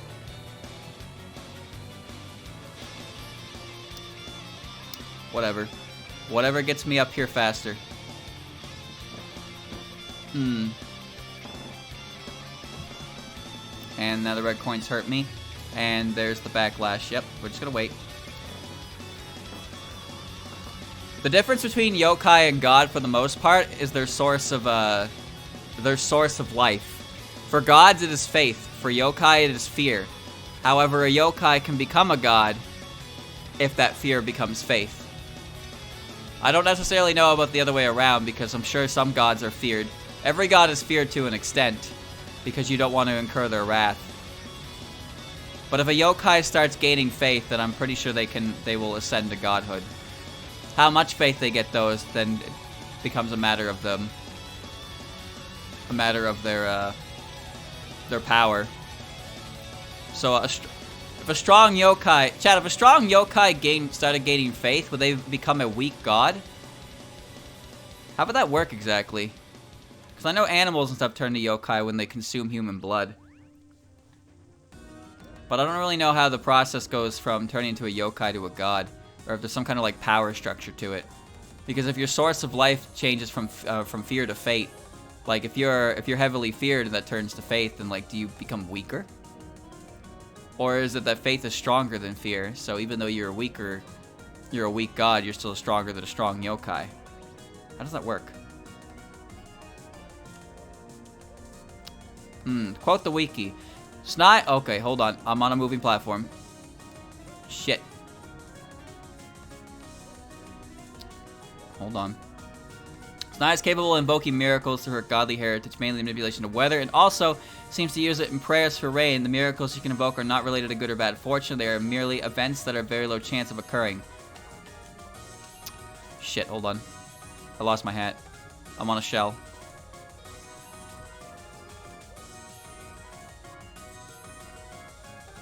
Hold on, hold on.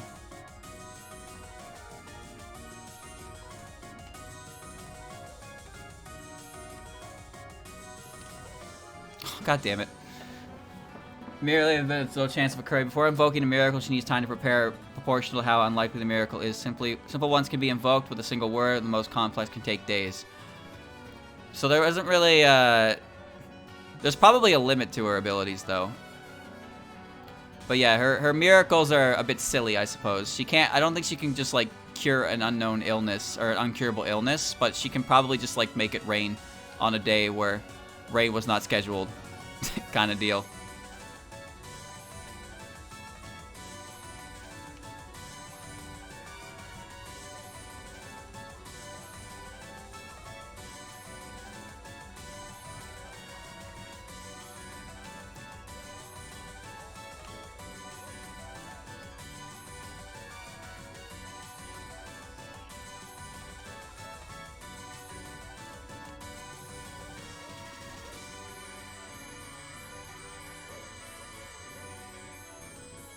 How do you get up there naturally?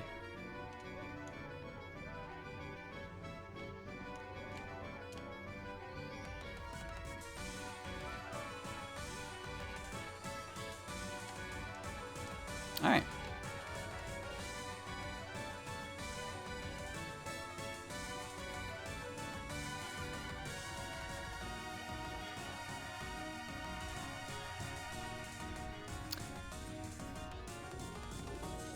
Hi Bowser, it's me again.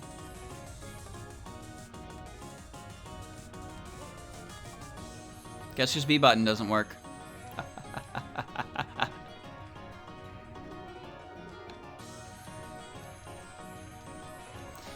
Okay, it works.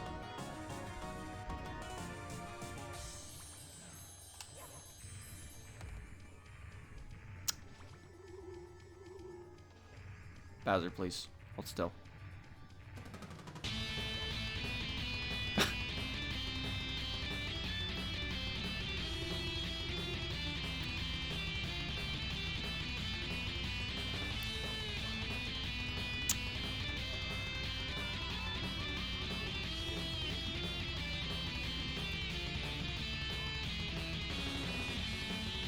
Okay. Sign.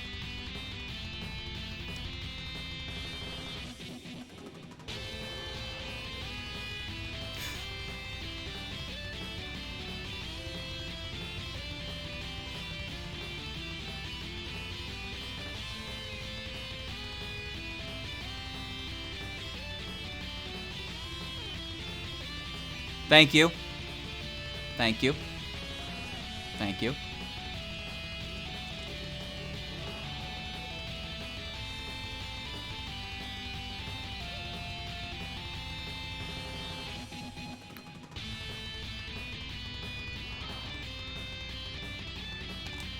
I couldn't tell. I was invisible, dude!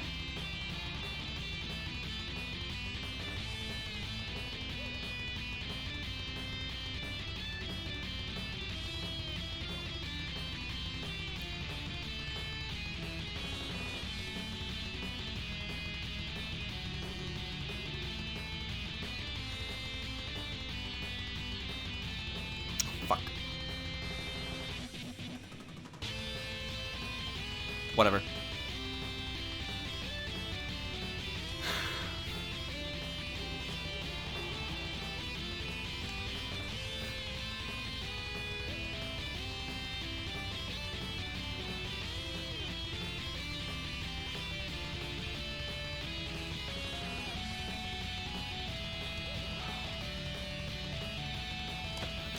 I'm invisible!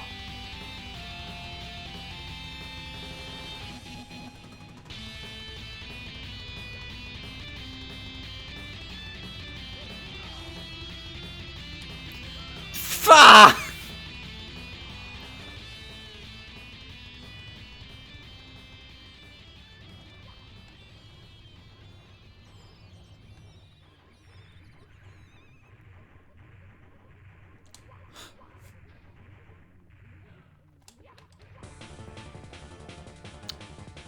Hey, look, it's Ghost Lead. Spirit transversion.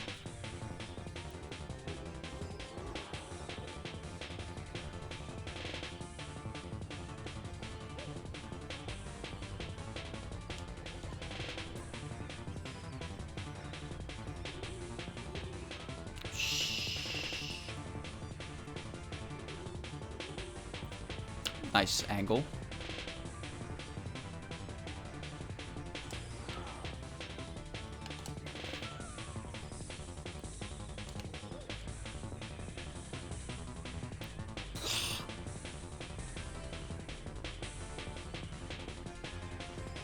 Oh. I lost my B button, but I seem to be invincible. Okay.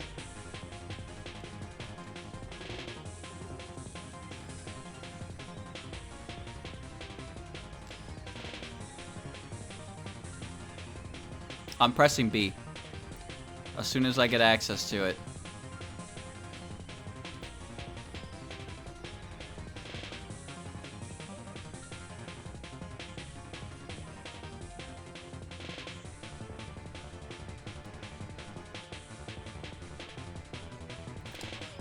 Ow.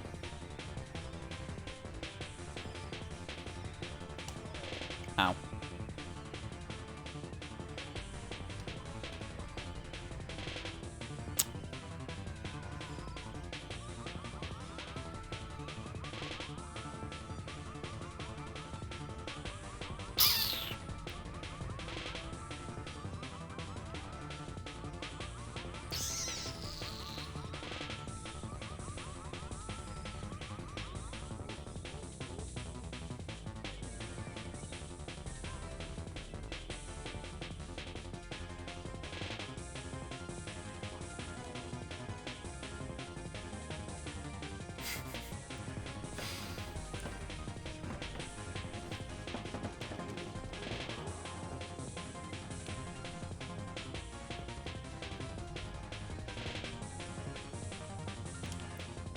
My B button's not working again.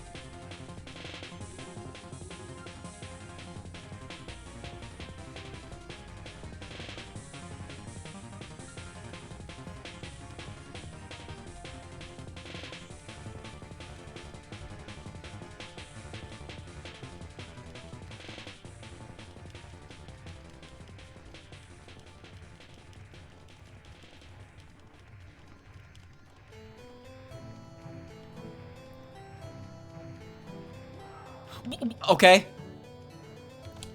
I'm so fucking bad at this under pressure.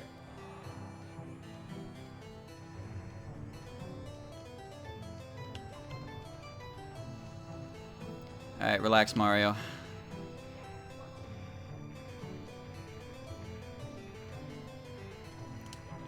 Okay.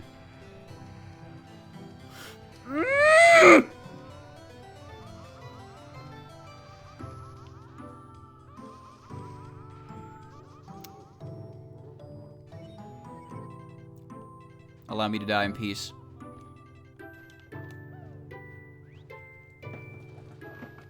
I can't do this under pressure. It's insane. I can't land my throws to save my fucking life right now.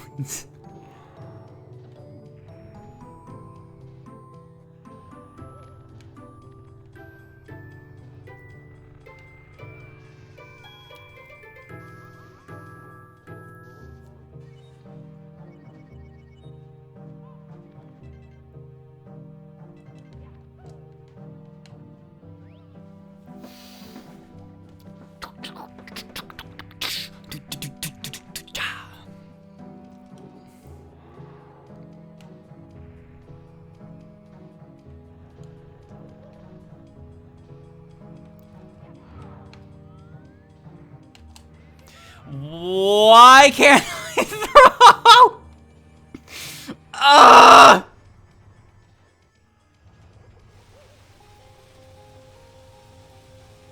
Nightmare Journal is good.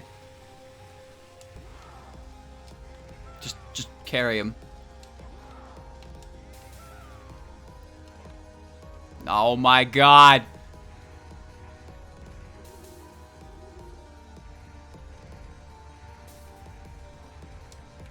My B button again!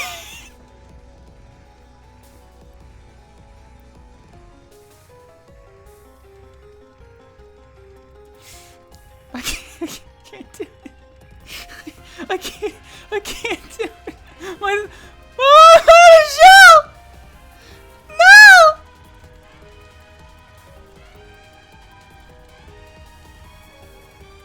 Okay.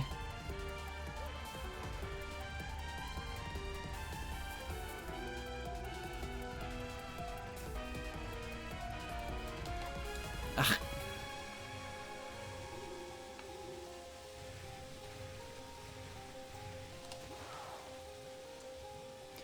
What?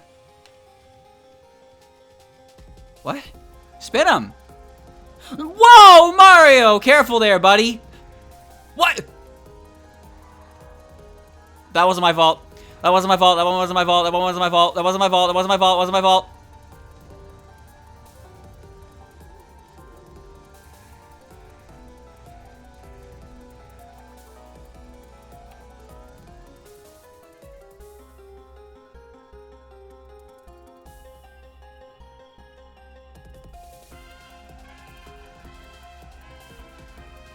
Give it a moment. Give it a moment. Give it a moment. Give it a moment. Give it a moment. Give it a moment. Give it a moment. Give it a moment. Give it a moment. Give it a moment. Give it a moment. Give it a moment.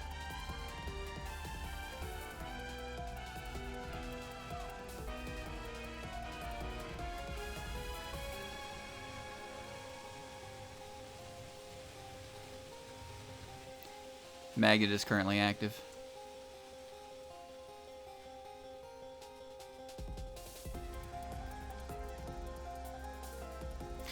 Isn't this... What an image this is. Look at this.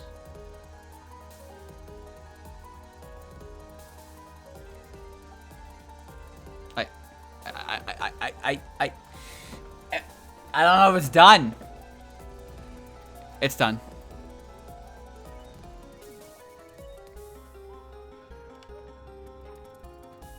Just don't do anything stupid. This is the hardest throw ever, and I don't understand why I'm so fucking bad at it.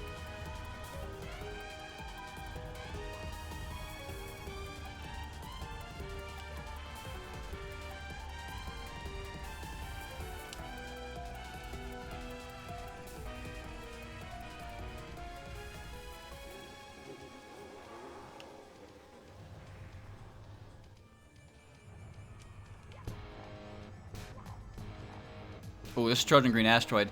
Satellite Torfune. I love this one. This one's so good. This one sounds like a menu theme to me. Like a legit menu theme.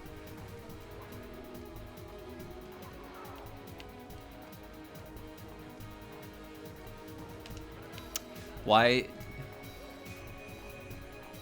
Oh my god.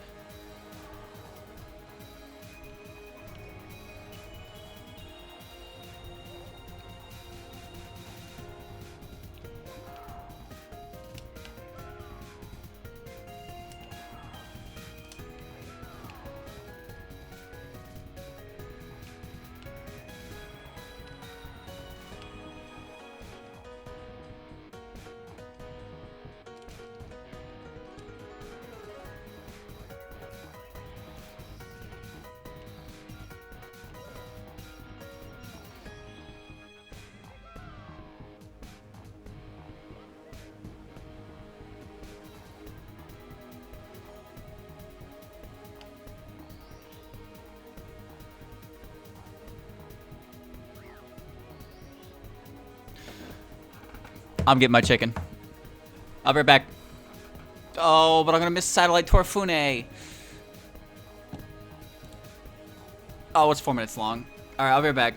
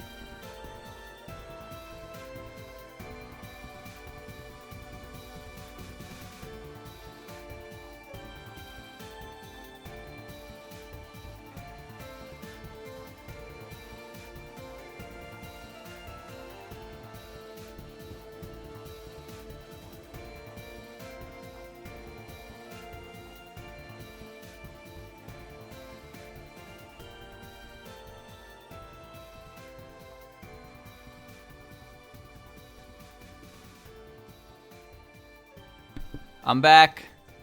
This is my favorite part of the stream. The part where I don't have to play the game and I can take a bite of chicken. I want to do that now, but I missed the entire song. Oh, well, the next one will be even better. Watch. That's pretty good, actually. Are we ready? Okay.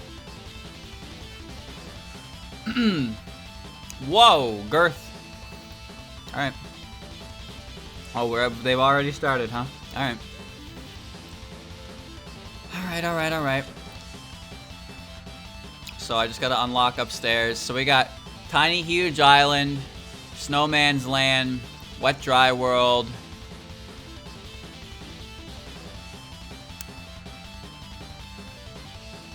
and Tall Mountain. I think that's everything. Right?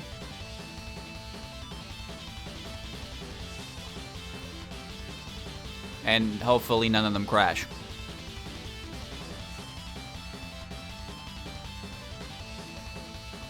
I want to do the cool trick they do. Every time I try to take advantage of Slingshot, the game stops doing it. Alright, so I guess we'll start with Wet Dry. Shocking aerolifts. I know a trick to this one. Chat, I'll be real, yeah, I think Wet Dry World is gross. I have absolutely, like, zero infatuation with this stage. I just think it looks nasty. It's icky and gross and stupid.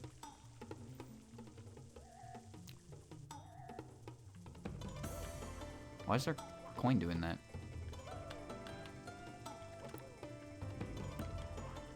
There we go.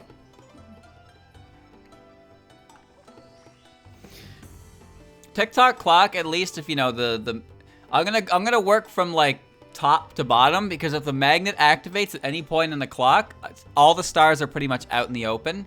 So there's a chance I can get them. That's hardcore copium, mind you, but there's a chance. Alright.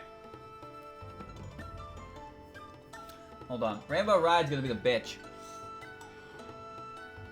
Gimme.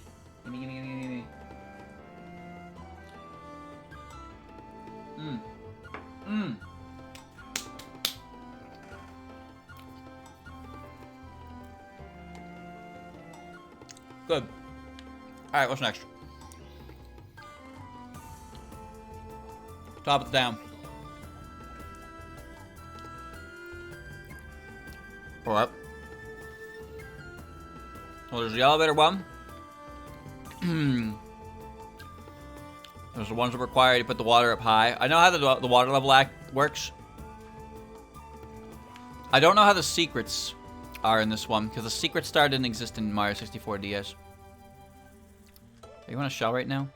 You are. Okay. Let me see. Top of the town should be referring to the one over there. I don't even know how to climb this thing normally.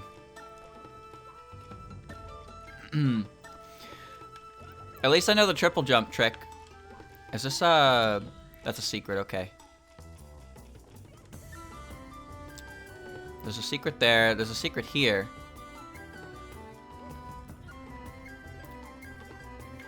It's not in the box, it's by moving this thing itself. No? That's not a secret? This is a secret up here. Okay, this is 2. 3 is down here. Push this box into the... Oh, I missed it. Thank you. No, I didn't miss it. The water's up, that's why. I need to drain the water.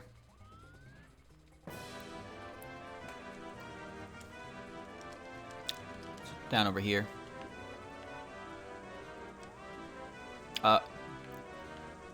Where is it?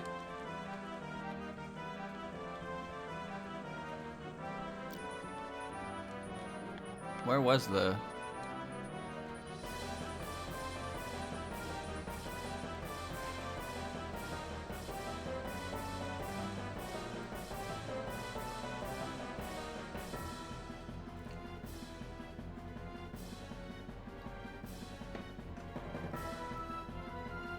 I'm good.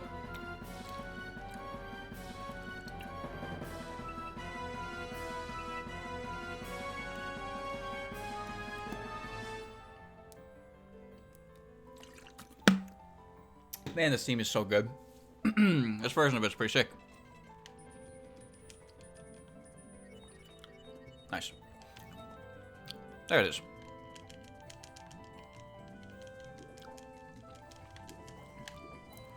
Okay. All right. Well, no,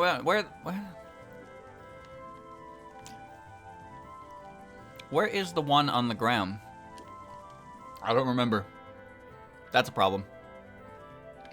I think that undoes my secrets. In which case, I'll change the star. Oh, there it is. It's over there in the corner. Okay. Pretty sure that undoes the secrets, so I'll just get the star I'm looking to get.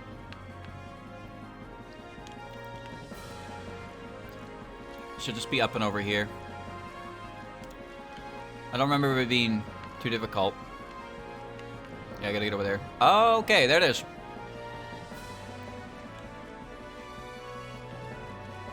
Don't worry, I just have to make this jump. Don't get grabbed. Climb this board. Platform. Not get lit on fire. Jump on the platform. Jump on the other platform. And the star is mine.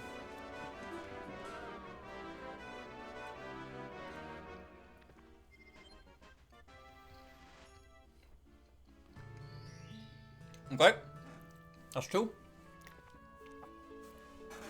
Light at the end of the tunnel. Wow, how how fitting. Alright. That was a terrible triple jump. Secrets in the shallows and sky.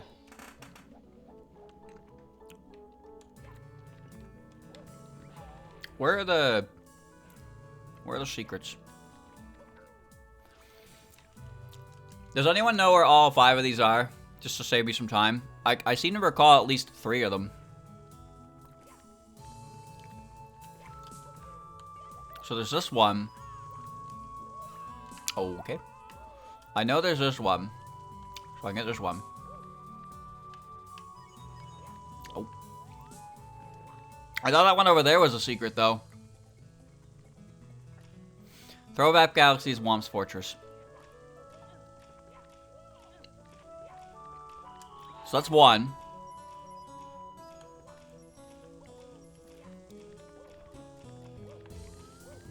Mario. Come on.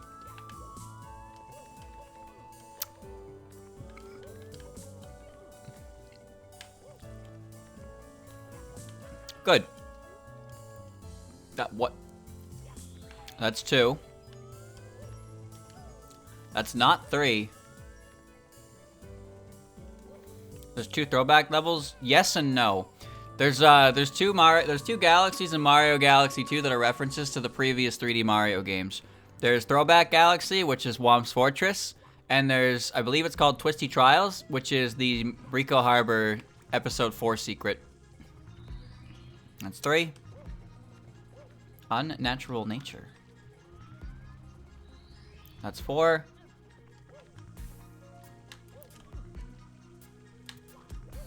That's 5. Okay.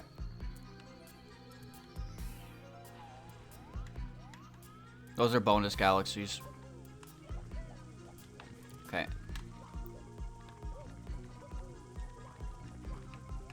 Okay. There's the water level. Hope the water physics don't suck while I try to get the star.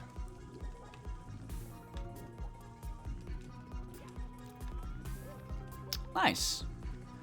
Not nice. No. All right.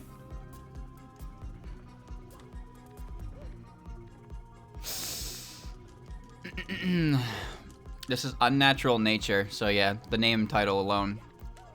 You can tell it's from HSFIS. You're close. You're 1 game off.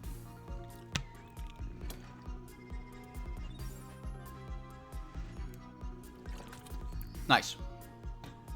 More chicken.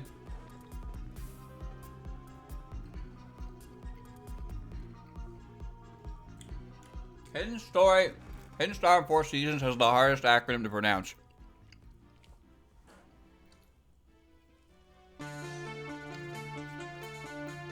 Alright.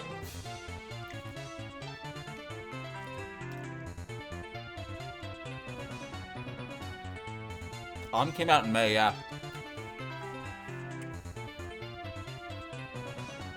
Oh, yeah, I forgot about the Stone Spiral Galaxy, which was that was Star 3 and one of two of the only speedy foe comets in the entire game.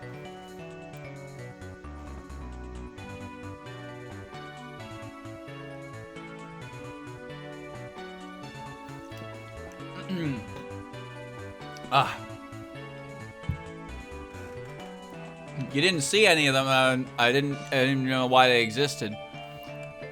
But they made 2 comets. One for Toy Galaxy and one for Beach Bowl.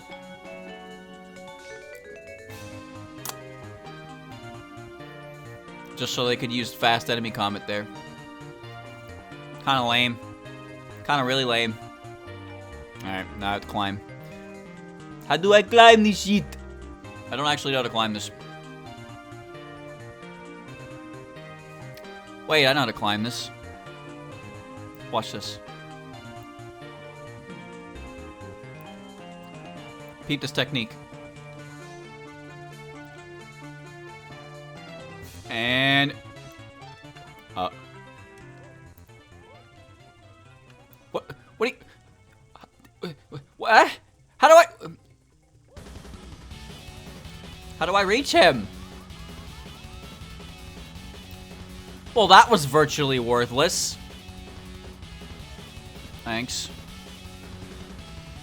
Mario, why can't you move right now? Uh-huh. I might. Oh, the water returned to normal as well.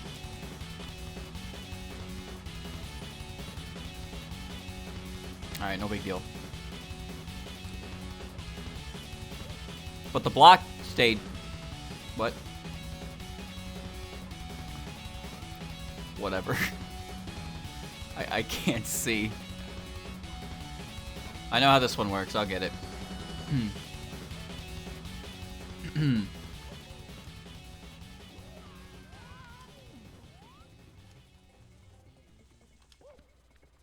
Come on. There you go. Try again.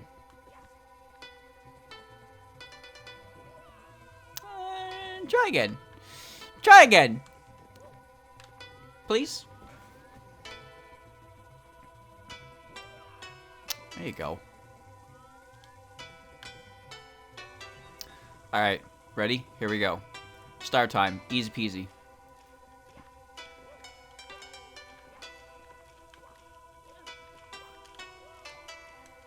See, the thing about acronyms is that some of them, if they sound like you can actually, like, words, then you'll say them. There we go. But otherwise, I'll just spell them out. Like, EOSD, it's not a word. EOSD. IN is a word.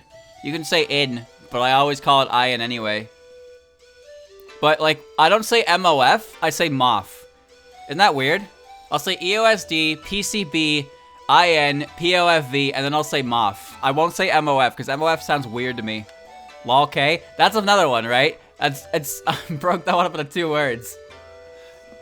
SA, UFO, but UFO is kind of, you know, UFO. TD.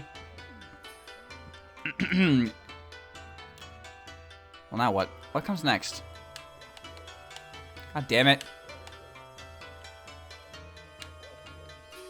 That's probably high enough. Excellent. Maybe not excellent. But I also, the thing is, I don't say WBA WC, I say WABAC. The acronym for SOCO, UNL. Unthinkable natural law. EAMP. SWR.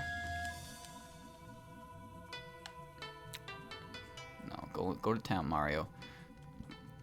Mario, go to town. Hit the town. Hit the clubs. Go. This is the only interesting part, I think, of the entirety of Wet Dry World. In my opinion.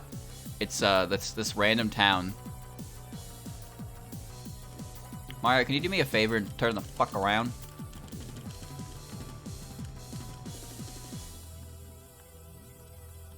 You're gonna drown in here, dude.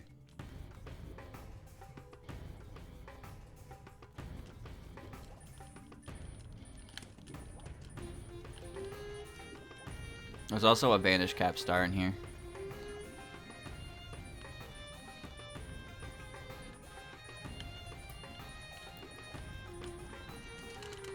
Woo! That was close. Where's the... Shit, where is this? It's somewhere on the ground in the corner, I know that. I don't remember where, though.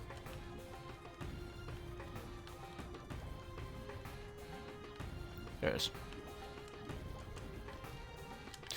I'm sorry.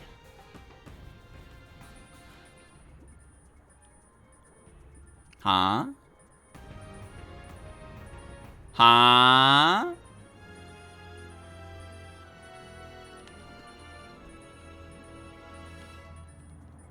Guess I'll just die then. Good job, Mario.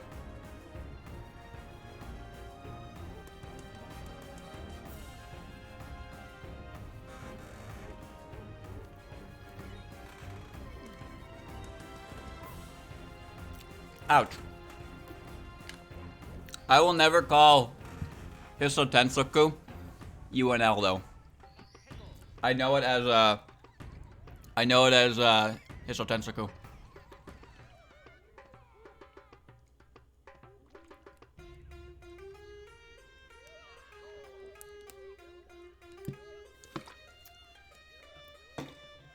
So that's how I that's how I always knew it as. And it seems weird to call it anything else. In fact, I didn't even know it had an English name. I just happened to see a theme that was from it, and it called it Unthinkable Natural Law. I was like, what's that game?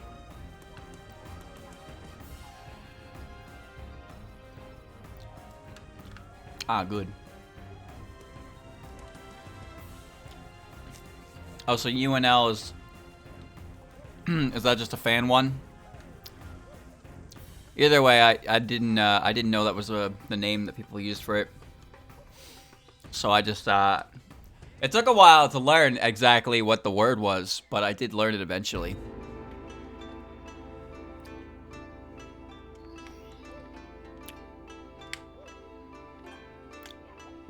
I wonder. Hold on. Nice. Soga was all Japanese. Same with 12.8 and 17.5.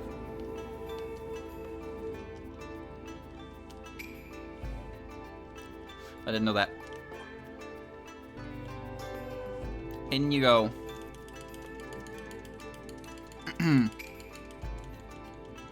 I've not played Scarlet Curiosity's predecessor, no. Just played Scarlet Curiosity itself because it was on Steam. The one that stars Yume? No. I don't even know what you're talking about.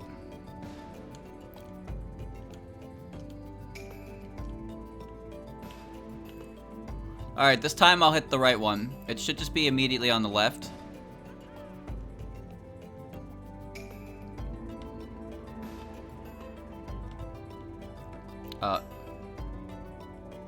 Down here.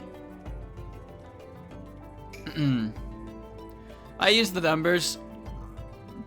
I use the numbers or the acronyms, whatever I'm feeling, really. I think I use the acronyms more than the numbers, though. I think it really depends. Like, if I'm talking main games, I'll use the name itself. But if I'm talking, like, the sub-games, I'll probably use the acronym. So, like, I'll say EOSD, PCB, IN, but I'll say, like, 7.5 instead of IAMP. That kind of dealio. Alright, I need all the red kern. I think it's just for clarity's sake, I suppose.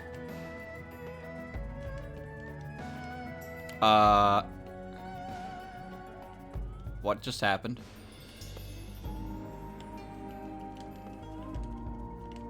Could you go up, Mario? Please? Could you please stop shaking violently? Oh, now we're really playing the game, huh? Okay.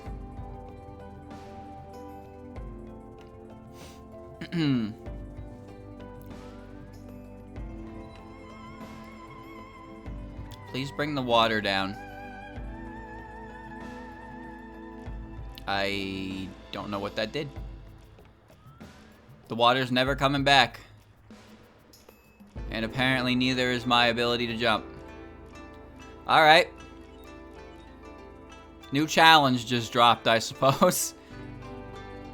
Metal Mario can't even grab ledges. Oh my... Why is Metal Cap even available here? Look how little you can do.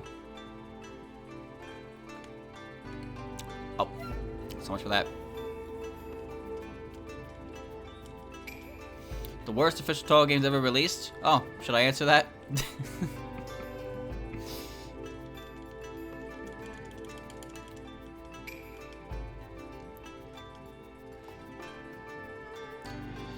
I'm not gonna count PC98 because that's an easy answer.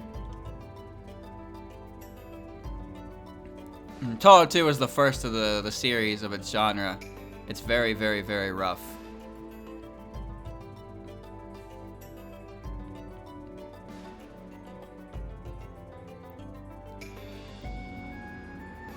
Alright, hold on.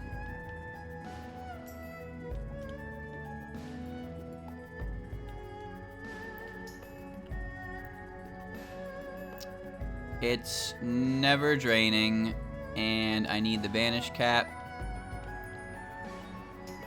Oh, this is gonna be a fun one.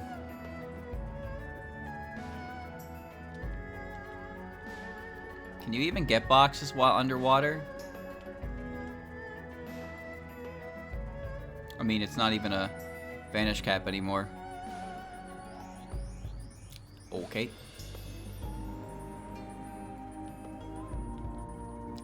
Alright. Guess I'll die again.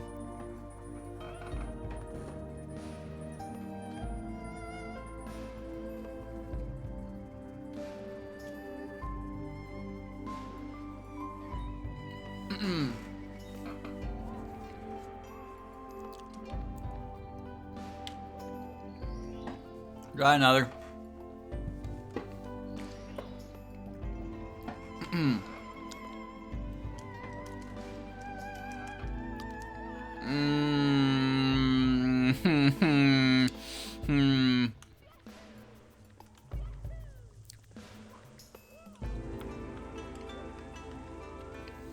At least there's a quick starter grab here to get me on a level without taking away, making me have to go back upstairs. Oh, chimpanzee that! There is no star. Perish. Alright. Try another. Try another, try another. Now I think about it, it wasn't that actually that far away. I just go up the stairs and it's right there. This is reincarnation. However, it's the version that you love to hate. What the hell happened to the water level?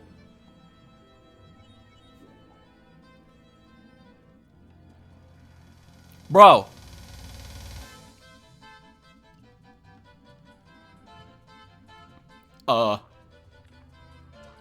Please fix this.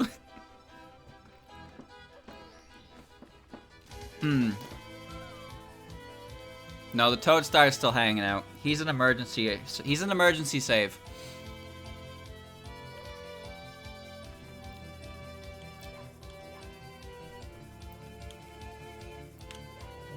All right, cool. Is it good? All right, we're good. Don't have it again, please.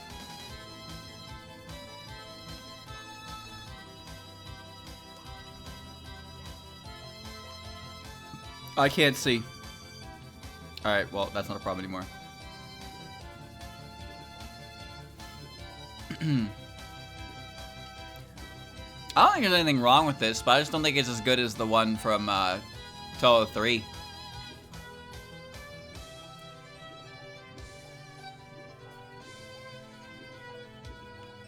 Maybe the reception to it was so bad that Zoom was like, fine, I guess you'll never see Mima again. There you go, chat. You killed Mima.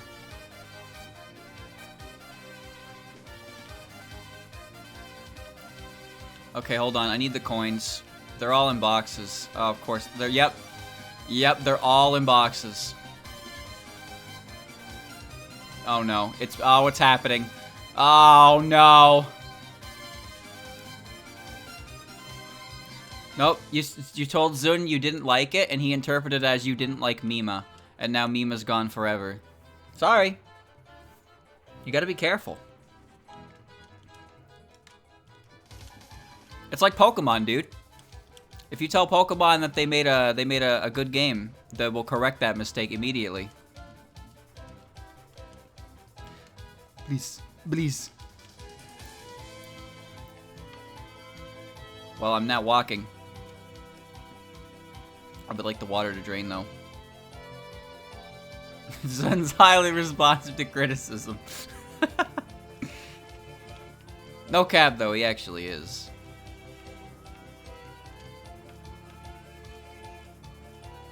What did that do exactly? People like Flanders has been banished to the Shadow Realm for 20 years. See? You understand. You get it. It's not a good feeling, but you get it.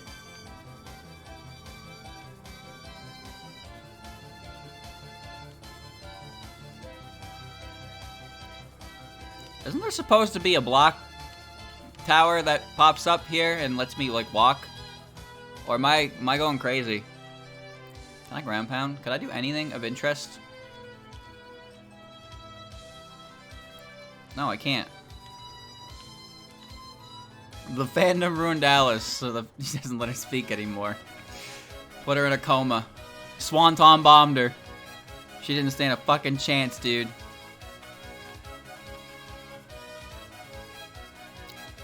I need a... Hold on. This mission is gonna be one of those things that just doesn't work 90% of the time, and I'm gonna be fighting it. Yeah. Yeah. It's over. You've survived. Now to put it on repeat. What if Vanish Cap is already active? Oh, it actually was. Oh! Where the hell am I? Akitu, give me the camera, dude.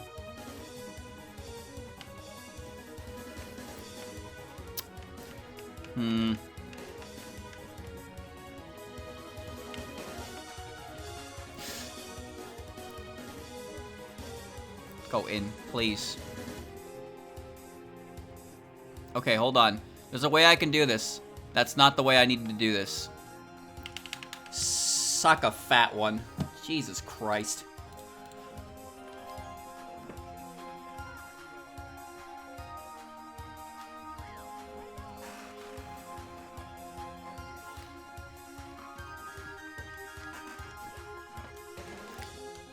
This is Zun's original, His Strange Works. Magician of the Twilight.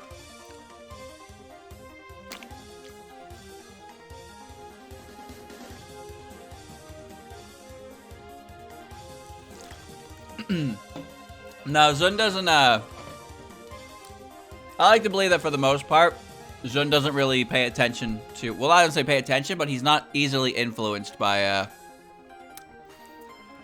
he's not easily influenced by fan works when he comes up with putting characters into his, into games. Or even, written material. I must exit. How do I exit? Wait. I know the way. There's a way. Mamizo shows up all the time. Yeah, he puts characters that make sense. For it is. Mamizo showing up in Forbidden Scrollery makes sense because she's pretty relevant. Maybe not relevant to the overall thingamajiggy, but she's relevant in terms of like why the human village is even important in that one. Yeah, he prioritizes characters that make sense to appear. But he still does throw the fans a bone every now and again. He still does that. Like, if a character will show up in a game as a playable character, and he'll make a reason for it, and it'll make enough sense. But yeah, he does at least do that. But I do like that he continues to advance the he continues to advance Touhou in a way to constantly like bring in new characters and show off the new characters. And you know, there's obviously the main characters who get the most screen time, but there's a lot of different characters who do get some time. And there are a lot of characters who don't get any time because they're kind of small fry in the grand scheme of things. In Cheating Detective Satori, he said the fans can have a little flandre as a treat. I wouldn't... let me ask you something. You know when you go trick-or-treating, and you watch those Halloween PSAs? You know those? And they're like, be careful, you never know when you're gonna open up a chocolate bar and there's a razor wedged in between it. And you're like, wow, that'll never happen. That's what Zun did to you. That's what Zun did to Flandre fans. Alright? That's the treat he gave you. The Halloween candy the PSA's warned us about. Please.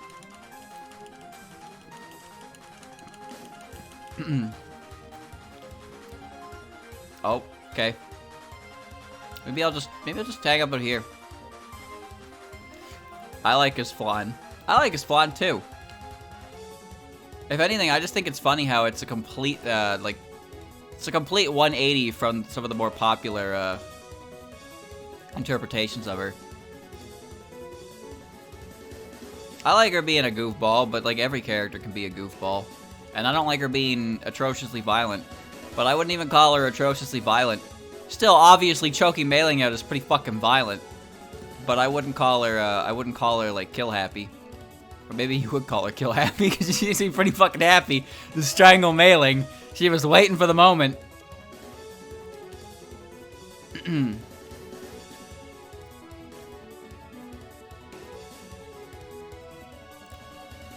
Oh.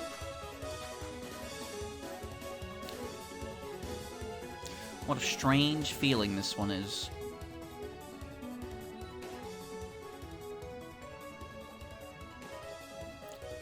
Come on down, Water. Come on down. I still haven't figured out what this does. How do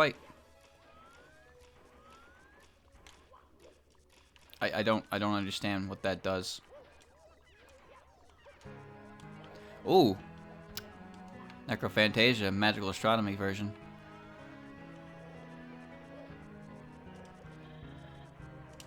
Come on. Oh, good. They don't break.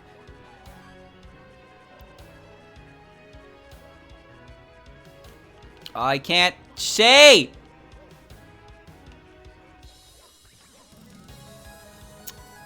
Shit.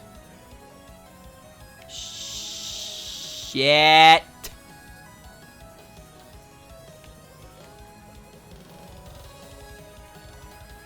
Wrong side. Yep. Yep. Yep.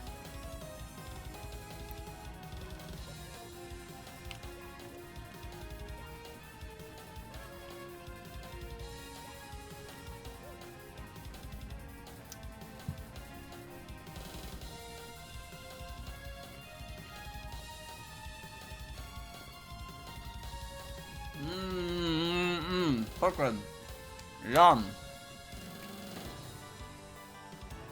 Let me go get more water while I'm at it.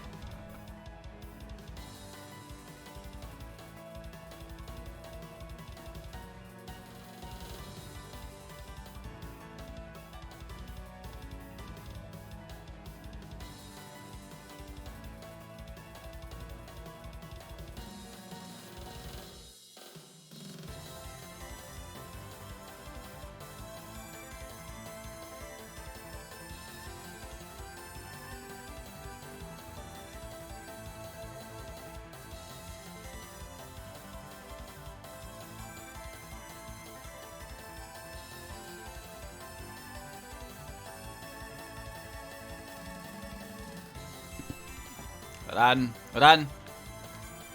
Wow, it was still active? Alright. Cool.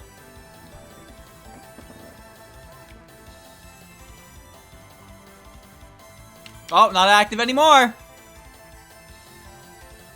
All I had to do was stall for 1 more second.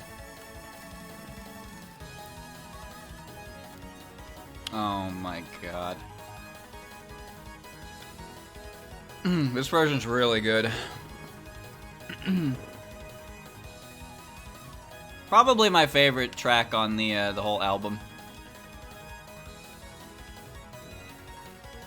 Alright. Here we go again! Yes!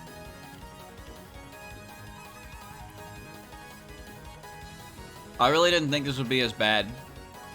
But it's proven its mettle.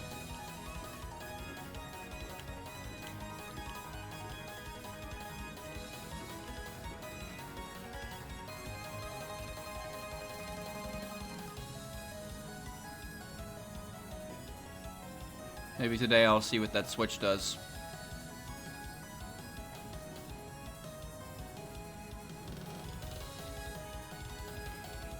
This is supposed to make block. I guess not. Border of Life gives me a headache, yes. Legitimately. If I listen to it too long, it starts to make my head hurt.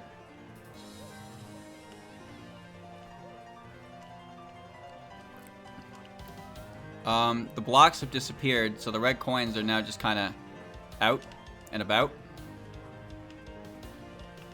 So I guess I'll just get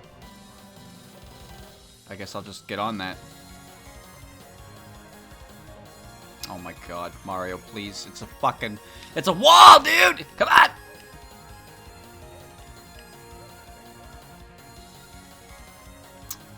Fine. Fine.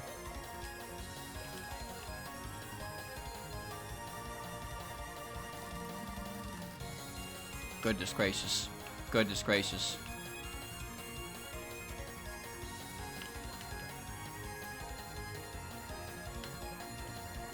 Come on. Come on. There you go. The amount of time I'm losing to this coin right now is not helping me. Please. Thank you. Jesus.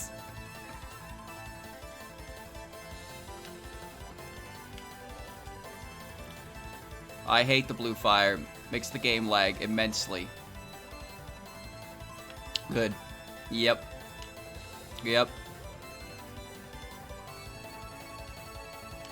Come on, man. Come on. Alright. I think I have 4 coins, maybe. Oh, I hate this fucking level. Just, there you go. There you go. Yes. No. Mario?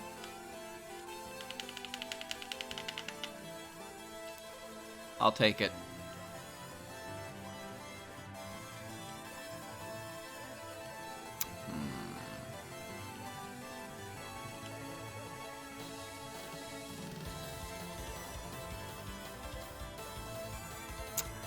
Ah, good.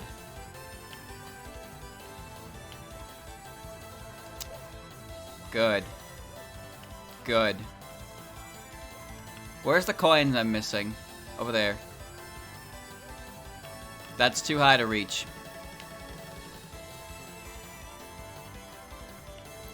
The tornado code broke the pole. Wait, there's one over there too. Oh no. How do I do this? I guess I try a triple jump from here. Yeah, that didn't work. Okina, stage 6.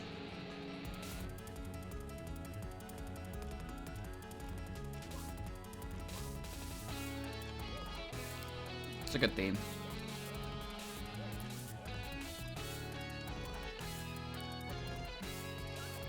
What can I do to fix this problem? I can wait for moon jumping. But I don't think that'll help.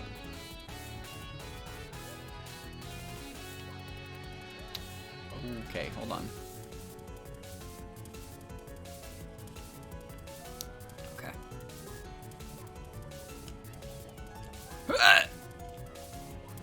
Okay, that's not gonna work. Unless... This isn't gonna work either. Oh, wait, that might work.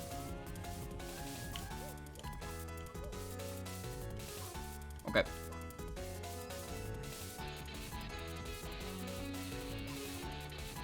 Okay, that's one. Maybe I can do it between these two. Oh, yes, I can. Get off the shell, Mario. One. Yes. Try again. Okay, try again. Okay, try again. 7. Why, Mario? Why? Okina is a secret god. There's no door behind you. Because when you turn around, you can't see anything. So if you can't see it, does it truly exist? It only exists to you once you turn around. That is Okina. There you go. But if you turn around, then she's still behind you. You can never hope to see her because you cannot see her back.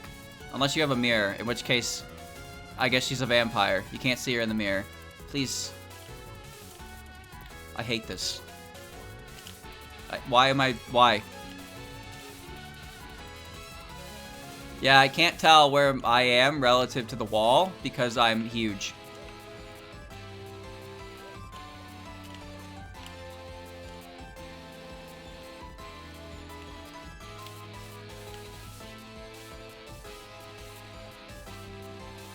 That is confusing, but okay. You know what series we're on,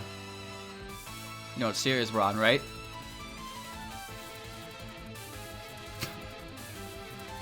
You know what we're talking about? Touhou? Whee! That's not high enough. God damn it. So if you are in a room with only mirror, what happened?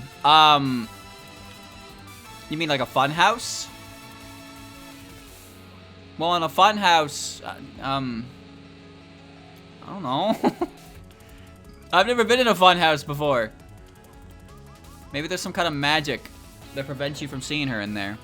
She's in cahoots.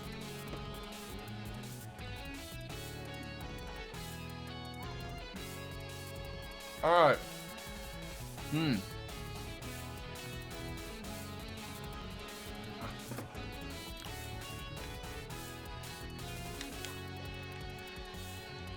Her weakness is carnival clowns? I don't know, you see how she handled clown base? I don't think Okina has a fear of clowns.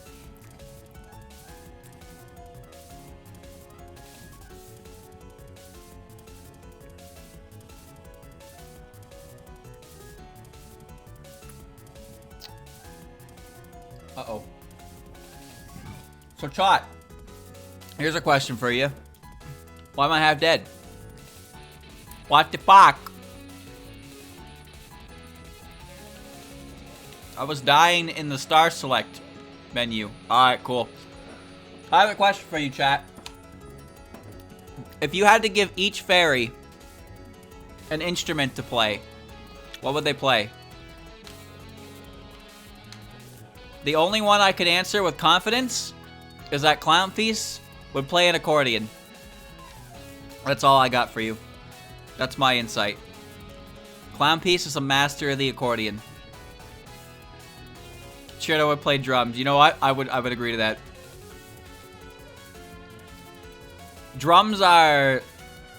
Don't tell drummers I said this, but drums are definitely a way to exercise some of that extra energy you got. Water's haunted again. God damn it. Luna with the electric guitar? I don't have an electric guitar for her. Dayuse would get a guitar? No, Dayuse would play the triangle. She would play the triangle.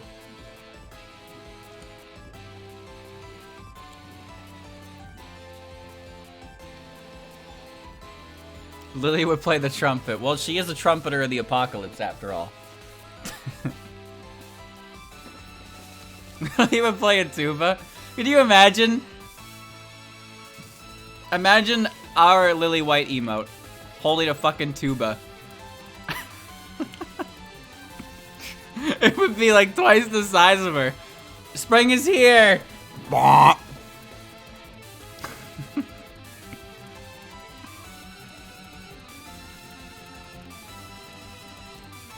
She wouldn't even be able to hold the damn thing. There we go. Woo! Alright, just gotta get the bandage cap.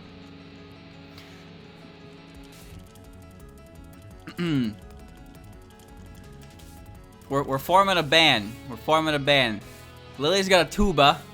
Alright, I can get behind Lily with a tuba. Clown's got an accordion. Chino on drums. Dayusei. I like Dayusei with the triangle. I think the triangle fits her. One single ding. What would Sunny, Luna, and Star play? I think Luna... Okay. Here's my opinion. I think Star would play the bass. Here is my reason. Star would play the bass because since the fairies don't know anything about music or at all, she would just say that the bass is an instrument that you don't really hear very well amongst all the other instruments, so she doesn't actually have to tune it or play it properly at all. So that is her contribution to the band. And that is exactly the kind of thing that Star would do. So that's why she plays the bass. Please go up. She would join in the band's playing by playing the bass, and she would explain that it's just a quiet instrument overall. So she wouldn't actually be playing, and the fairies would be like, oh, makes sense to me. There you go. Could you please swim up, please? Mario? Oh no, Mario, why? Are you trying to die, Mario? I can't do anything when I'm metal. Oh. Oh, neat.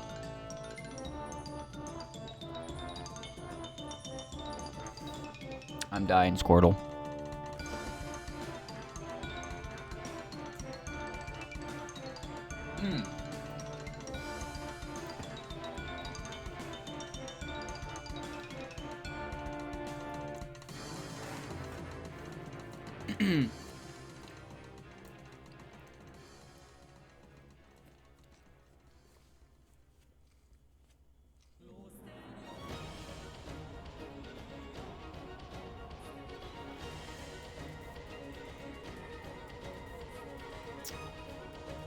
Sunny with maracas. I could see it.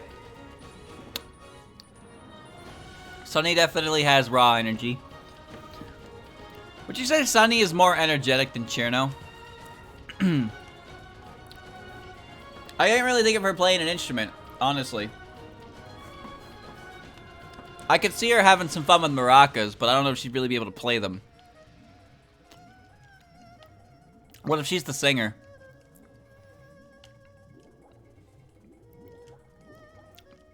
Go, Mario. Swim. Be a hero. Sunny's more ambitious, but Chirno wanted to freeze the entire Misty Lake.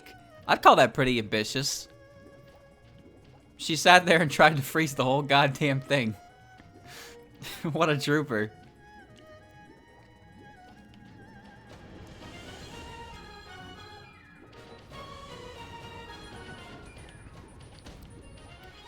Sunny wants to rule the human village? Really? I don't remember that. I thought they were just shitters. I mean, they are shitters. They avoid the human village. They're scared of it. Oh my god. There we go.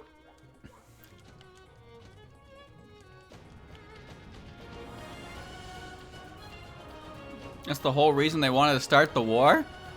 If they wanted to take over the human village, why the fuck did they attack Chirno's house?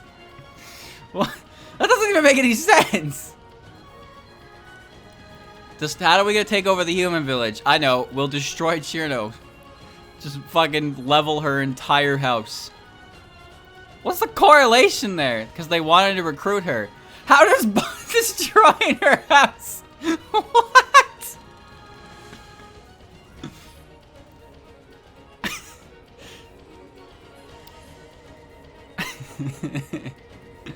I don't think they knew that she wasn't home. She was just outside her house. She was trying to freeze the lake. They fired a bomb at it. And they had a note.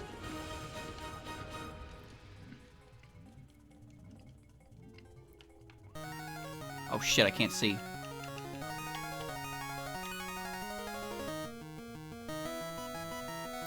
El Clasico.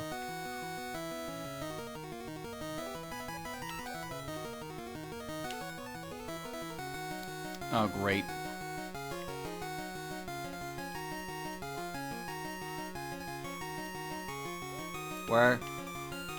Where am?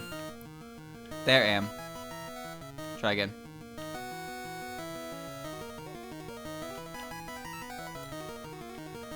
Wow. Yeah, this is going about as well as you could expect it, huh? What the fuck? Let me try that again. Wait, I have moon jump. We're good. There we go. This better be a vanish cap. Okay.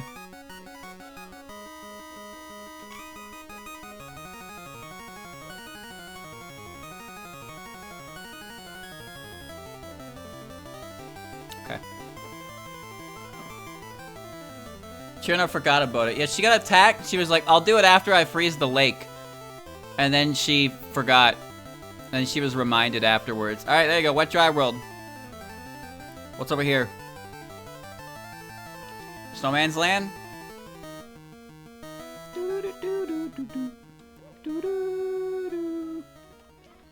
Wow! I got a star here, don't I? No, I didn't. Oh, and we get the ghostly Field Club version of Necrofan. Wow, that crashed. Okay, I think this level is also crash happy, but well, I'll try it a few times.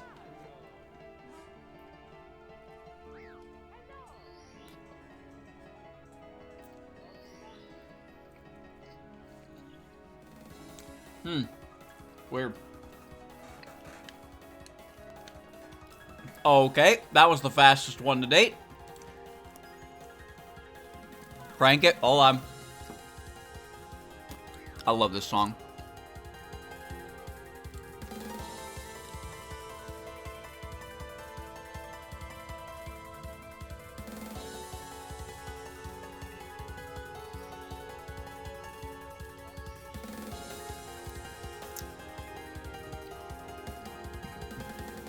Chirno can freeze fireballs, but only with her spell card. Maybe she stopped putting enough effort into it.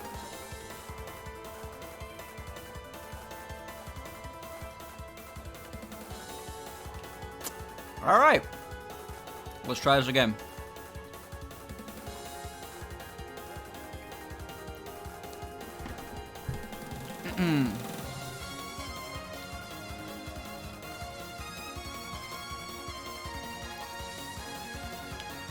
I do have all the... Okay, I do.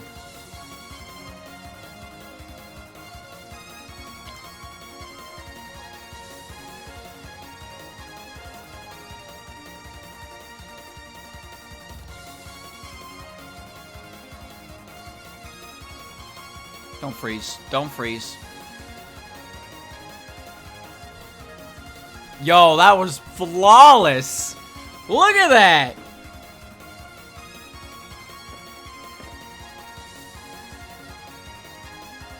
All right. That's one. Although that was one of the easy ones.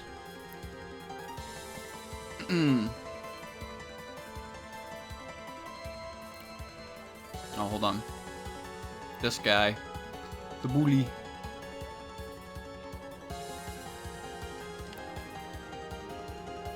Two.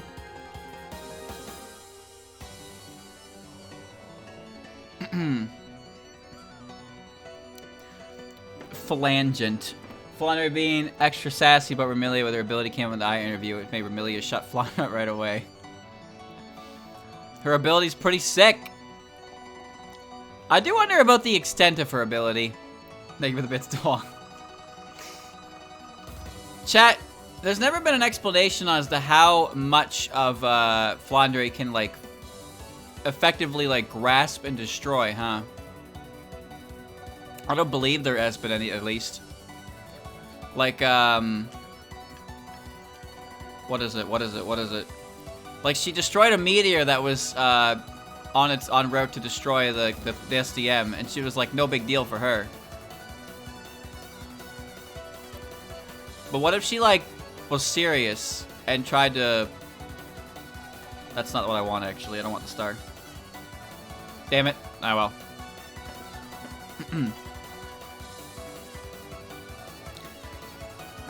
Remilia, well, from what I understand, Remilia's ability is not a...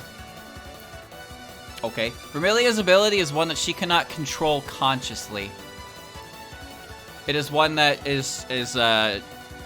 how it kind of just works, I suppose. And Flaundra's is one that she can control consciously. Whoa. World Star Runner.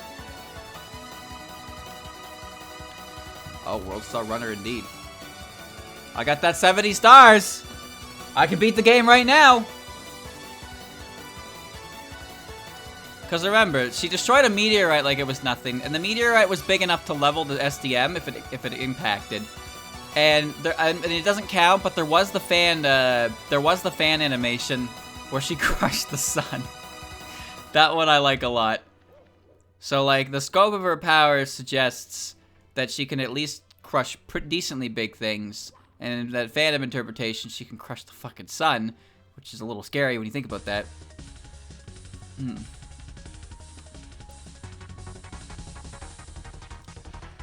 Oh my god, here we are again.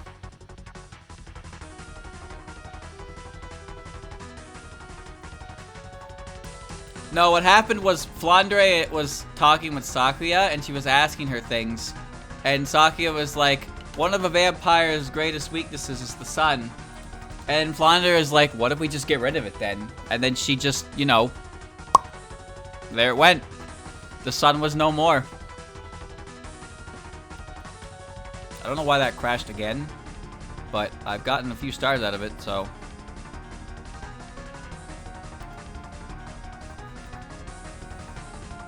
She wouldn't, because what if she could crush the moon? Okay, what if she could crush a specific part of the moon? Also, does her ability affect human beings? Or does it only affect inanimate objects? As far as I know, her ability is just to find the core essence of something and take it and put it into the palm of her hand. And then if she, you know, then she just crush and then you, like, explode. That kind of deal. Don't crash again, please.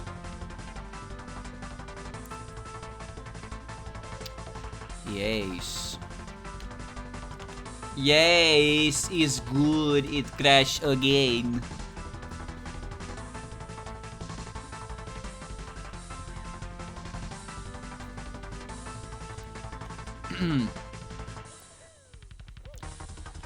I've heard more 10 Desires on Saturday than I've ever heard otherwise. Flaundra wouldn't destroy the moon because the full moon is it empowers her kind. But the sun is a vampire's weakness. I do think it's funny to think about how without a proper explanation on the limitations of her abilities, she could effectively just crush anything she wanted because she wanted to. Oh. Things are moving, including me. Okay, alright.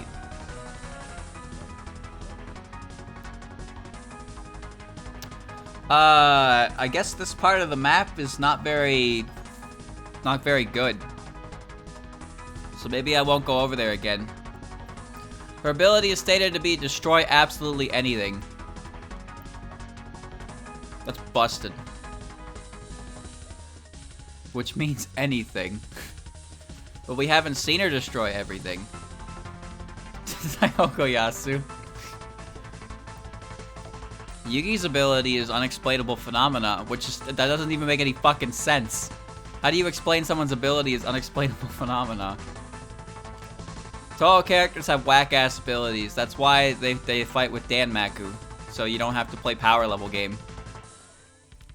Because power level stopped being a thing in DBZ after the Frieza saga. Frieza Form 2 was like the last, I think it was Frieza Form 2 was the last character to have an actual power level assigned to it. And even then it was only power level of over 1 million. And it's like, wow, that's a big number, Frieza second form. I wonder how much higher it gets considering where we are in this fucking series. How did Flandre acquire that ability anyways? How did any of them acquire the abilities they have? I guess they're just born with it? Yeah, a bunch of characters have the ability to pretty much level the entirety of the world. Oh, this is fun. But why would they? They're not evil bad guy. Evil bad guy want destroy world, yes. But Flandre not evil bad guy. I don't think. I do think she's scary, though. Flandre scares me a little bit. Ah, yes. Ah. Yeah, I don't know what it is, but it seems that corner of the map by the ice sculpture is haunted.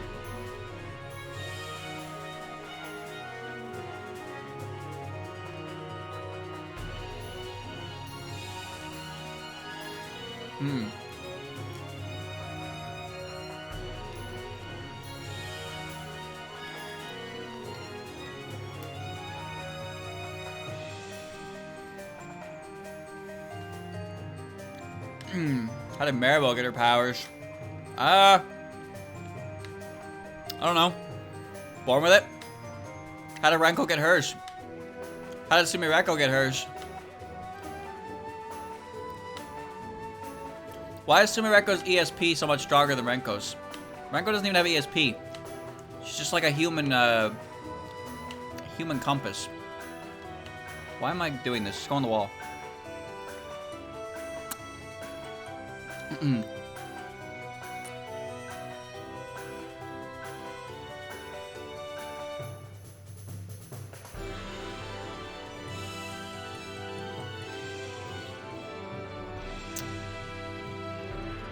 Renko's power hasn't activated yet.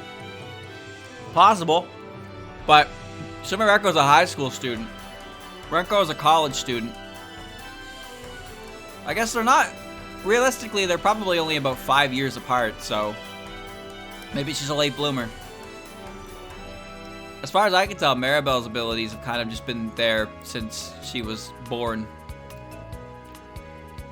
Oh, that was scary.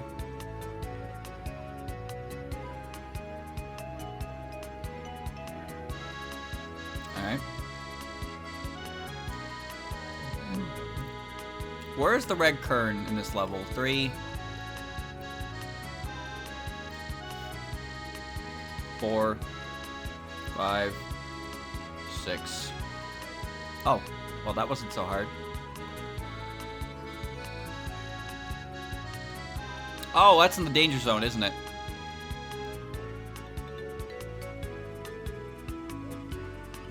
Oh, never mind. Good. Akio is slowly dying. Realistically, not realistically, but in her age is getting up there in our world, and she is approaching the age where the Hiedas will usually pass on. So Akio may canonically be dead soon, which is not good. That's not a very feels good moment at all. I don't like that lore. Someone give me better lore. It's alright. The way the reincarnation cycle works is in exchange for reincarnating and preserving their previous memories, the Hieda family members they do not live very long. I believe they live around 30 or so. And then they spend the next 100 years working for the Yama. So they skip a generation. And then they return. They're reincarnated and come back. And they have all of their previous lives' memories. The thing is, I don't know if Aku's specific ability is hers or if it's all of them. Because obviously they retain all the knowledge that they had from each form. But like, Aku's ability specifically is to remember anything that she has read, like, ever. So obviously that applies to what she knows from her previous iterations. But do the other ones have abilities like that? Or is Aku really good at just really good at it specifically? All previous memories related to their work specifically. Each one still has their own person. So Aku's ability is her own, despite having the shared memories of all her predecessors. Okay. I seem to recall something about Aku being hesitant to, like, reincarnate. Something about how she seems pretty happy with the way things are as they are. But I don't know if that's really, I don't know if that was true or I read that somewhere or that was bullshit. But if Aki was facing, like, a crisis like that, it'd be interesting. Like, she can reincarnate as per usual, but, like, Gensokyo as it is isn't really as scary as it used to be. Right? So, this is gonna be a fucking fun one. Here we go.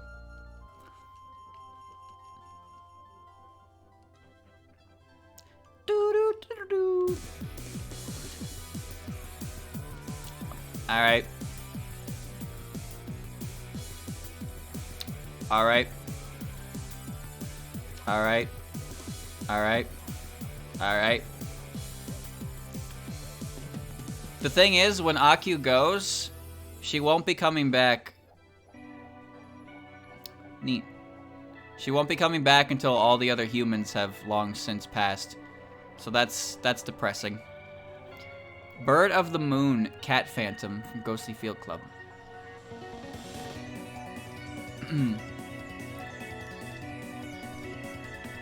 Maybe the Hieda family doesn't need to continue any longer this way. Maybe Gensokyo is fine as it is, and she can just live the rest of her life normally. Who knows? Who knows? I don't think Aku's character's ever really been explored in that capacity. But her character is obviously, like, important to the overall lore. Alright, let's try this again. There we go.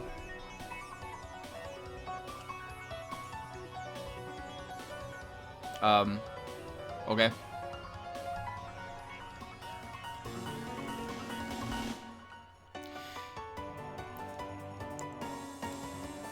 Yes! Yeah! Yes!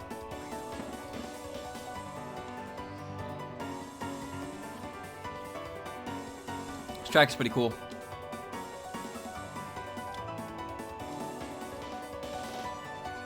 She wouldn't work directly for Aki, she just works for the Yama in general in Hell. That's per agreement. That would be an interesting origin story. How exactly did the Hieda family end up in this situation? Where they took on the role of chronicler? Because Gensokyo, if you think about it, would Aku be the only, it would be Aku and maybe her predecessor who would be the only ones who actually know of Gensokyo, right? Because, as I said, they live about 30 years or so, and then they spend the next 100 years, and the next century helping the Yama, and then they reincarnate. So, since Gensokyo is only about 113 years old, that means that Aku seems to be the only one who's actually aware of Gensokyo's existence. So all the other Hieda members were like, they were cataloging yokai around them outside of Gensokyo when things were much more dangerous, for sure. But it's no longer the case in Gensokyo. Alright, my head's not broken. Gotta wait for the Pengu.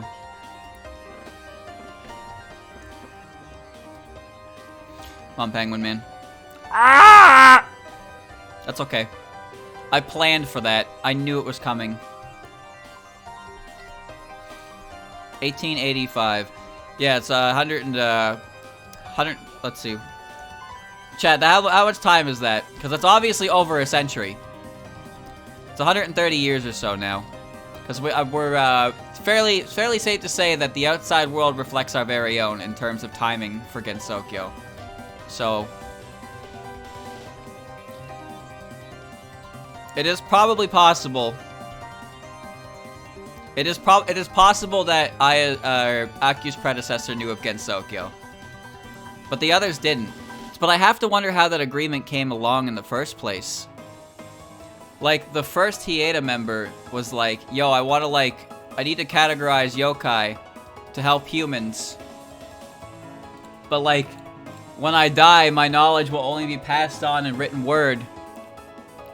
So, but then I guess you made an agreement or something?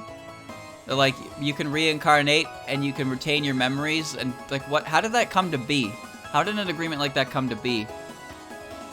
The 8th child of Miyari Aya died before or around the bear's creation. Well, if you look at Keifu, Aya was around during the creation of the border, but that's Keifu. But Aya is the previous one to Akyu, yeah. Their names are basically all Japanese counting to 9 with the letter A in front of it. Essentially.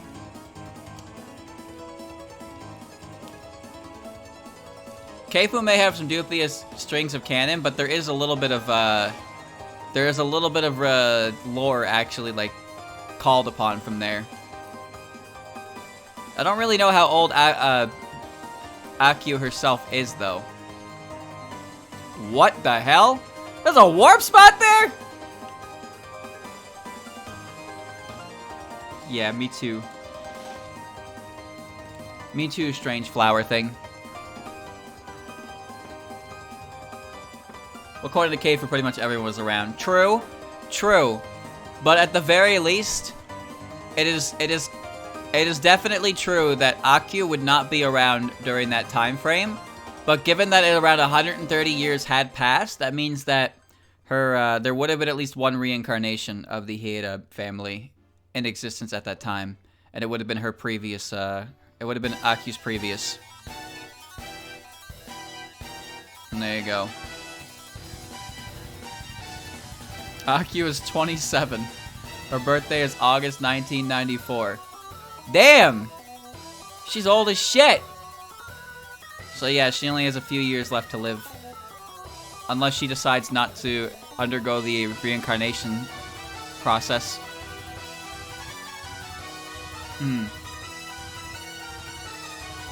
I didn't realize she was so old. She's just so small.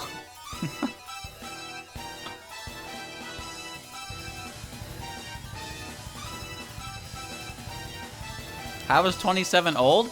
Considering her lifespan ends halfway through 30, I would consider 27 pretty fucking old.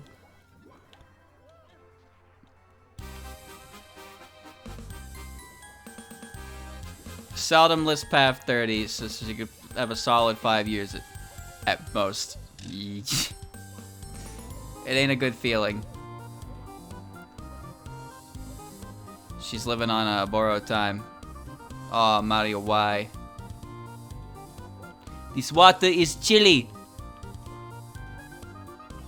Alright, now let's do this again. Oh, great.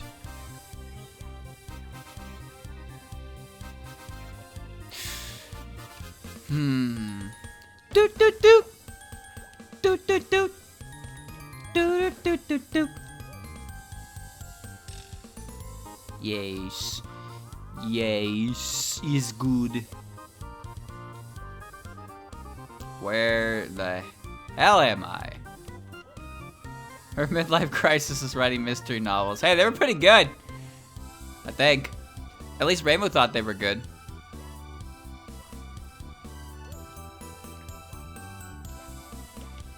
Oh.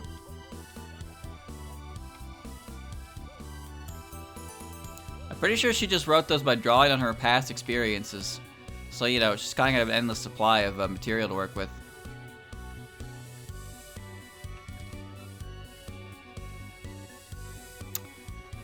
Yeah.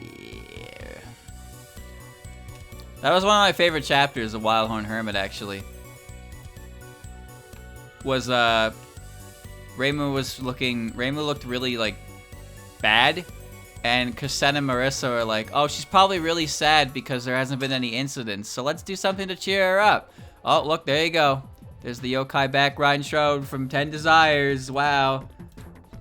And by the end of it, Reimu's just like... Reimu's like, I don't want to tell them the real reason I look like... They thought she was upset because there wasn't anything to, like, know anything going on, but the truth of the matter was she just stayed up way too late reading mystery novels, and she didn't have the heart to tell Marissa or Kasen because of how hard they were working for her benefit. And it's like, oh, that's nice. But at the same time, god damn it, Reimu.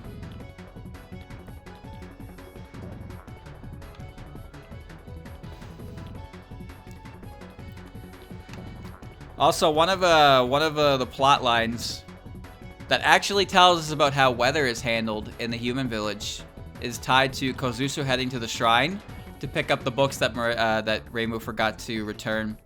Because the weather isn't that bad in the village, so she assumes that she can just head out to the Hakode shrine and be okay.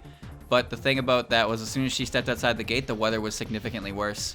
And that's when we learned that the reason that is because the weather in the human village is heavily moderated, and like the whole place is protected very well. So natural disasters and stuff like that, the human village doesn't really see anything like that. It makes sense when you think about it. The human village is never really plagued by disaster or anything like that at all. And that's all because the yokai work behind the scenes to prevent that from ever happening. Because if the humans just randomly die out to something like that, then well, the show's over, right? So she was on her way to the shrine because she thought the weather wasn't that bad. And then as soon as she walked out the gate, she got knocked out because the wind was so extreme that, oh boy. Reimu got pissed over that one too. She got real mad at the Tengu. Went to Aya and was like, what the fuck, Aya? Aya was like, I didn't do anything. I didn't do shit, dog. Again, Forbidden Scrollery is a great insight for how the human village really works and the overall environment against Sokyo. That's why it's one of my favorite, well, it's my absolute favorite written work. It's because it demonstrates the way that works. Because up to that point, the human village was always just kind of this thing that existed, I guess. There was a village of humans in Gensokyo, and that was the only village with humans, so they call it the human village. It's like, what was its significance? There wasn't really a lot to it, other than its existence. Other than it existing, but then in Forbidden Scroller, they were like, okay, here's why this exists. I was like, oh, cool. Oh, cool! I'll take my hat back, please. Kozusu's adorable. She's fun to watch. She's a fun character to watch, and I like that her character arc, it kind of just goes around, like, the whole idea of how humans feel about yokai. And she brings it up with Aku, and Aku's like, please don't do that. Aku gets pretty up in her face about it, because Aku's entire purpose is to basically be a fearmonger. I wish to commit uninstall. Where is heal?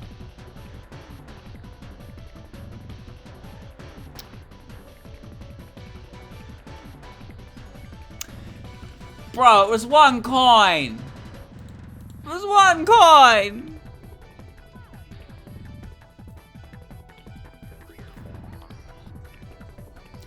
This is Mario Chaos, where the game just...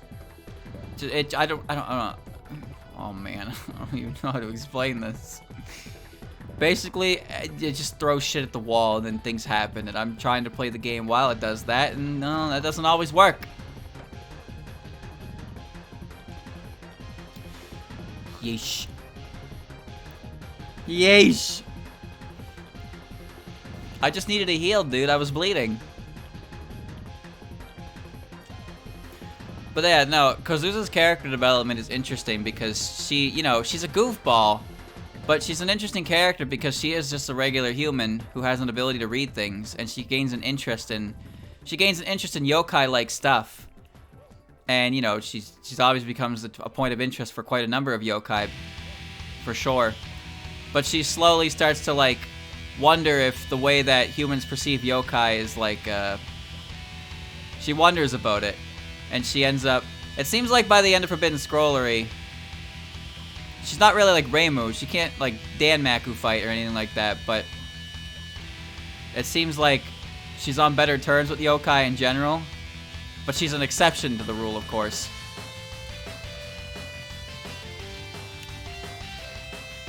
The fortune teller's existence and role in that book as well makes perfect sense when you think about how Kozuzu is handled as a character as well.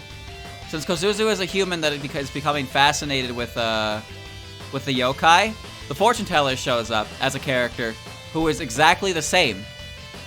The fortune teller was a human who became fascinated with yokai to the extent of what you saw, and it turned into that. Now, I'm not saying that's what Kozuzu would have turned into at all, but that was definitely a possibility. It kind of just showed the extreme of the situation, because obviously when you kind of break it down to its simplest form, both Kozuzu and the fortune teller had similar mindsets to yokai, but the fortune teller acted on his in such a way that got him, you know.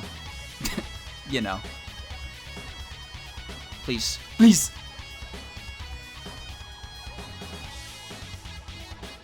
How many more times can I climb this before I die?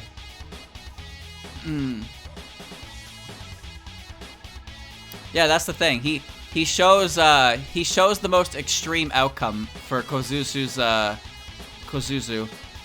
but not actually like directly to Kozuzu herself, right? It's showing the audience that, like, this is why these things are dangerous. Mario, you heartburn? You okay, dude?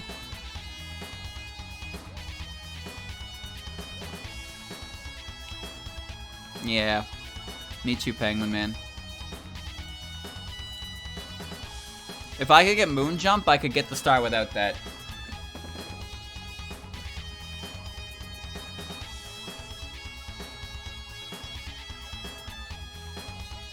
Basically, Forbidden Scrollery is good. It is good. A lot of the Touhou written works are kind of... They're a little more... They're goofier. They're a little more episodic. Forbidden Scrollery is definitely episodic, but there's definitely... The overall, like, arcing theme of it is very interesting. Especially if you're into the world-building aspect of the series. Because obviously, new areas and new characters get revealed in games and stuff. But Forbidden Scrollery, like, really explains the way the world works. Instead of just, like, creating new things for it, it just kind of explains how it all works out. Kozuzu's a very easy character to like, I find. Also, Forbidden Scrollery is also basically Aku's book as well, because Aku gets just as much screen time. Well, maybe not just as much, but she gets a generous amount of screen time as well, to a point where I could consider her, like, obviously not the lead role, but, like, enough that she's just a secondary protagonist. I think this snowman is crashing the game. Mario keeps getting heartburn when he gets up here, and it's really annoying. Look at him. Bro!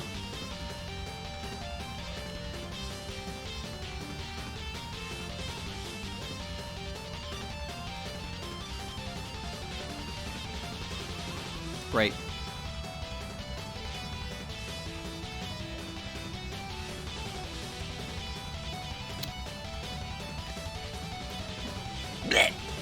So what about Sumireko's novel? Renosuke talks a lot, and if you are not interested in what he has to say, you will fall asleep. And then, yeah, it becomes Sumireko's story after a certain point. And I'm not really into it. I would say Curiosities is my least favorite written work. I don't even hate Silent Sinner in Blue. I don't like the end of Silent Sinner in blue, but I think everything leading up to that point was perfectly fine. And I also really like Runegate. Runegate is something that I wish Sun did more. Moon jump, please. Moon jump, please. Is what Sumimirko says any more interesting? No, but I liked watching her get sassed. Yeah.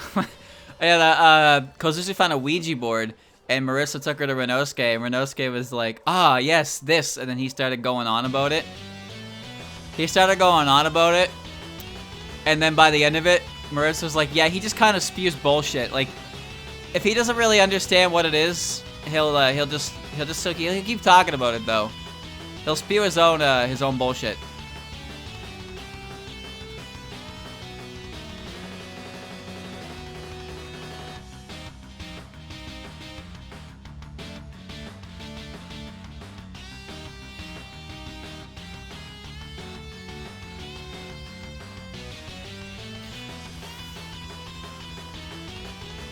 What a piece of shit.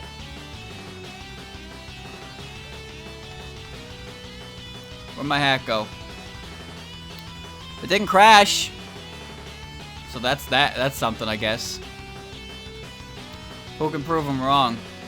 Yeah, no one can prove him wrong. But it does kind of explain why he's so wordy. He just likes talking. And like making up his own story for an object. Oh, look, moon jump!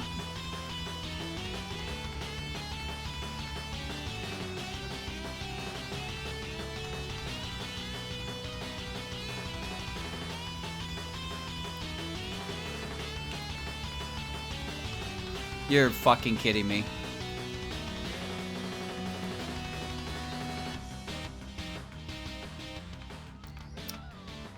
Give me back my head. Oh, Mario, just do what I need you to do, buddy. And it's gone. Of course it's gone. Yes!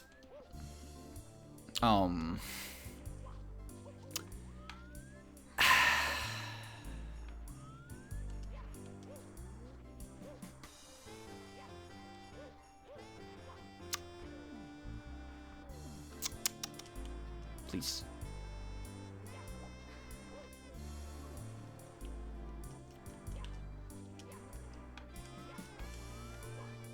How much more of this can I endure? This is maximum pain. Wait. Chat, the start. I can't get it anymore. It's over there. Where's the guy who opens the cannon? Oh my good lord. Mario, your neck! Your neck, bro! Are you okay? The fuck happened to you?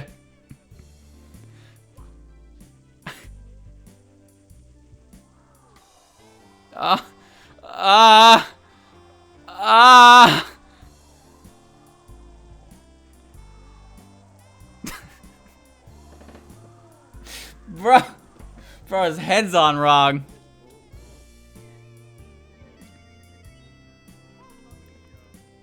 Alright, he's good. Alright, I'm gonna do the igloo star first. Because the igloo has the cannon unlock, and if the star does that, I can probably cheese it.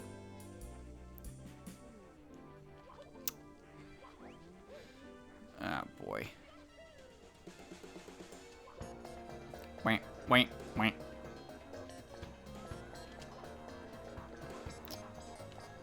Alright, I see where the igloo is, so... I'll get that. I'll get that. Alright, here we go.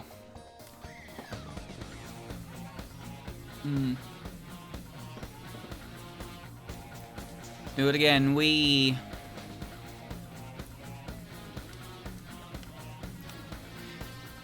I'd say the written work with the least amount of like real like I guess story-wise content is probably one of the Grimoire books. Since the Grimoire of Marissa is strictly from Marissa's point of view, but it's not like she's a chronicler like Aku is, or the Grimoire of Usami, because the Grimoire of Usami is just a fireworks show. That's not to say there's nothing in them, but like those are probably the lowest amount of additional information you'll get. Or if you want to count it, alternative facts in Eastern Utopia, because some of the stuff that's in there is dubious. But it's hard to say for sure.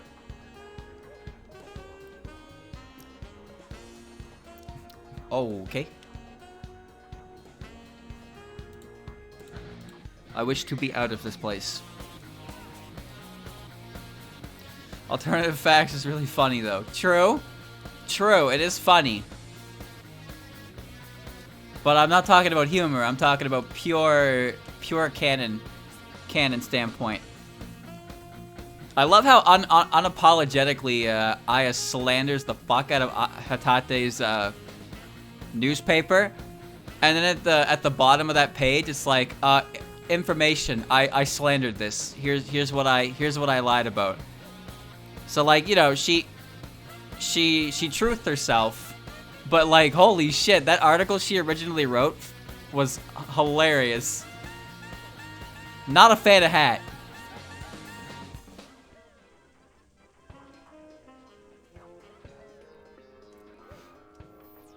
None of the written works are really bad, honestly. I just don't care much for curiosities.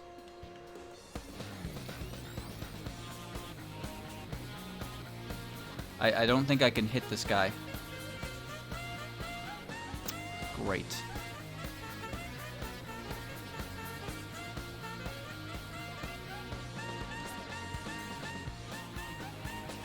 Okay.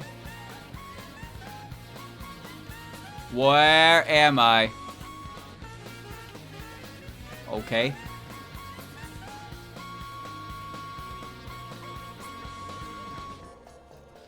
And you go over here, and you go up here.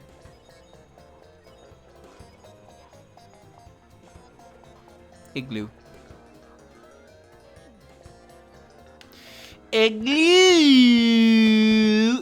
Igloo! Snowman's Land sucks.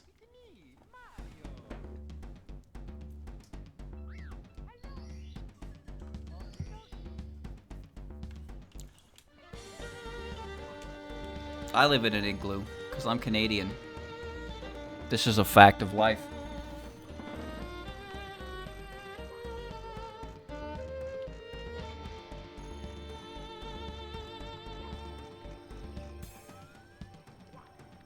Tengus do have eggs, yes. That was a point in Sengetsu say.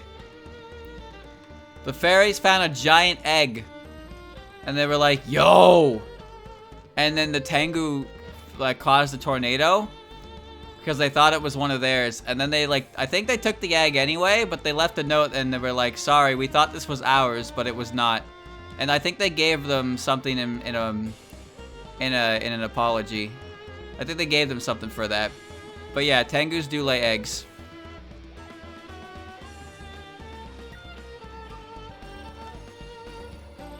Ah, yes. Just the way I like it. Oh. Nice.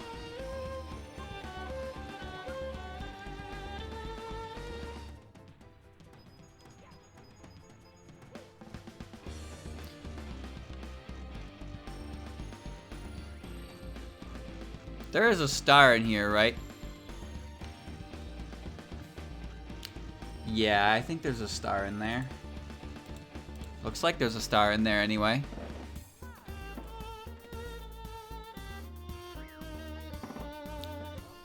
I have not read Lotus Eaters, and I won't be reading it until it's done. But you know, there's probably gonna be spoiler images all over, anyway, so that's unavoidable. So I guess I'll probably start reading it once there's like a concrete day of ending, and then I'll catch up and I'll review the final chapter around when it comes out, so I'll be caught up. But I don't want to read it because every time I try to read these things, I catch up and then I sit around and then I don't catch up regularly and then I'm behind and then I gotta rewatch the whole damn thing anyway.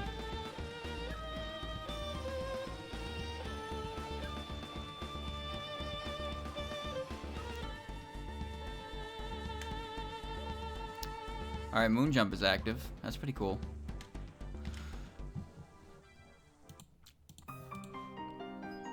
Far side of the moon. Chat. I don't want to play Snowman's Land very much anymore.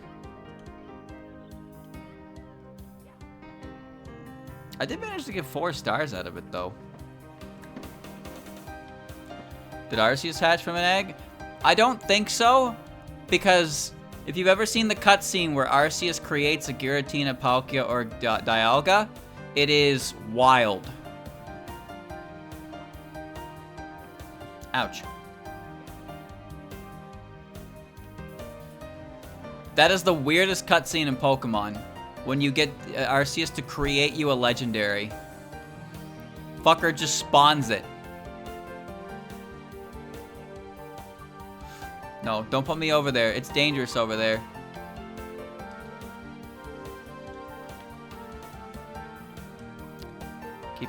Keep it going. Yeah. Yeah. Yeah.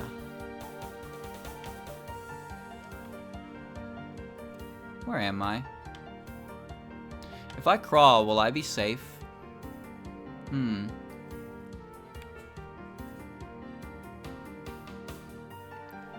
know Hardhome has a church? Isn't that weird?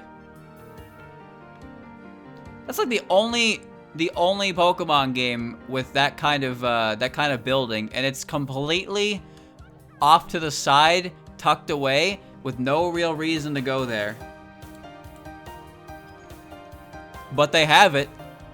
They have a church there. I don't understand what the fuck was going on with that cutscene with the Arceus event in Heart Gold and Soul Silver. It was wild. Like, I couldn't believe I was watching it. Like, if you watched that on YouTube, you'd swear somebody was making a shitpost. But like, if you actually see it in game like I did, you'd be like, what? Why is that happening? It looks like something that you could totally make up on like with the power of editing. But it's legit. It's a legit cutscene in the game. Oops. It's technically called the Foreign Culture Building and not a church, even in Japanese. Come on, man, look at it. You want to split hairs on that? Look at that building. You walk in there, there's no music, big old stained glass. You can call it whatever you want. That's a monastery.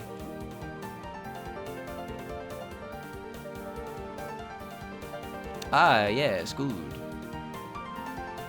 There we go. If they called it a church, there'd be a problem. Remember, Pokemon was pretty, had a pretty big Satan scare back around when I was barely, like, cohesive as a child. Pikachu backwards is Satan. Go in. Mario.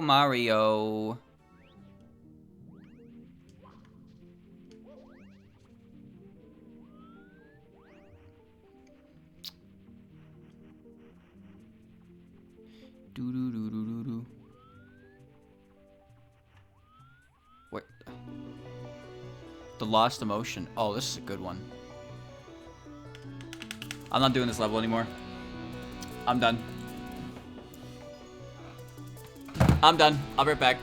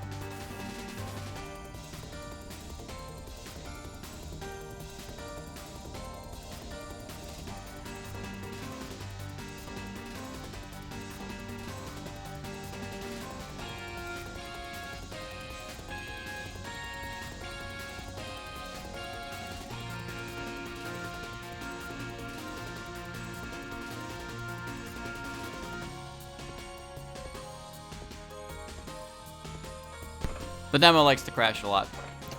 See, the thing is about the church building in Hardhome is it feels like it should have more significance than it does. Because when you walk into that building, the music stops. There aren't a lot of buildings in the Pokemon series that do that.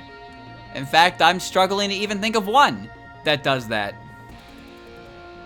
When you walk into that building, the entire the town music just stops. And it's like, oh, that screams significant to me. But then it just isn't.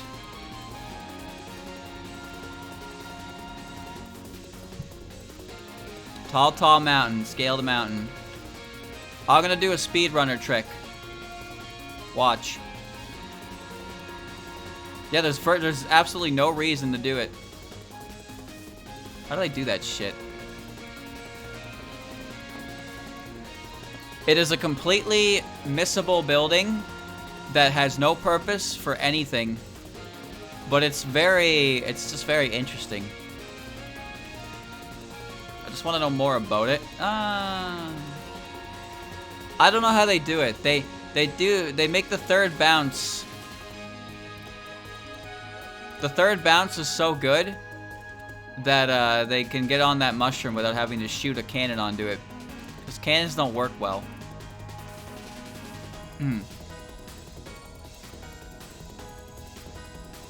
I only ever really go through every building in a Pokemon game in my first playthrough.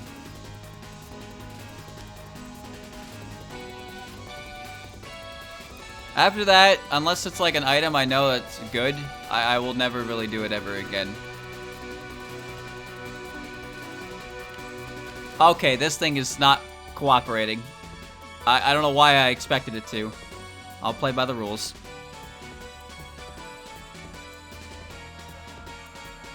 I like Sinnoh, but I really don't, I can't say I'm a huge fan of the Mount Coronet splitting the entire region in half and having to go through it. Ouch. Does anything in this hat cooperate? No. No, it doesn't.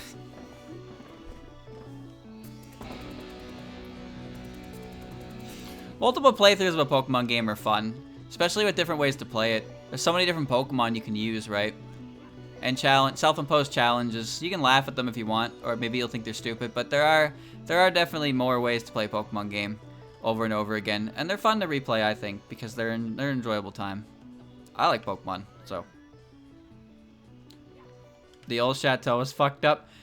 Fucked up, maybe not necessarily, but it is like pretty horrifying. It's needlessly horrifying. I kind of hate it. I'm gonna do this. I'm gonna do this. Yes! Good. Good. Yep, yep. I love that when I can't jump anymore.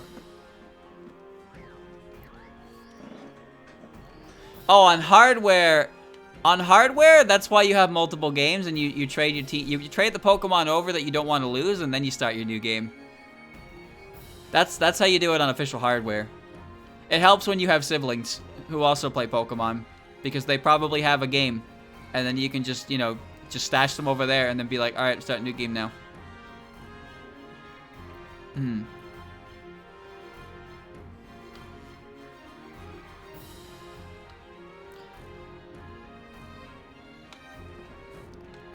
mean, that reminds me when I borrowed a Ruby version from someone, and I started it from scratch, and I caught all the legendaries, and then I bought it for a week, and in a week I caught all the legendaries, beat the game, and traded them all over to Christian's copy of Emerald, and then I gave the Ruby back to the guy, and there was like nothing of interest on it. The game was beaten, and all he had was box fodder. Yeah, he wasn't too impressed. But what the fuck did he think he was gonna get? What, do you think you were gonna just benefit from my hard work? Like I just played the game for a week for you? Oh. That's helpful. Where's the mushroom? You! That really worked. Okay.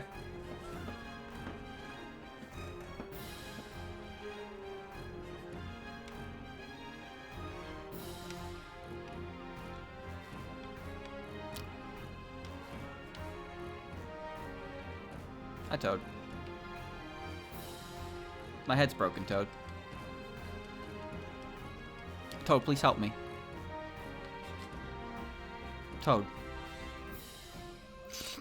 Oh, wait, never mind. Let me save. Oh, what is this hell I have unleashed? Come on, please.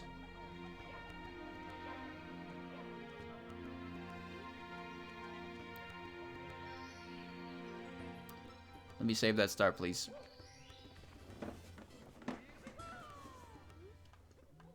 There we go. Good. Oh, Miko's theme from 13.5. This is a good one. And the water's gone. He has a free star, so that's a free save point. So I took that one.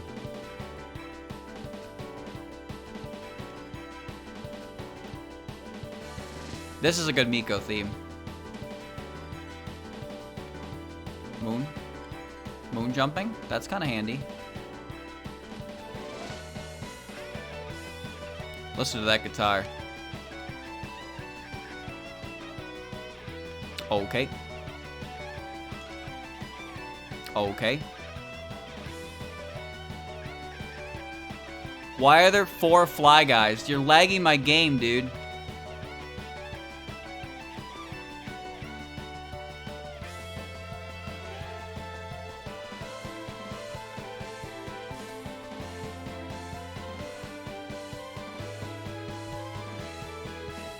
Okay.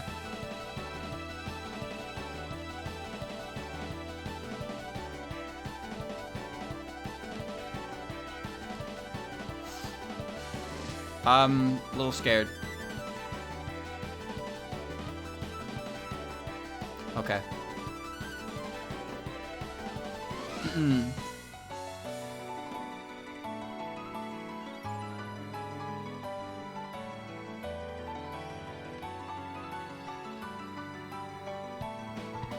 What kind of idiot borrows a Pokemon game, plays through it, and then gives it back completed? What? Why the fuck would I play through it to give somebody else all that? Huh?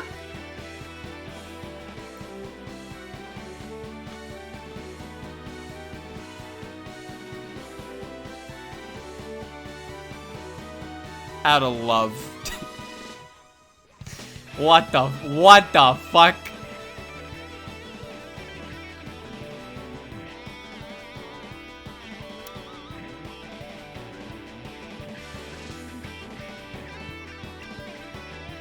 Not the log. Dude, not the log. Just take me to the top of the mountain. Alright, moon jumping's over.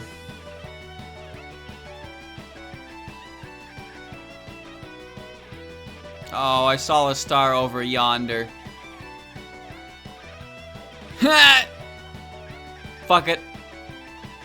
What? Loading zone injured! No, my hat again! Where'd it go?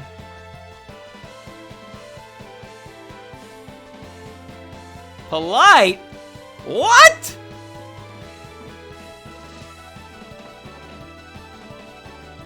And there goes my hat. Nice. Now I'm dead.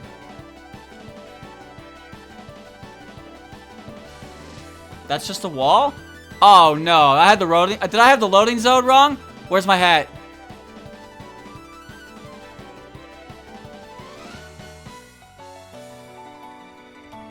No, that's dumb as shit. If I borrow someone's Pokemon game and play through the entire game, that is my file. So I'm taking my Pokemon with me when I give it back. Oh, there's my hat. What kind of absolute genius would do the entire work for someone and then give back all the Pokemon? Why did you even play it in the first place?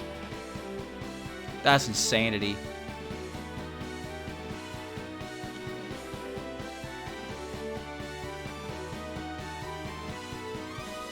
Mario, Mario, Mario, Mario, Mario, Mario, Mario, Mario. Please, come on, dude. Oh, I'm okay.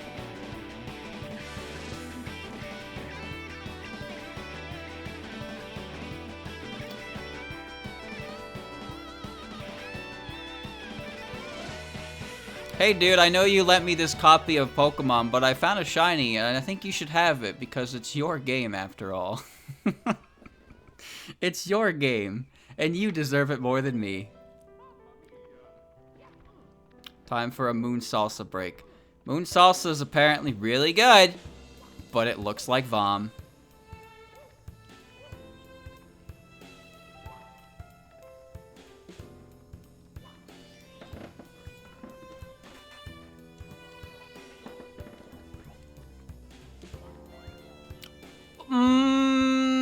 Can't say I expected this outcome. No, the description says it looks like vom. I'm inclined to believe it looks like vom. Kind of like that. Kind of like that stellar performance you just saw there. That was vom. Why am I still going? You know this happens for 8 hours on Saturday. Has it been 8 hours yet? There's a picture of Kokoro eating one. Oh shit, you're right. Yeah, that's either the dungeon intro or the dungeon exit from the moon stuff. I know what you're talking about. I think I made it a thumbnail once.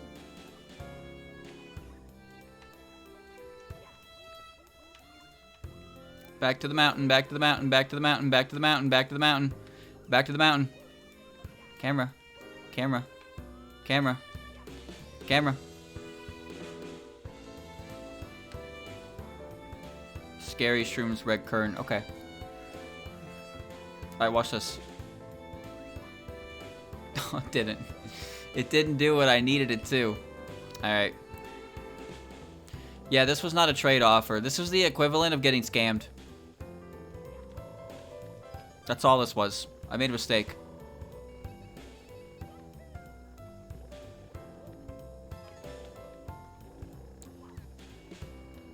This is the equivalent of eating out of a garbage can for $5. Like, bro, come on. Have a little more self-value than $5. Do you see that star? It's mine. Bada bing! There was a chance. There was a chance. There's always a chance. When the chance presents itself, you have to try.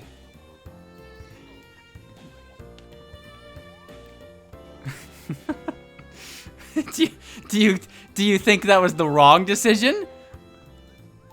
I don't think that at all. Oh, I'm dead. Psych! I'm a genius. There's a cannon. Why? Game took me.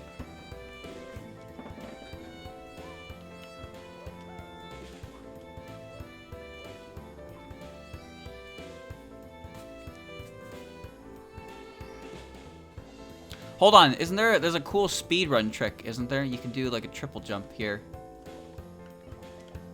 And then, yeah. Yeah, that's about right. That's, yeah. Yeah. Yeah, I don't know, man. 450 seemed good to me. But this was definitely not a 450 sub goal. This was I will make the number so high you cannot ever hope to achieve it sub goal. That's what this was. I failed as a streamer. I got a shiny Riolu from my friend for his birthday. It was years late because for some reason I could not for the life of me get one. I tried for so fucking long and I couldn't do it.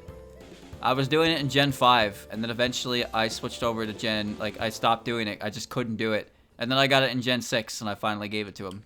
I was a little late, but I did finally get it at least. God, it kind of stung a little bit, though. I spent all that effort to get it, and then I was just like, here you go. I gave it away. I mean, he definitely appreciated it, but I was still kind of like, Jesus Christ, I spent so much time on that.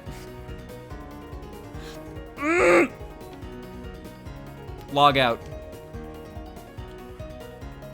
Oh, why do you bleed, Mario? Alright.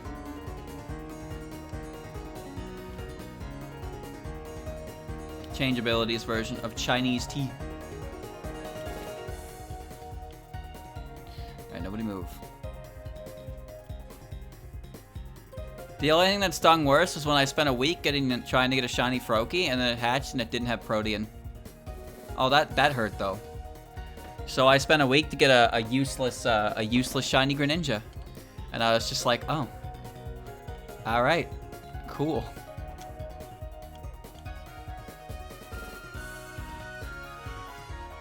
Please be advised when shiny hunting, make sure it's a shiny that is believable.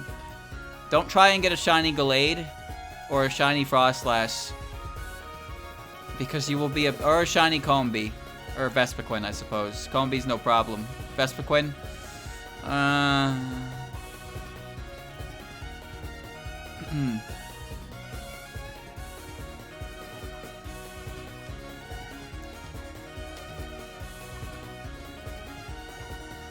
Tall Mountain is weird. Also, it was one of the last levels I found by accident. I didn't know it existed. A shiny Gallade? Did you breed a shiny Ralts? I would never shiny breed a Ralts for Gallade, because you would have to make its EV spread, or sorry, its IV spread in nature accurate to Gallade, and Gallade and Gardevoir do not share attack stats. No, there's nothing wrong visually with shiny Gallade. It's just if you shiny breed it and get a female one, it can't be a Gallade. Oh, with the radar. Okay, yeah, the radar is a little different than shiny breeding. I never actually used the radar method for that game. I don't really fully understand how it worked. Shiny Mega Gengar is sick. Shiny Gengar, however, is nothing. Nothing at all. I don't fully understand. Whoa! I don't fully understand why shiny Gengar is as flaccid as it is.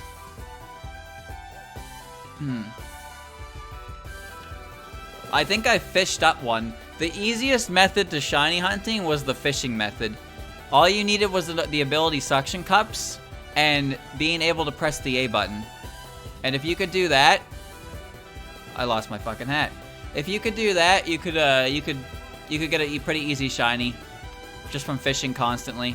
The only downside was the pool was very limited. Fishing chaining honestly isn't too bad. You just have to pay attention and press A button when you need to and not stress out over it. And Suction Cups guarantees you'll catch something on the line, so that's all you really need. You only need about 40 or so to really like make it effective. And you can get Dratini that way, but it, you know, Poop Green Dragonite's not really a prize. But again, the pool of Pokemon is pretty slim overall, because it's all water types that can be caught by fishing. Cappy came back, see? And look at that, as soon as I tried to take advantage of Slingshot, it disappeared.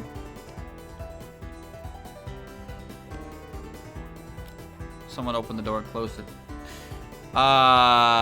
Okay.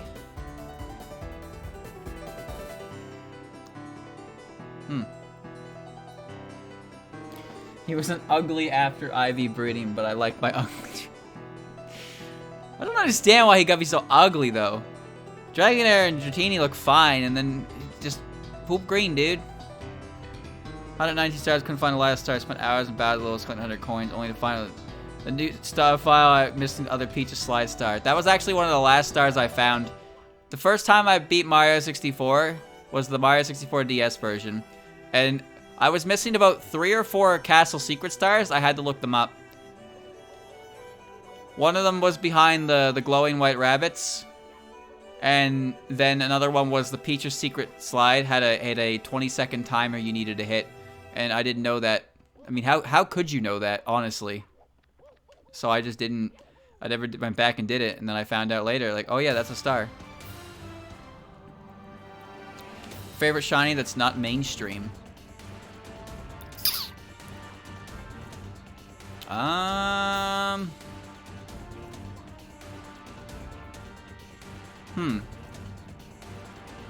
It's been a while since I looked. I used to have an answer for this one. Shiny Magneton. Magneton's like a gray, right? He's like kind of a silver gray.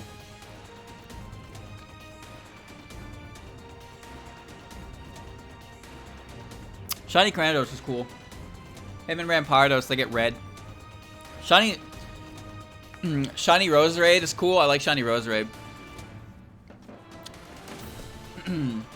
Silver gray with black magnets. That's sick.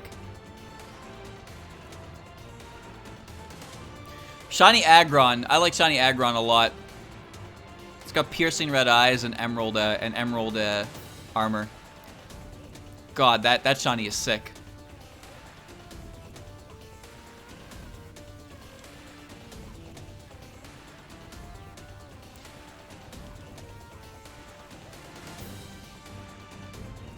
I like, I guess one of the weirdest ones I'd say is I like Shiny Glaceon a lot, even though Shiny Glaceon is barely, like, different at all from regular Glaceon. Like, it's just, instead of blue fur, it's white fur, and the blue tip is, like, brighter. That's essentially it. But I kind of really like the subtle shinies a lot, because they're not too overly, like, in your face. Shiny Aron was the fourth shiny I ever bred for. It was kind of an interesting experience because I loaded up 9 boxes. Like 9 or 10 boxes of Aron eggs, and then I began hatching, and it came out of box 3. And I was like, oh, alright, well, I'm done. Now to hatch the extras. I did not get an extra one. That actually happened for my Ralts as well. I bred a bunch of Ralts, put them in the box, and I didn't touch it for months.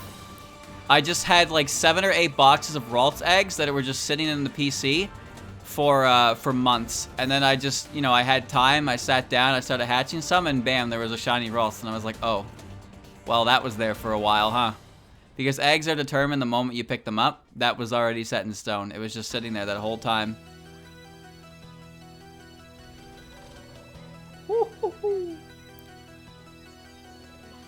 There we go. Shiny Gibble, that's a good one. Shiny Gibble and Shiny Gabite are good.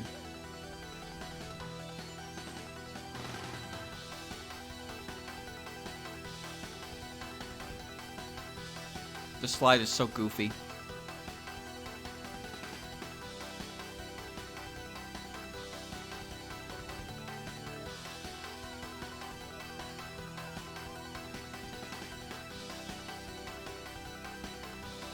Yeah. Look at all the smiley stars and suns and funs. And you go.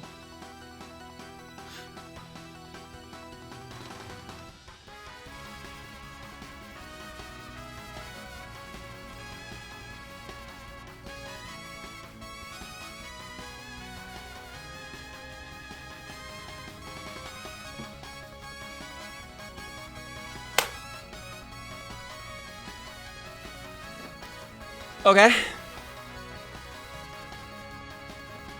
Shiny Ponytail's a really good one. Shiny Zora I like a lot. I don't like their evolutions very much.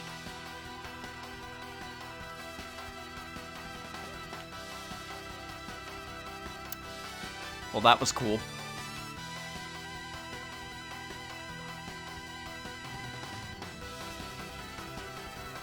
Oh, it put me back in the slide.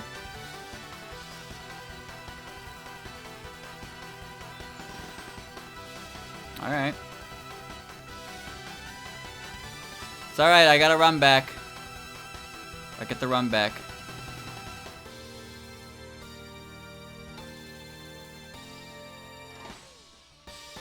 Wow, Mario hopped right on the sound cue.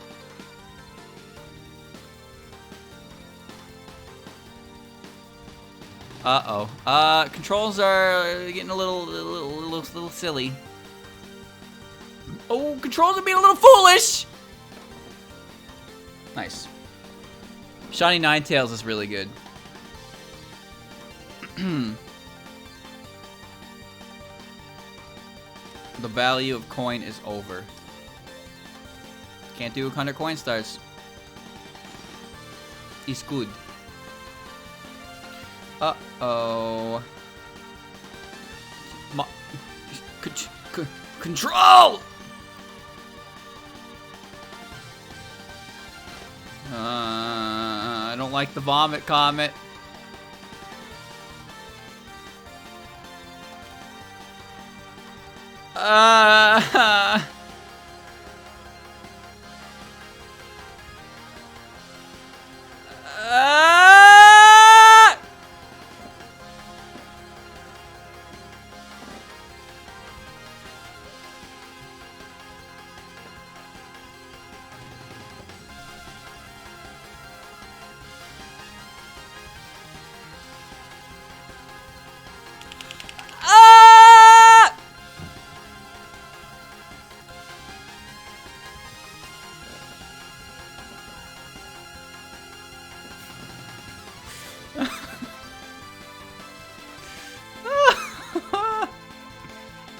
It's not right. It's not fair, man.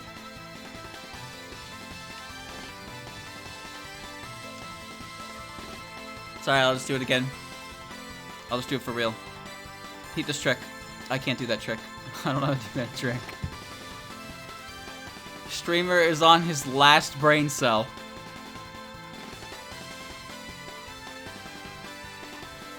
Woo.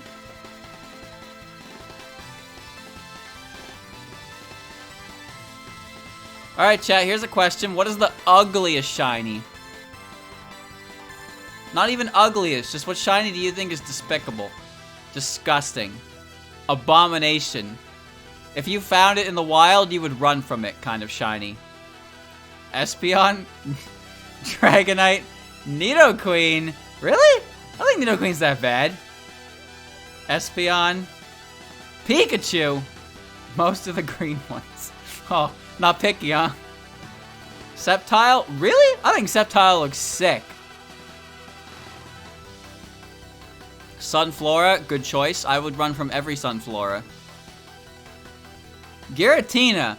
Alright, I actually understand why you would say that, because Giratina is really cool how his red turns to blue and his gold turns to silver. But why the fuck is he flesh colored? Why is he flesh colored? There's no reason for him to be flesh colored. Oh great, here I am. The current is too strong.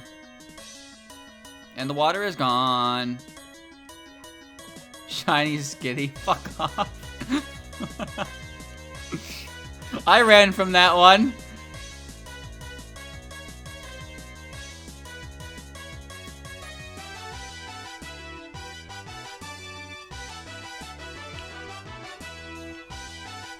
Let me down.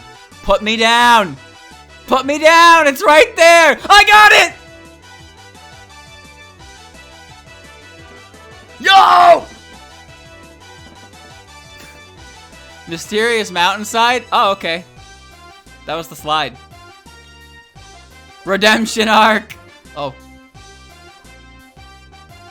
Shiny Umbreon is also cool. The yellow rings become blue. Shiny Umbreon is the one evolution that I think looks like the most put into it, you know?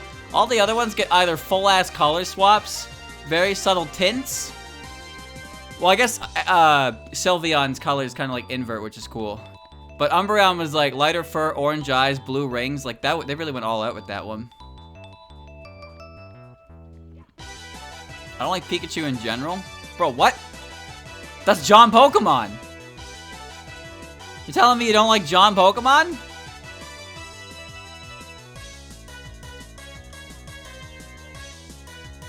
Ow.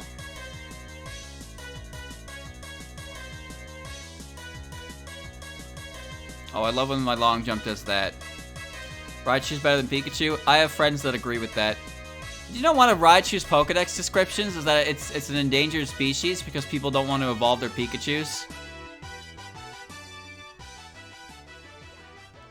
Ain't that some shit? I'm gonna fall off the mountainside in a second. Enigmatic doll. Ooh. Neat.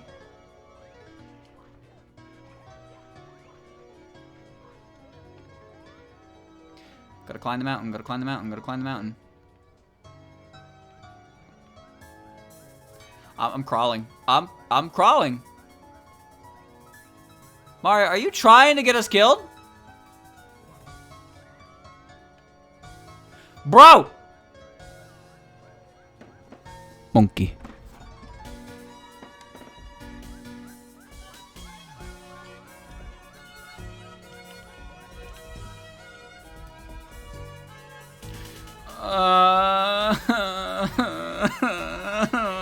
Back at the bottom of the mountain. Why? Judging is ugly as shit. It's so gross looking.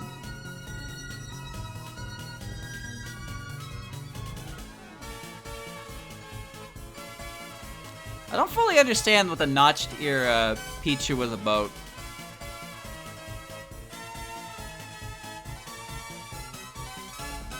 Pikachu got a fucking, he got a Gigantamax form. Shiny Ducklet is disappointing. I can't say I've ever seen Shiny Ducklet. I am drawing a complete blank. I know what Ducklet looks like. Pokemon 2000 pre-movie short. You ever seen that one? Which one was that? I did see the one, I saw the one that was the short for, the pre-movie short for Mewtwo Strikes Back. I like that one. Shiny Chandelure is sick, because it's actual fire. The one with the notched ear Pichu. No, I did not then. I didn't know that was a thing in that.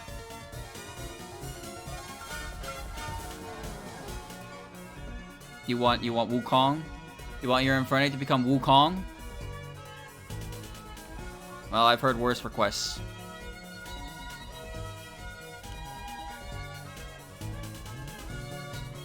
I mean, I've heard people ask for Gale Wings to come back.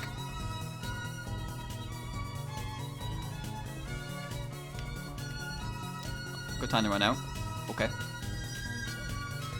Spike Pichu is cool, Lori. Time travel because of Celebi, and because of that, he can't evolve. What? No. No. No. Slingshot's active.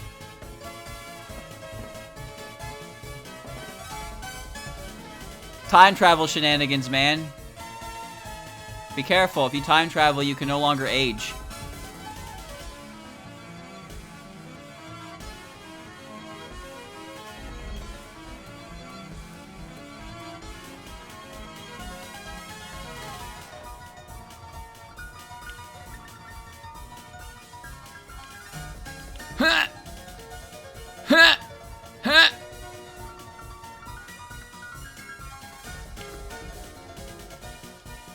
That was too good. Oh, that was too good!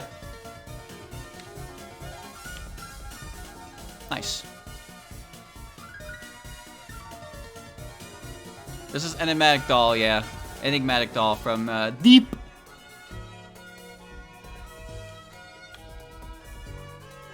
Two more. Huh?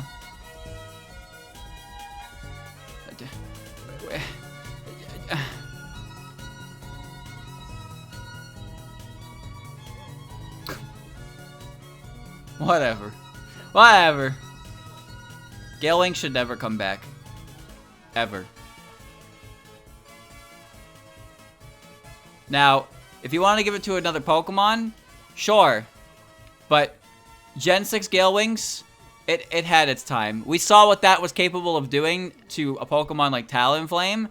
Imagine that ability on a better Pokemon. No thanks. Imagine Braviary with that fucking ability. Braviary's got base 130 physical attack. Oh, this is a good one. Brave Bird's off of that attack stat and always priority. Yeah, alright. Fucking Talonflame could kill Pokemon fairly consistently. You want to give it a Braviary?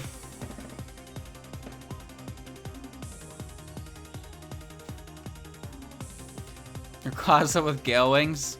No, he's got a Mega. He doesn't need Gale Wings.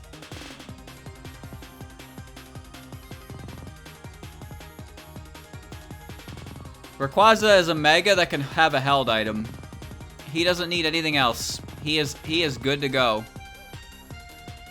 Alright, so now the monkey is at the top.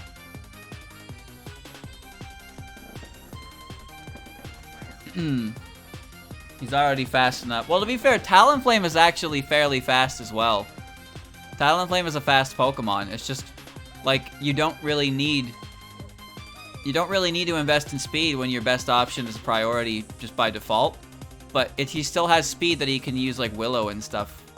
And Flare Blitz. So he doesn't have to use Gale Wings. Like, Flare Blitz is still strong, and Willow is obviously really good. It's just the fact that he has access to Flying Stab that you cannot, like, hope to deal with. Well, not say hope to deal with, but you are forced to get hit by it no matter what. You cannot avoid that fact. So if you have a Pokemon that can't handle it, woo! You're in shit. Mega Rayquaza was so good it created a new tier in Smogon. That's power. That is one powerful ass Pokemon. I'm not gonna lie, chat. I hope that Game Freak drops the Dynamax stuff really fast. I hope it doesn't come back in whatever new game comes out because I am already sick of it. Z moves were something. Mega evolutions were kind of cool. But Dynamaxing, nah.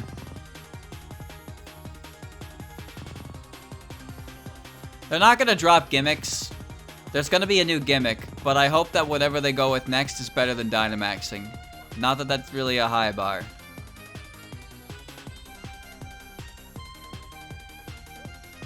Some of the Gigantamax stuff is neat, but it would have been cooler if they were just Mega Evolutions, I think.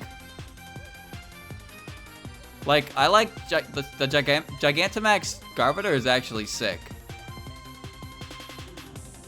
But, like, you know, they could have just been Mega Forms. They didn't need to be giant. The coolest thing about Gigantamax Garbodor is the plane that's stuck in it is Latios colored. But in the shiny form, I believe it's Latios colored. So it changes, that changes color in a reasonable way. Gigantamax Snorlax is fucking hilarious. It just fell asleep for so long that an entire ecosystem took form on its belly. So that tree is growing on it, by the way. It's not growing from outside of it. That tree hit it with it's like Gorlax. Game Freak's official Gorlax. But instead of a person, it's a tree. Alright, Monkey King. I'm coming for you.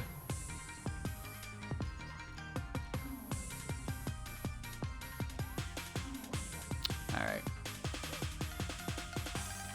No! Why do you always happen at these times? Whaler doesn't have a Gigantamax. You know, the weirdest Pokemon to have a Gigantamax in the entire game is Kingler. Not really because it's Kingler, but because not a single trainer in the game has one. Every other Gigantamax Pokemon appears in the game in some way, shape, or form. Kingler just has one because he has one. And this is not counting the Gigantamax Pokemon that released later on. Because Kingler was part of the base release. Kingler has a Gigantamax, yep, and not a single trainer has one, even though he's a base Gigantamax form.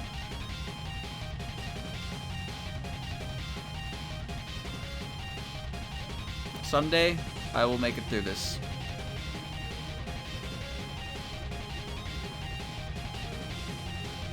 Oh, I cannot say I expected that. I just don't understand why they didn't give it to anyone. I had to do a double take because I was just looking for dens where Gigantamax Pokemon show up, and I saw Kingler and I was like, "What? Kingler? What do you mean Kingler?"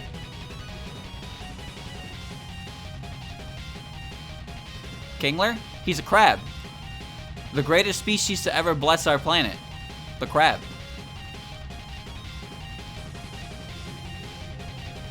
He sucks. He's a bad Pokemon, but he's a crab.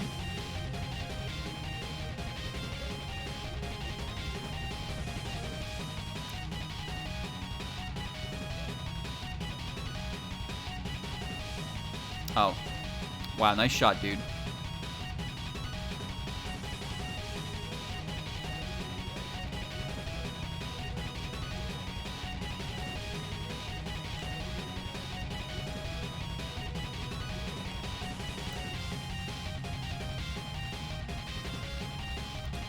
All right. So chat, the monkey crashes too. I guarantee that was because of the monkey, because it has never crashed on that level yet.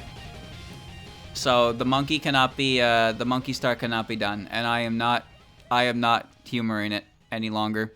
I'm just gonna get the waterfall star, and then I am done in Tall Mountain. I don't know why the game crashes like this so consistently in certain areas and certain missions, but I'm not dealing with it again. Now this is a good theme. This is an unbelievably good theme.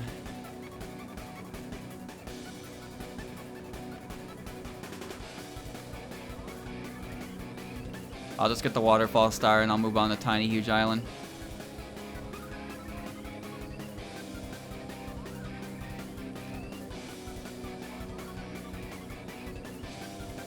No, this is Kobito the Shiny Needle. This is Sukuna's boss theme. I really like this theme a lot.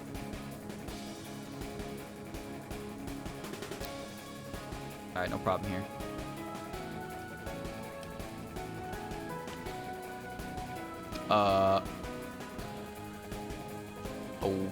Okay.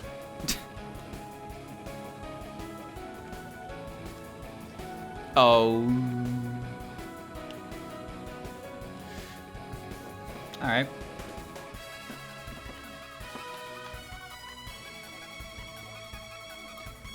Alola form was a good idea. I agree.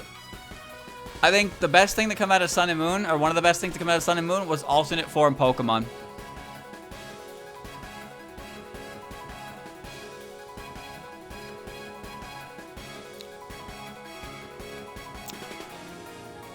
Oh, great.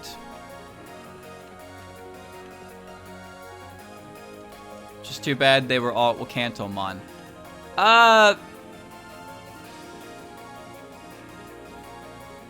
Yeah, I guess they were, huh? That's because you had to talk to Alolan Oak, right? He wanted to see Kanto Pokemon in a regional variant. There's some Galarian forms. Galarian forms are cool too, and they also created different evolution lines for the Pokemon as well, which is really sick. Raichu and Marowak are interesting because they don't have Alolan forms for Cubone and Pikachu. They just have specific evolutions that take place in Galar, which is really strange.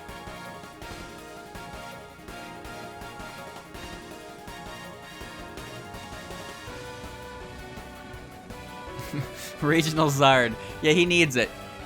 If any Pokemon deserves a regional form, it's Charizard.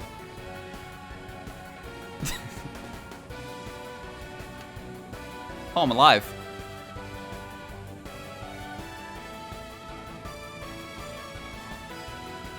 Alright, well. I'm not touching the monkey.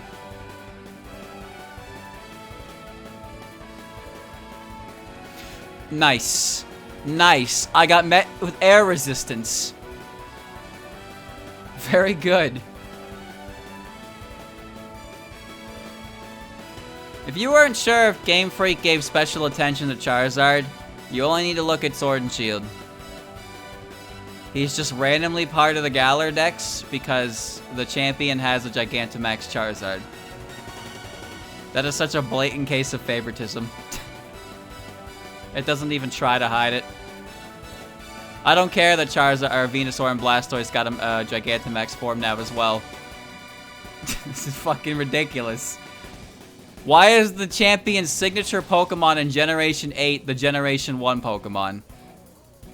And I say that, but Gardevoir is Diantha's signature Pokemon.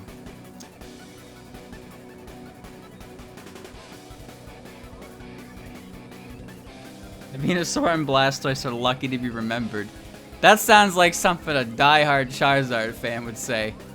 But you're not entirely incorrect on that statement.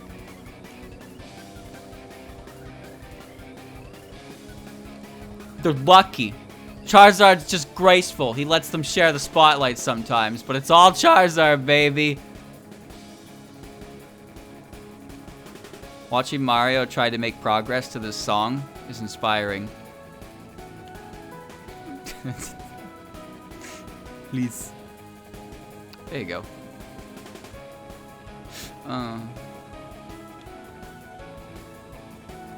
As long as the mechanic is unique to the region, they act like it counts. I hate that, though. I'm not trying to disrespect Charizard. I like Charizard. But, like, why? Why Charizard? Come on, man.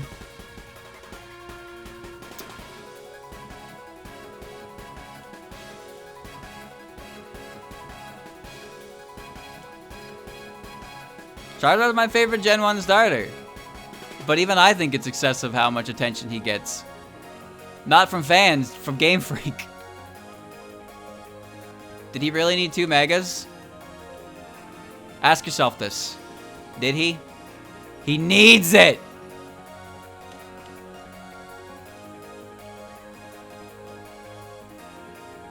Nice. Neither the Mewtwo? No, Mewtwo didn't need it either. Mewtwo's another one of those Pokemon that they love. Only sometimes, though. Charizard is starving. You're right. He deserves better.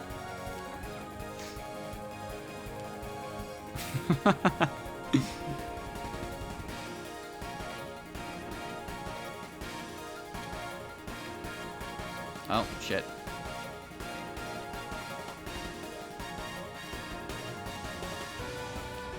Not sure how I feel about this eternal drought code that's been going on. The entire land dries up. This level sucks, but it's easier to navigate. There's no reason to ever start in the large version. Because you can pretty much get anywhere you need to be while you're huge like this, and then just do the mission in question.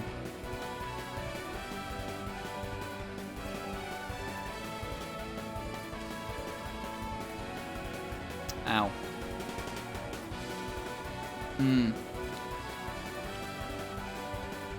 Yeah, in Generation 1, it's the starter for your rival. In Generation 2, well, I guess in Generation 2, Lance's ace is a Dragonite.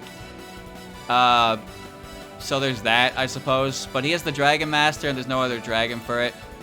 Steven has Metagross. Wallace has Milotic. Cynthia has Garchomp. Alder has Volcarona. And then Diantha has 3 Dragonites. You're right. He has 3 Dragonites. He also has a Charizard. He doesn't even have a Kingdra. Lance's entire... well, you know what? To be fair, the Indigo Plateau is in Kanto. Alright? Remember that. That's important. The Indigo Plateau exists in Kanto, so it's technically Gen 1. So that's why. There you go. That's my explanation. You don't have to like it, but you have to accept it. Nice. There we go. Kanto and Johto are basically sister regions. They are. They're next door. Lance was also a member of the Elite Four in Kanto as well, and then he moved up the champion rank. The thing is, Lance probably Lance moved up because the 2 previous champions no longer wanted the role. Do you think about that? Lance didn't earn his spot as the champion, but at the same time he did, because he was the champion prior to your rival beating him in Generation 1. And then when you beat him as Red, and then Red's just like, alright, I'm leaving now, bye. It's like, Red, what the fuck? Where you going, dude? I must get over this wall, somehow.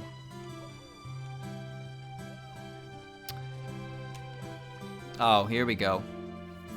So, both Red and Blue beat Lance, and then they both just, like, stepped down. And Lance was like, alright, I guess I'm the champion now. So Lance never really earned his place back, necessarily. He doesn't seem all that beat up by it. I mean, maybe he has some pent-up aggression, and that's why he used Hyper Beam on a poor dude. He Hyper Beamed a Team Rocket member. Raw.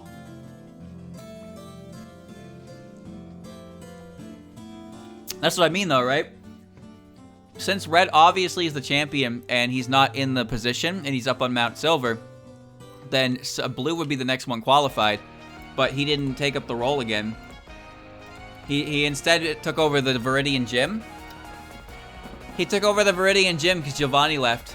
Want to hear a cool bug fact, chat? In the anime, the Viridian City Gym is actually taken over by Agatha.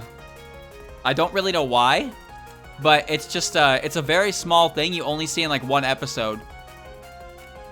Agatha took over the Viridian City Gym in Giovanni's place because when Giovanni leaves the gym behind in the anime.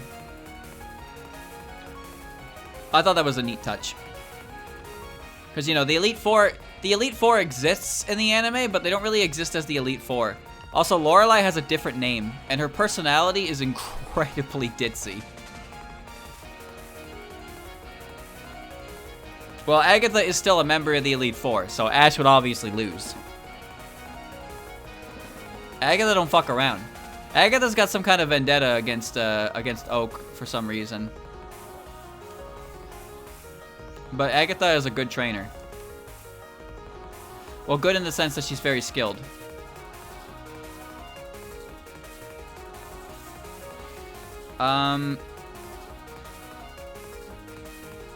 Okay. An Ash Challenger after coming back home from the league. I believe it was, yeah, when they came back from Johto. He ended up stopping in Viridian. He stopped in Viridian and ended up seeing Agatha there.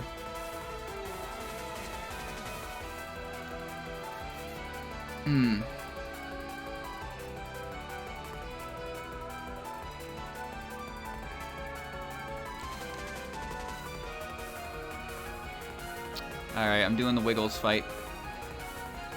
Assuming I don't fall.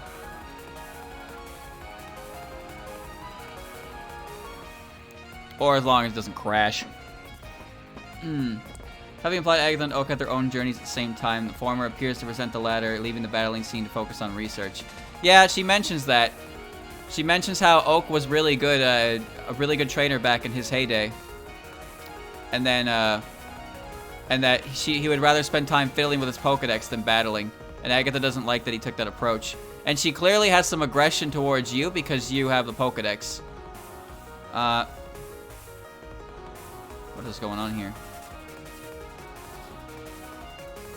Gary becomes a researcher in the anime as well. His Eevee also evolves into Umbreon. Can I fight you, dude? I wonder what happened that made him so interested in the Pokedex, right? You're supposed to jump on Wiggle's head, but that doesn't seem to be working. I didn't even know he had an interaction with the Metal Cap. That seems so random. You would never have a Metal Cap here.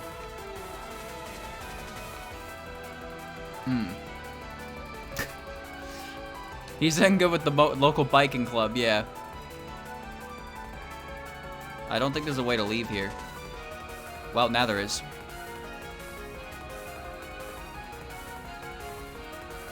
Well, at least the game doesn't crash in here, but I can't have Metal Cap. Great.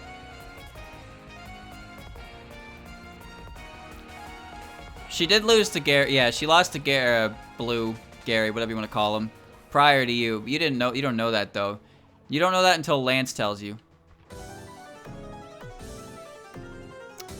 I hit him. I finally hit him, and then I died. Old World, Adventurers Tavern. Adventurers Tavern of the Old World. Sorry.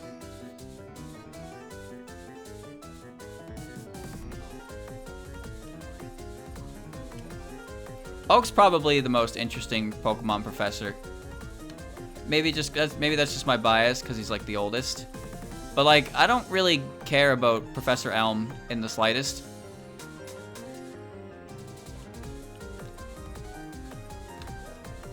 I'm just gonna... I seem to have broke something. Professor Elm is pretty useless. Professor Birch barely has any real impact. He's just he's the field guy. I think Rowan has a pretty good attitude, I suppose. He shows up pretty often. I like him. Professor Juniper. She's alright. Kikui is good. Kikui is a really good professor. He has a very active role throughout the game. I don't remember the professor in Generation 6. Oh, Sycamore. Oh, he's handsome. He's hot. How did I forget that? I forgot about that. And then Generation 8 is Sonya's grandma, I guess. Dude, Sycamore he's got the looks. He's a lady killer. You know what's interesting? At the end of the game, when you have to do the Team Flare stuff, they mention how Sycamore is like devastated that Lysander is like the leader of Team Flare and that his objective is to like do what he's doing. And I was like, oh shit, no, Sycamore, I better go back and see how he's doing. And I go back and he's just sitting there. He's just in his he's in the building with a smile on his face. And he's like, how's your Pokédex coming along? Like, dude, I thought you were torn up.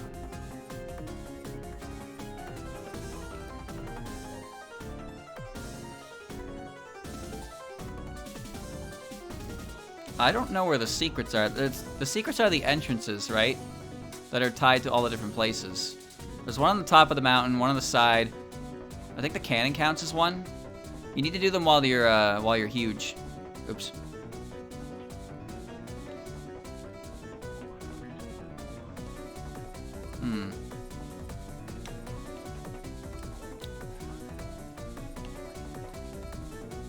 I can't see.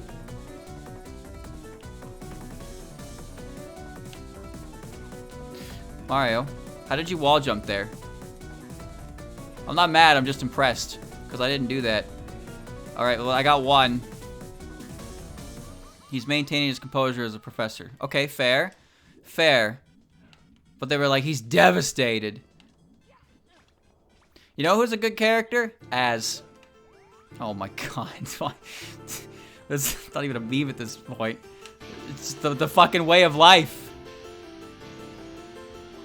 Oh, I got two. Miko, Miko, Miko. Ow.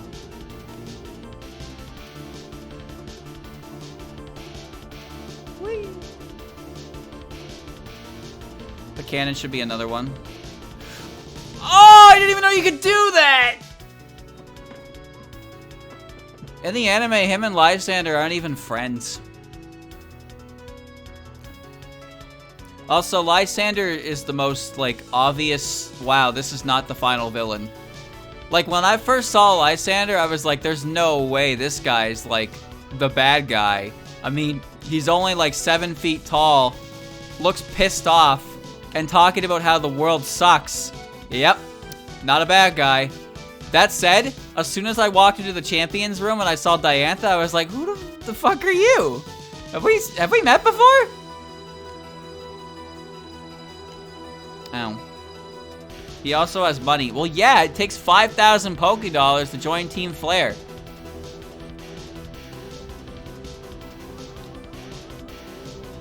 I like that Malva hates you because you disbanded Team Flare. God, what a character. She's so mad at you for that. I'm just like, I don't care. Like, are you kidding me? You're getting mad at me for this? Fuck off. I hate that character. I hate you, Mario. Here's my friend, Here's my friend. He is my friend. This world is imperfect. What are you going to do to fix that, Lysander? Are you crying? Pokemon will cease to exist. Giovanni's the best Pokemon villain. He's just a crime boss. He doesn't have any grand ambition. He is just a crime boss. Getsus is one evil motherfucker, though. That dude's straight up evil. Ow. 2. 3. 4.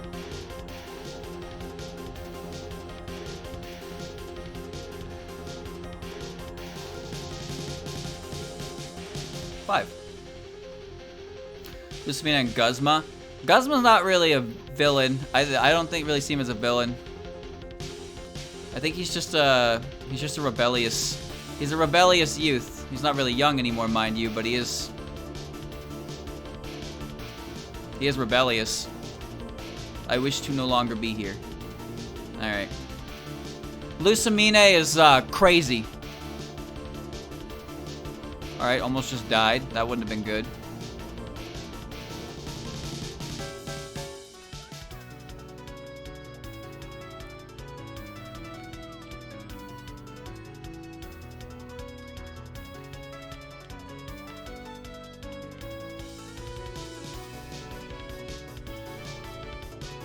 I really thought that would make it.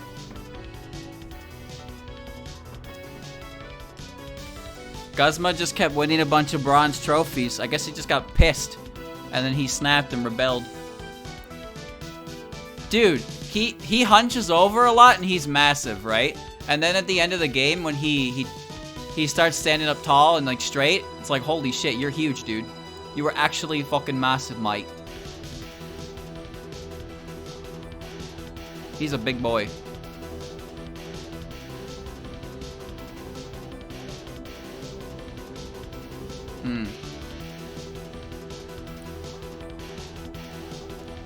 Guzma didn't get one bad roll. You can see his house on one of the islands. It's full of a bunch of bronze trophies. He just kept coming up short in life, and I guess he got frustrated. Did my star just go off the deep end?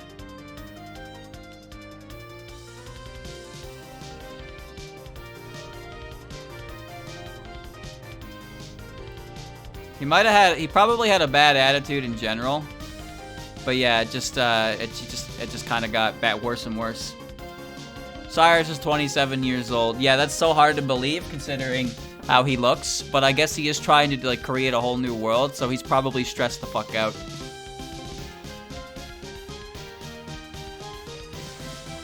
Man's a stressed. Cyrus and Aku are the same age. Oh boy. I don't like that. I don't like that information.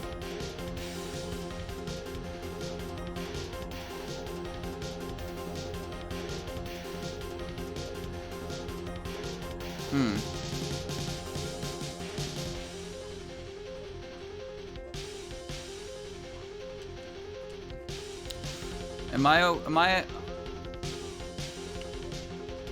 okay. Chat, where did my star go? Oh, it's still there.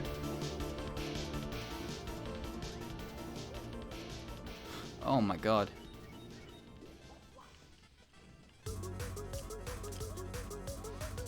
Do re mi fa sol la ti do. Oh, okay.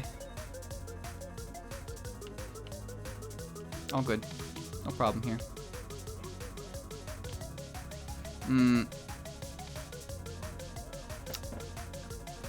You can find his grandfather and he relents not intervening in Cyrus' upbringing. Really? Where's he at?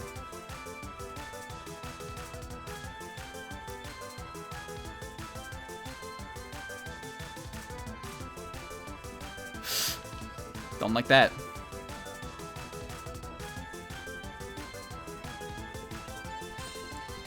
Five itty bitty secrets. Cool.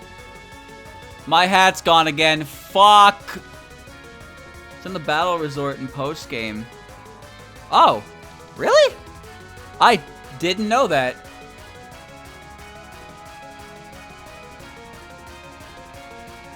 Huh. That's interesting. I honestly did not know that.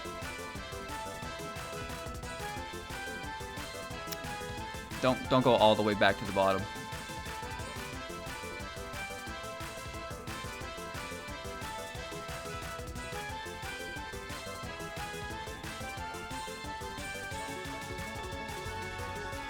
Alright, back to Wiggles. You need rock climb to reach his house. He's a bit out of the way.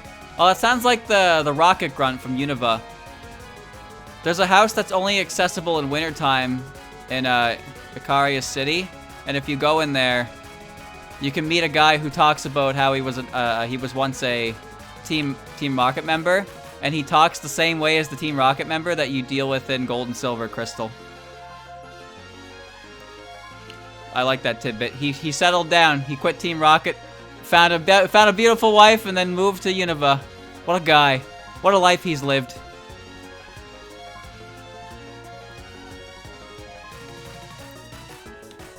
You know, I thought about it, and I decided I don't want to die. Thought long and hard.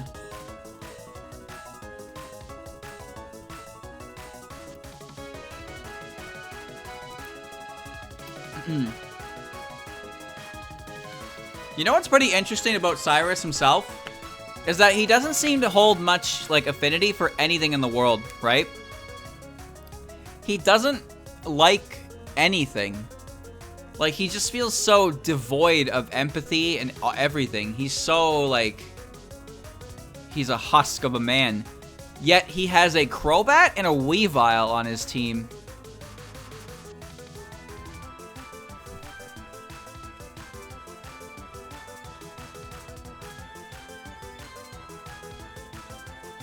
How does he have two Pokemon like that? Stole them? No. I thought Weavile might not require friendship. I know it's nighttime with the Razor Claw. He still shouldn't have a Crobat though.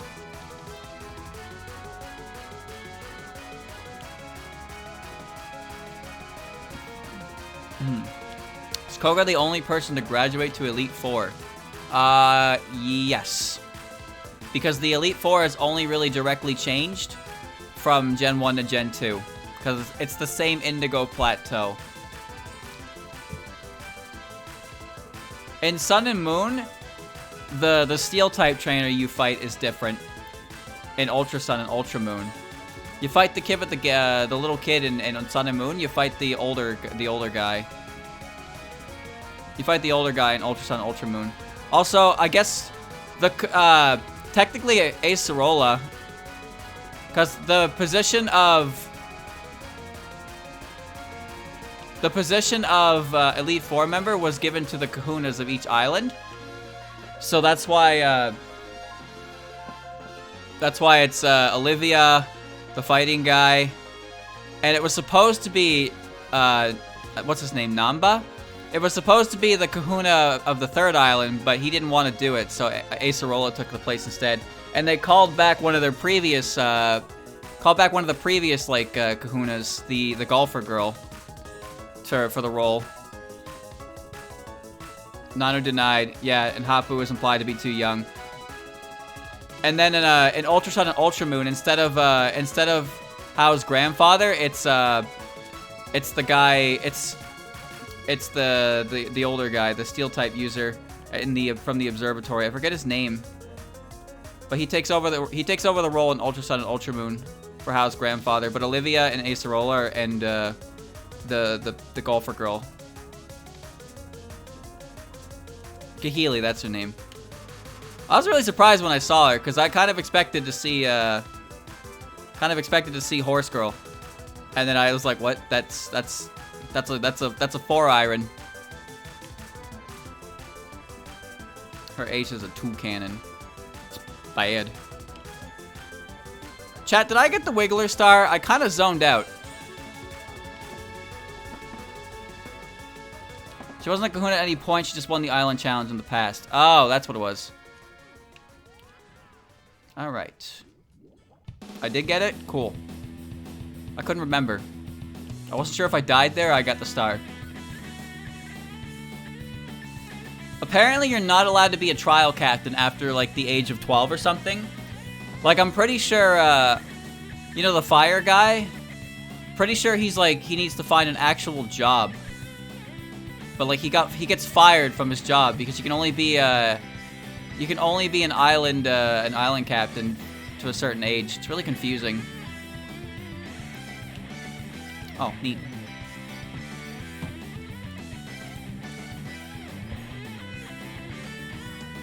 Her family owns the hotel on Island 2.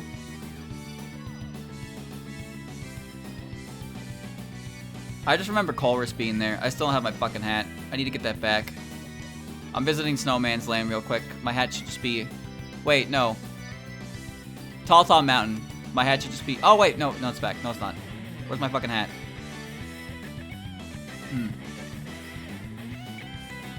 She's a flying type trainer. Yeah, eagles, birdies, albatross. You want to hear a cool bug fact? Did you know there are actually terms in golf for more further than that? But they'll never ever come up because you can't... There's no such thing as like a par 6. But they have terms for...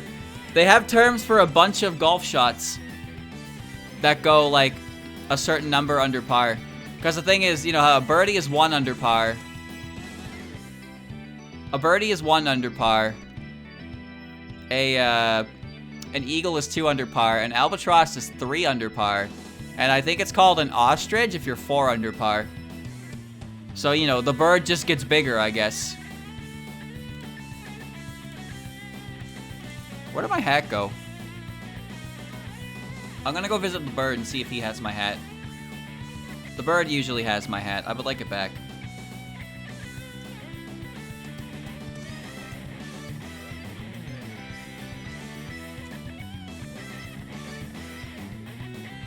Alright. Although it is made clear that the adults cannot take part in the island challenge, several adult NPCs are among the people who may attempt the English trial, while the player is tasked with substituting for a trial guide at Route 2. What a weird tradition. And then Kukui is the reason they have an Elite Four. He starts that shit with you. In your generation, because he's like, other regions have this and they have strong trainers, so we need to put ourselves on the map. Kukui is a great character. He's a good professor and he's like very active throughout the entire game.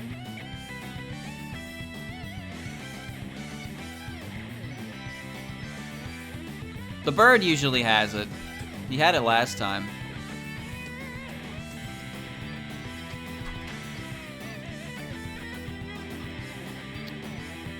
I think I picked the wrong star. I can't pick star 1. In professional golf, there exists only 1 par being a part of a tournament in Slovakia, a 780 heart hole. Only 1 par being part of... What is... I'm sorry, I don't understand the sentence you just said. Par 6. Oh, okay. So there actually is a legitimate par 6 hole. Wild. He has my hat.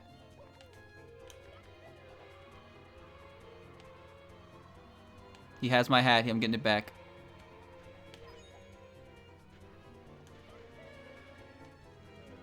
Get up.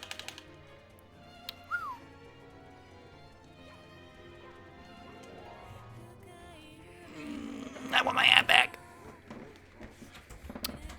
I hate shifting sand lane. Let me back.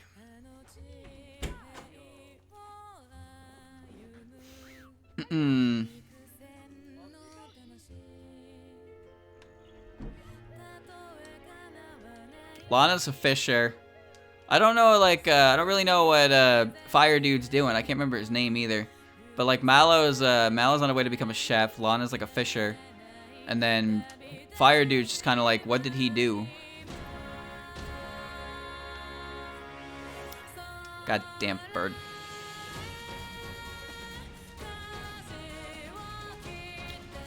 This is Arc. This is one of the Genso Wanderer bonus tracks. Ones that puts vocals to one of the OST tracks. He dances, but that doesn't pay the bill. Hey, he could be a professional dancer. I picked the wrong star again.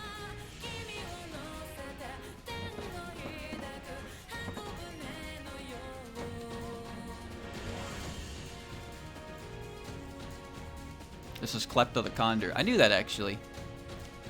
I knew that. He's in some Mario parties. And then he disappeared forever. Because he's not real. He's not a real character.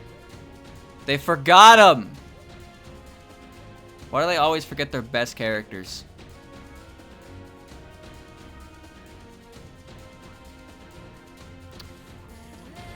Oh, Mario, get out of the sand, dude.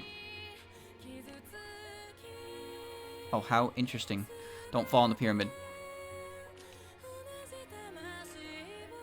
Whee.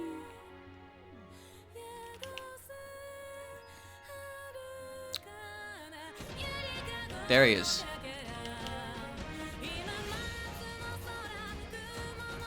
Oh, I got it.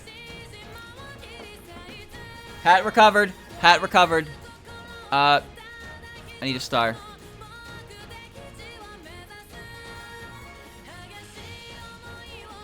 Shit, I need a star that's easy to get to save my hat. Why wasn't Klepto ever the character that stole stars in Mario Party? He was a board event and then he moved people. But you're right, he didn't steal anything necessarily. He just kind of picked people up.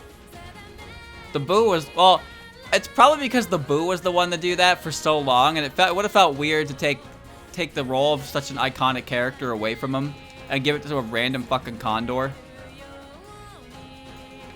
Right? Like, imagine doing that. A long-established tradition, and then you're just like, oh, here's this wild, zany enemy. He now does it. It's like, what? That's not my Boo. I don't want to steal stars if he's gonna do it. I hate this video game with every fiber of my being. Yep.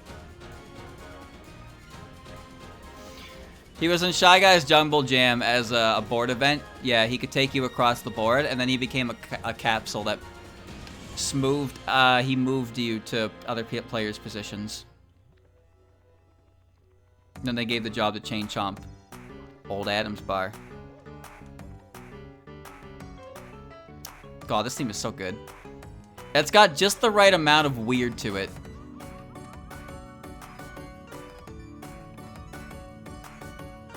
Nice.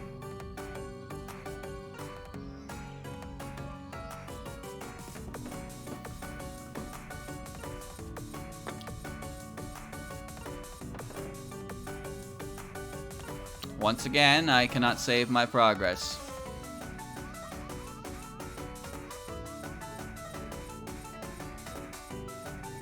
Why is it so hard to save the game?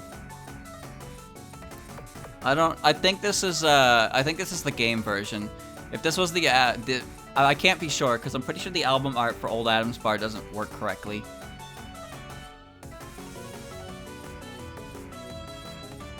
Oh, this is the best part. This is a good theme. Oh no. Whoever's doing this puzzle is about as good as I am at them.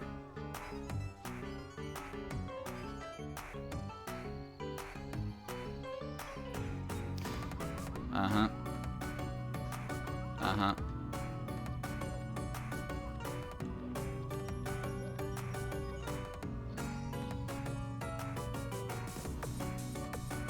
Again?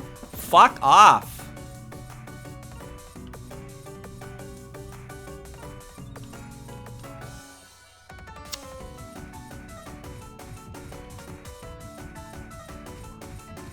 Just let me keep my hat, please. That's all I'm asking. That's really not a huge thing to ask.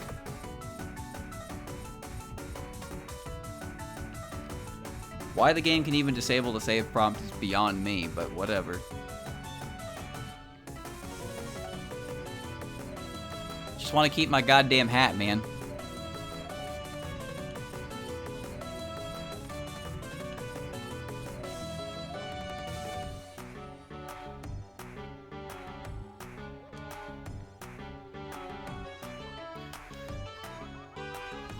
All right.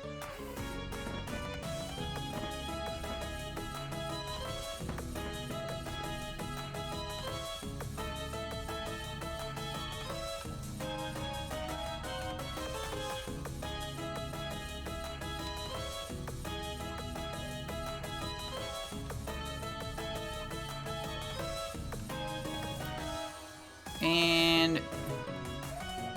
weird.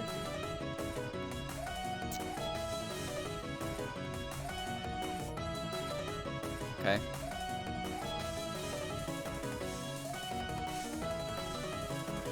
Alright, third time.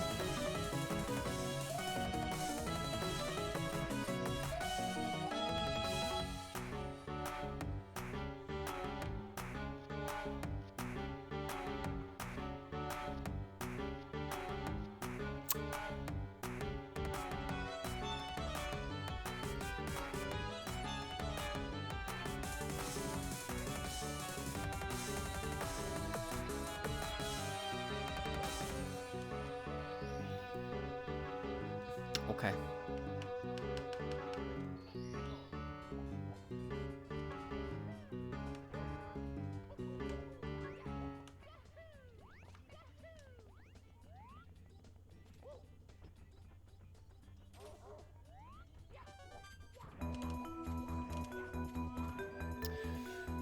Maybe this one will work.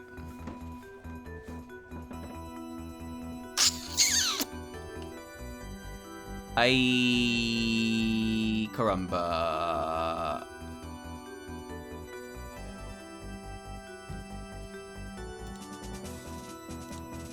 Alright, well, all that extra effort I just put in to get my hat back has now been flushed down the drain. It's gone. Now my hat is no longer on my head, which means I have to return to the desert to get it back once more.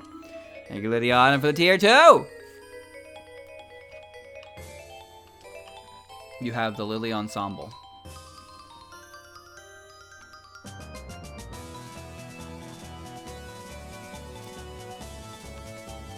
Oh. Get the spooky angle out of here.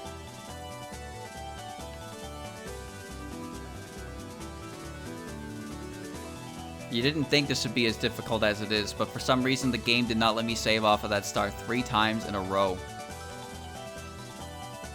And then the magnet activated while I was motionless on the cutscene.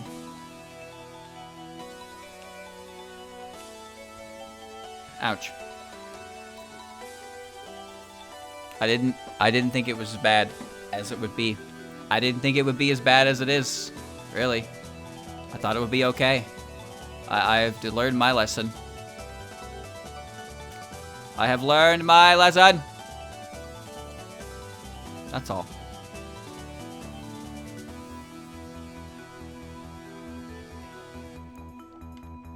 All right.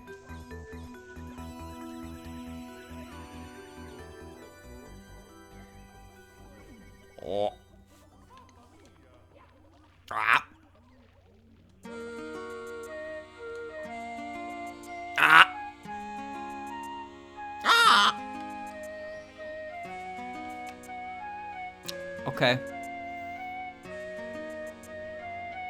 Okay. Oh! Okay.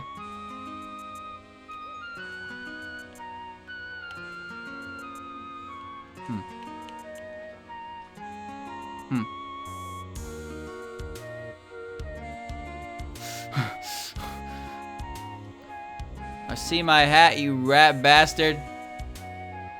Give it back!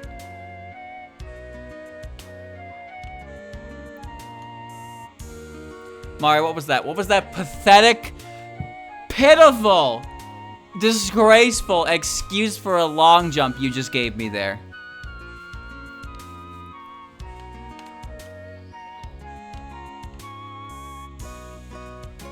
I don't believe it. How did this happen?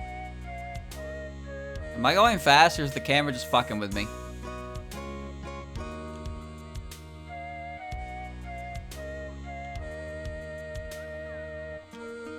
Oh.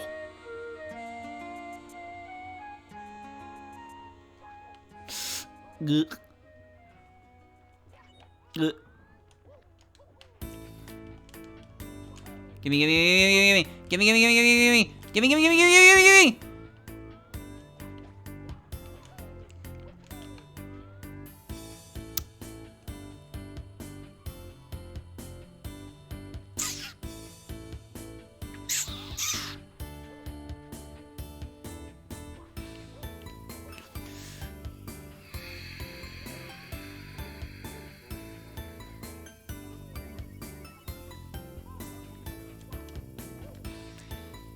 That wasn't part of the plan.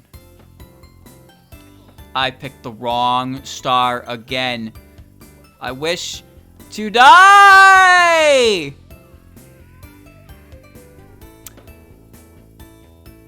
You gotta admit, that was a pretty impressive way to go.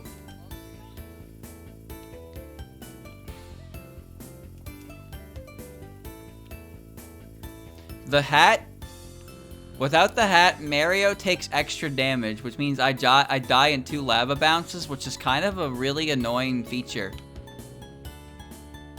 And I don't want to die to 2 lava bounces. Got that talk box triple jump. Oh my god. The wing cap can be difficult to control. So it's better if I just kind of wait on the pillar, because that's where he goes. But the main issue is just getting to the fucking pillar.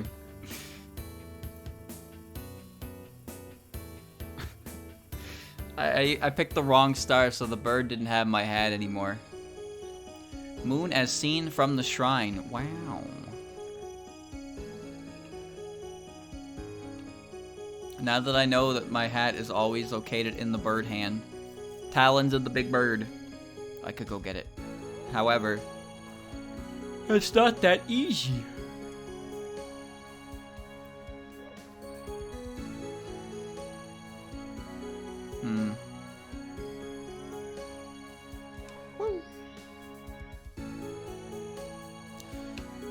Alright. Okay.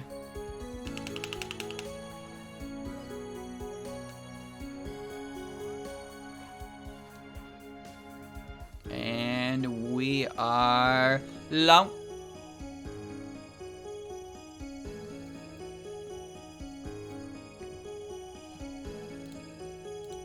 Never mind. Never mind. We're not going anywhere. This stream started with Shifting Sandland. It is going to end with Shifting Sandland.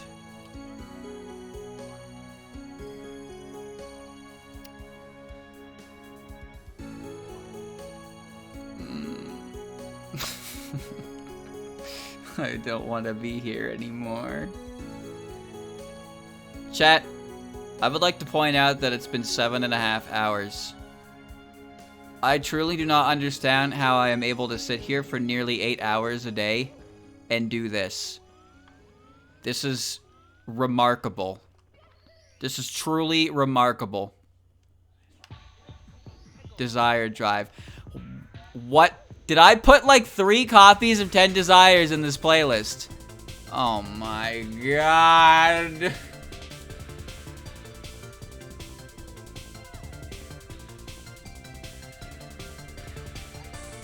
I am surprisingly almost done. That is the scariest part. I only have 1 copy of it.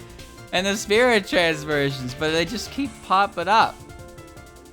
Look, I'm prepared to take a lot of stupid risks in the name of subs. However, I played 3.0 70 star on my own volition because I am a fucking idiot. This time I did it because I told chat if they gave me subs, I would do it. So at least this time I'm doing it for a reason other than because I thought it'd be fun. Why did I think it would be fun? I can't even believe I finished that damn thing.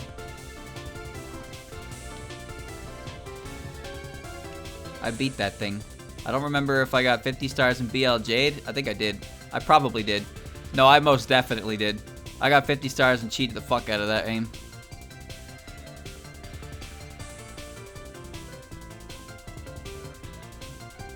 Nice.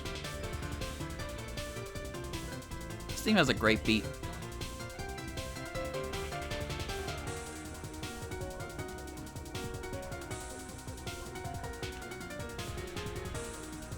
Where am I?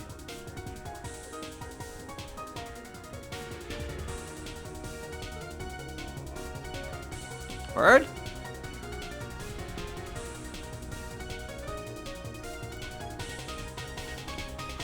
Bird. Fine, just walk backwards, Mario. Just fucking walk backwards. Yep, do it. Frame walk. Just do it, dickhead. Come on, do it.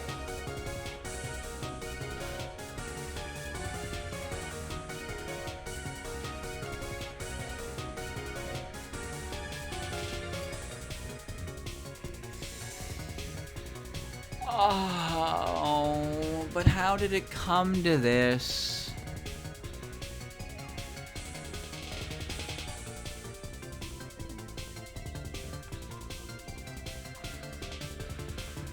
I have more patience than a lot of people probably do. And I get frustrated at some dumb shit. But I guess it really depends. But this stuff doesn't bother me as much as other people, I suppose.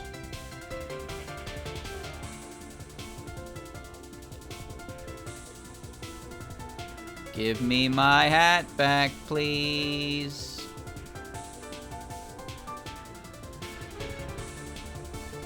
Crash. Crash, crash, crash, crash, crash, crash. Please. Please crash. Crash. Grab the tree. Get off the shell. Thank you. Okay.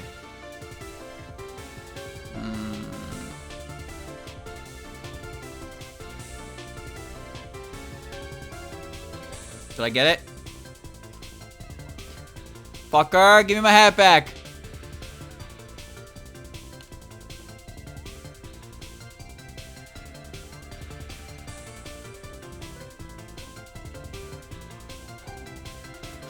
You cheeky son of a bitch! I'm alive. I am alive. Oh my god. Oh, right into his arms!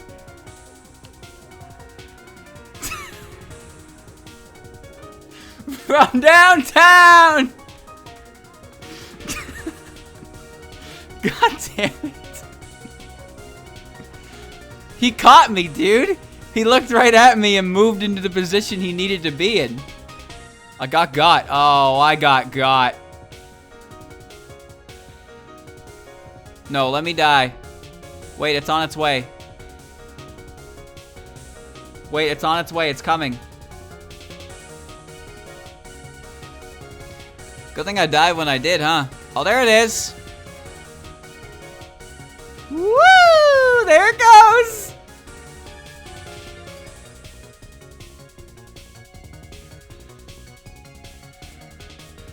Magical.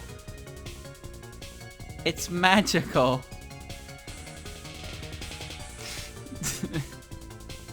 It's gone.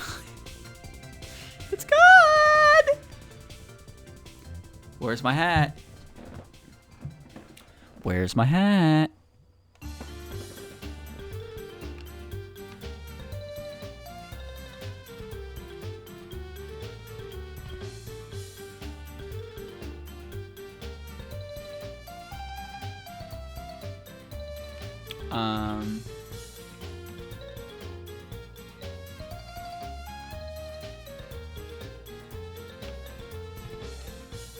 It'll come back.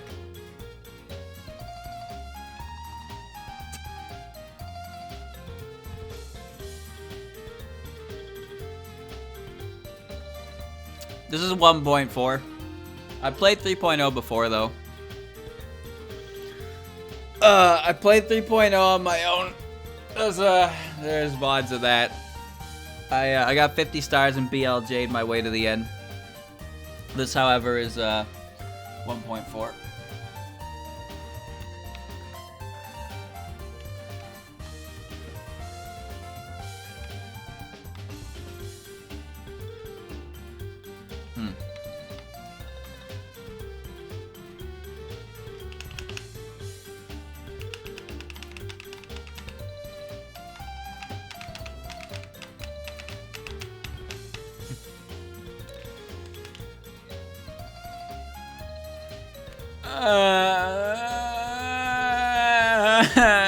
I just want my hat back.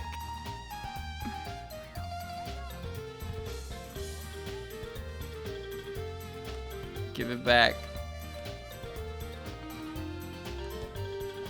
Ouch.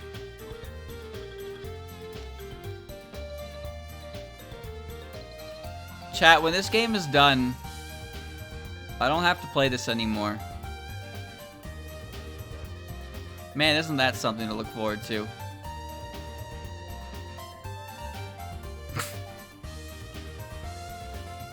I no longer wish to be. Yeah!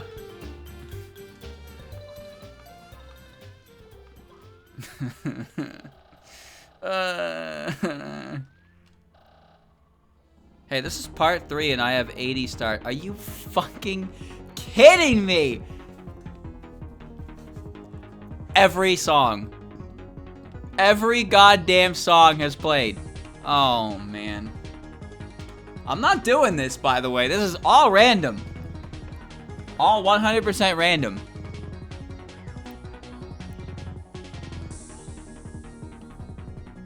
Wow, this theme feels really lacking in spirit and Transmorn. Raccoon Goon.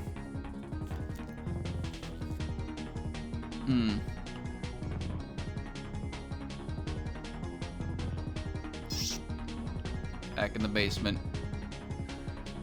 It randomizes well enough, I'd assume, but this is kind of wacky how it always gives 10 desires.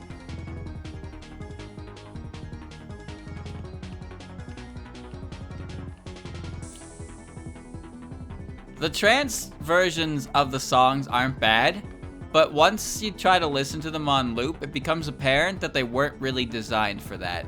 They were designed for increments of couple seconds to match the trance mode itself. Otherwise, they kind of feel like midis to me. How many official OSTs do I have in there? All of them except 18, because I forgot to get 18 again.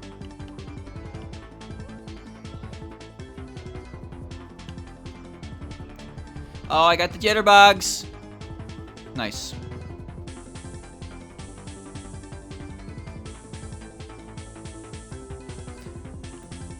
Ten Desires OST is twice as big as any other main game because of the trance versions, though. But even so, it's like kind of absurd.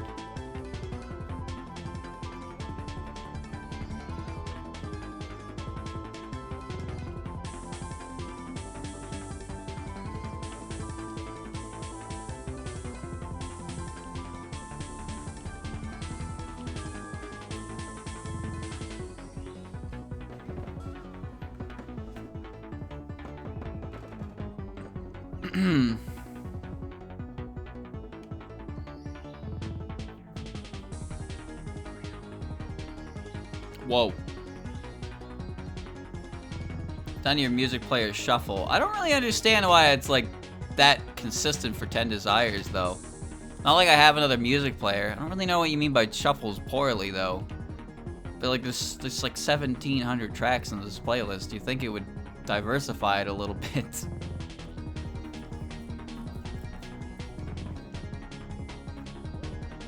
I will never do that trick.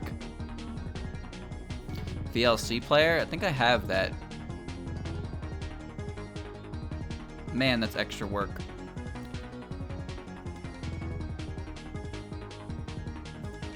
It's extra work! I don't want to go upstairs yet. Where's the way to go? It's up here.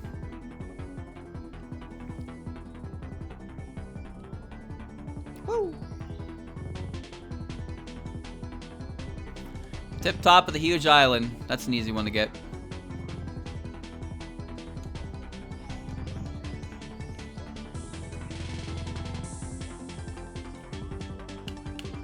Okay.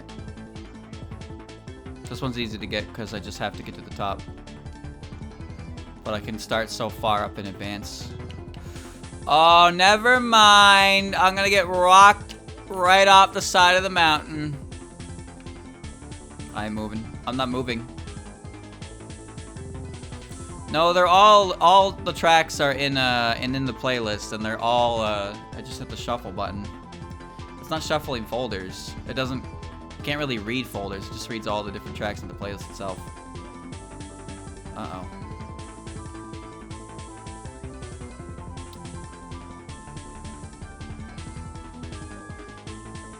Yep.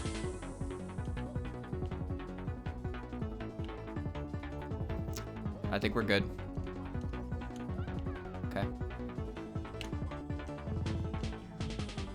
Alright, we're good.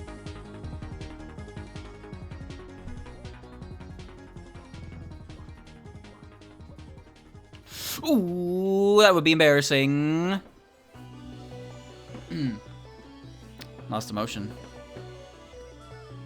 This is the Hopeless Masquerade version. The other version was, I believe, on an album. Oh, please don't do that. Some of the official music collection tracks don't sound, like, different at all. Rematch with Koopa the Queek. Queek!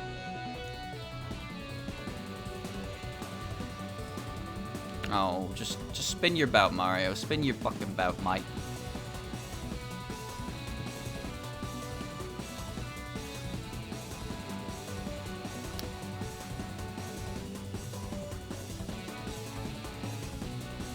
Alright.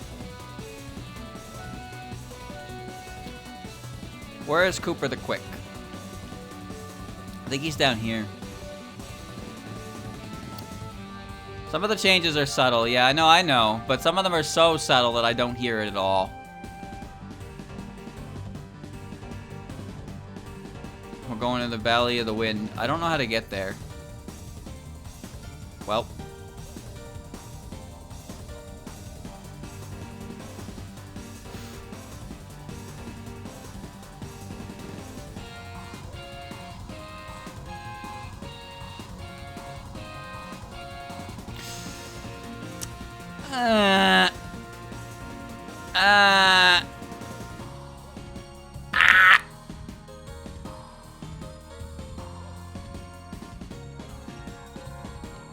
Please ground pound. Why does the ground pound button choose to not work when I need it the most?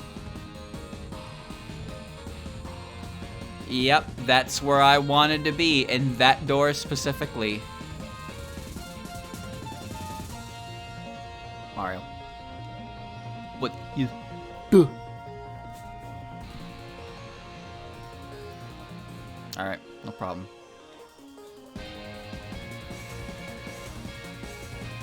Oh no. The block has changed its form. I don't know how to get up here anymore. Yep. Yep. Yep. I'm already huge. This doesn't help. I can't see. Oh, great. Amazing. Okay. I just have to look at my shadow.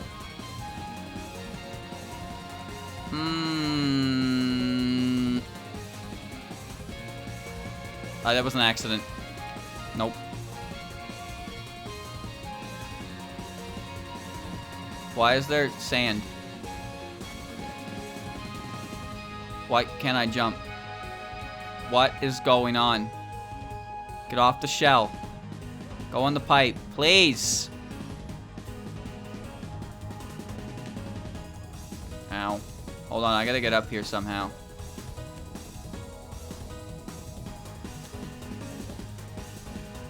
I got this.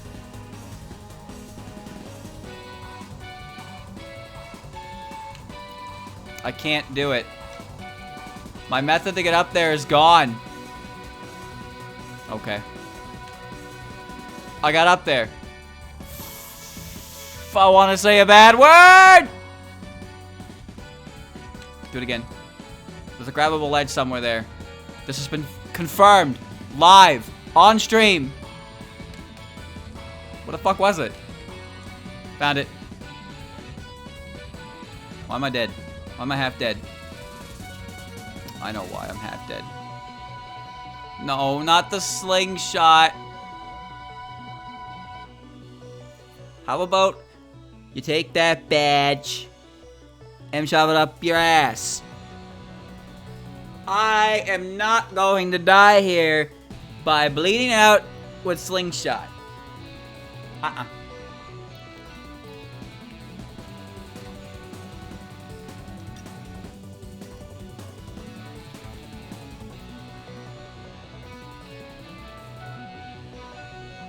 Come here.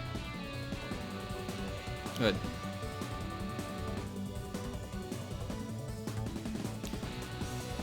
Oh, that was close.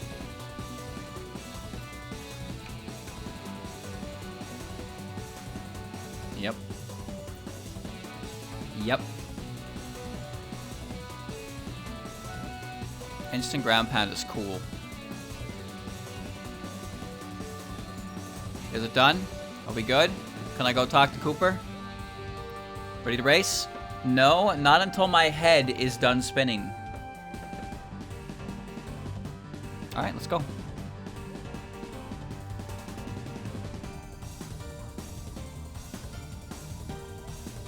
I got this. It's in the bag.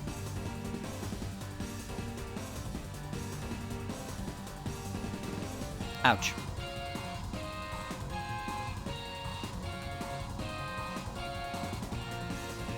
What?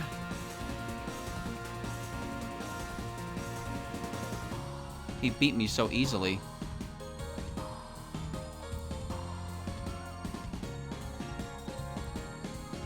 He beat me so easily. I feel embarrassed. Let me... What is the purpose of this location? How did he beat me so easily? I don't understand. Do I have to cheat? I'm gonna cheat. That's what I'm gonna do.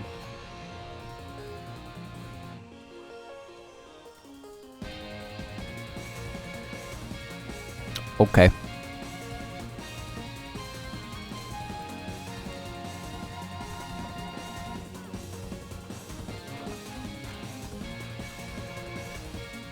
$81. Nice.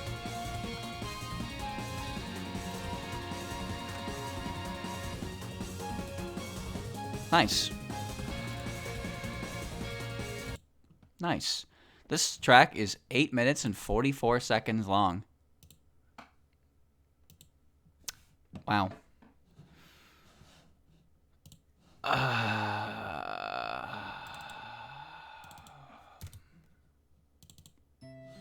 Okay.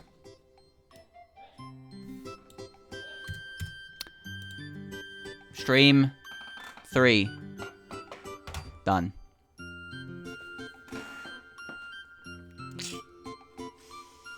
Ooh.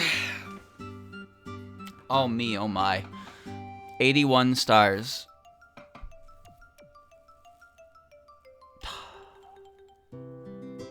What am I agreeing to do? Well, next week is a new week. A new day. I wonder what's gonna happen on that one.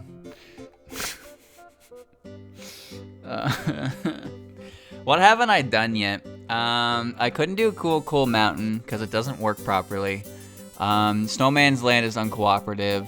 Monkey in the Cage doesn't work. And I'm in the middle of Tiny Huge Island. So I believe that just leaves TikTok Clock and Rainbow Ride. Then there's the 2 secret stars up there, the Toad Star. And then it's just the 100 coin stars, I believe. Which I will try.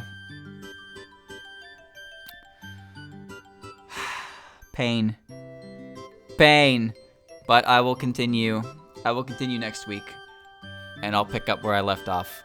And we'll see how much better it gets. The upstairs is going to be real hard. But Tiny Huge Island, I don't think it'll be too bad to get these last couple stars. I don't think it won't. I'll get through it eventually.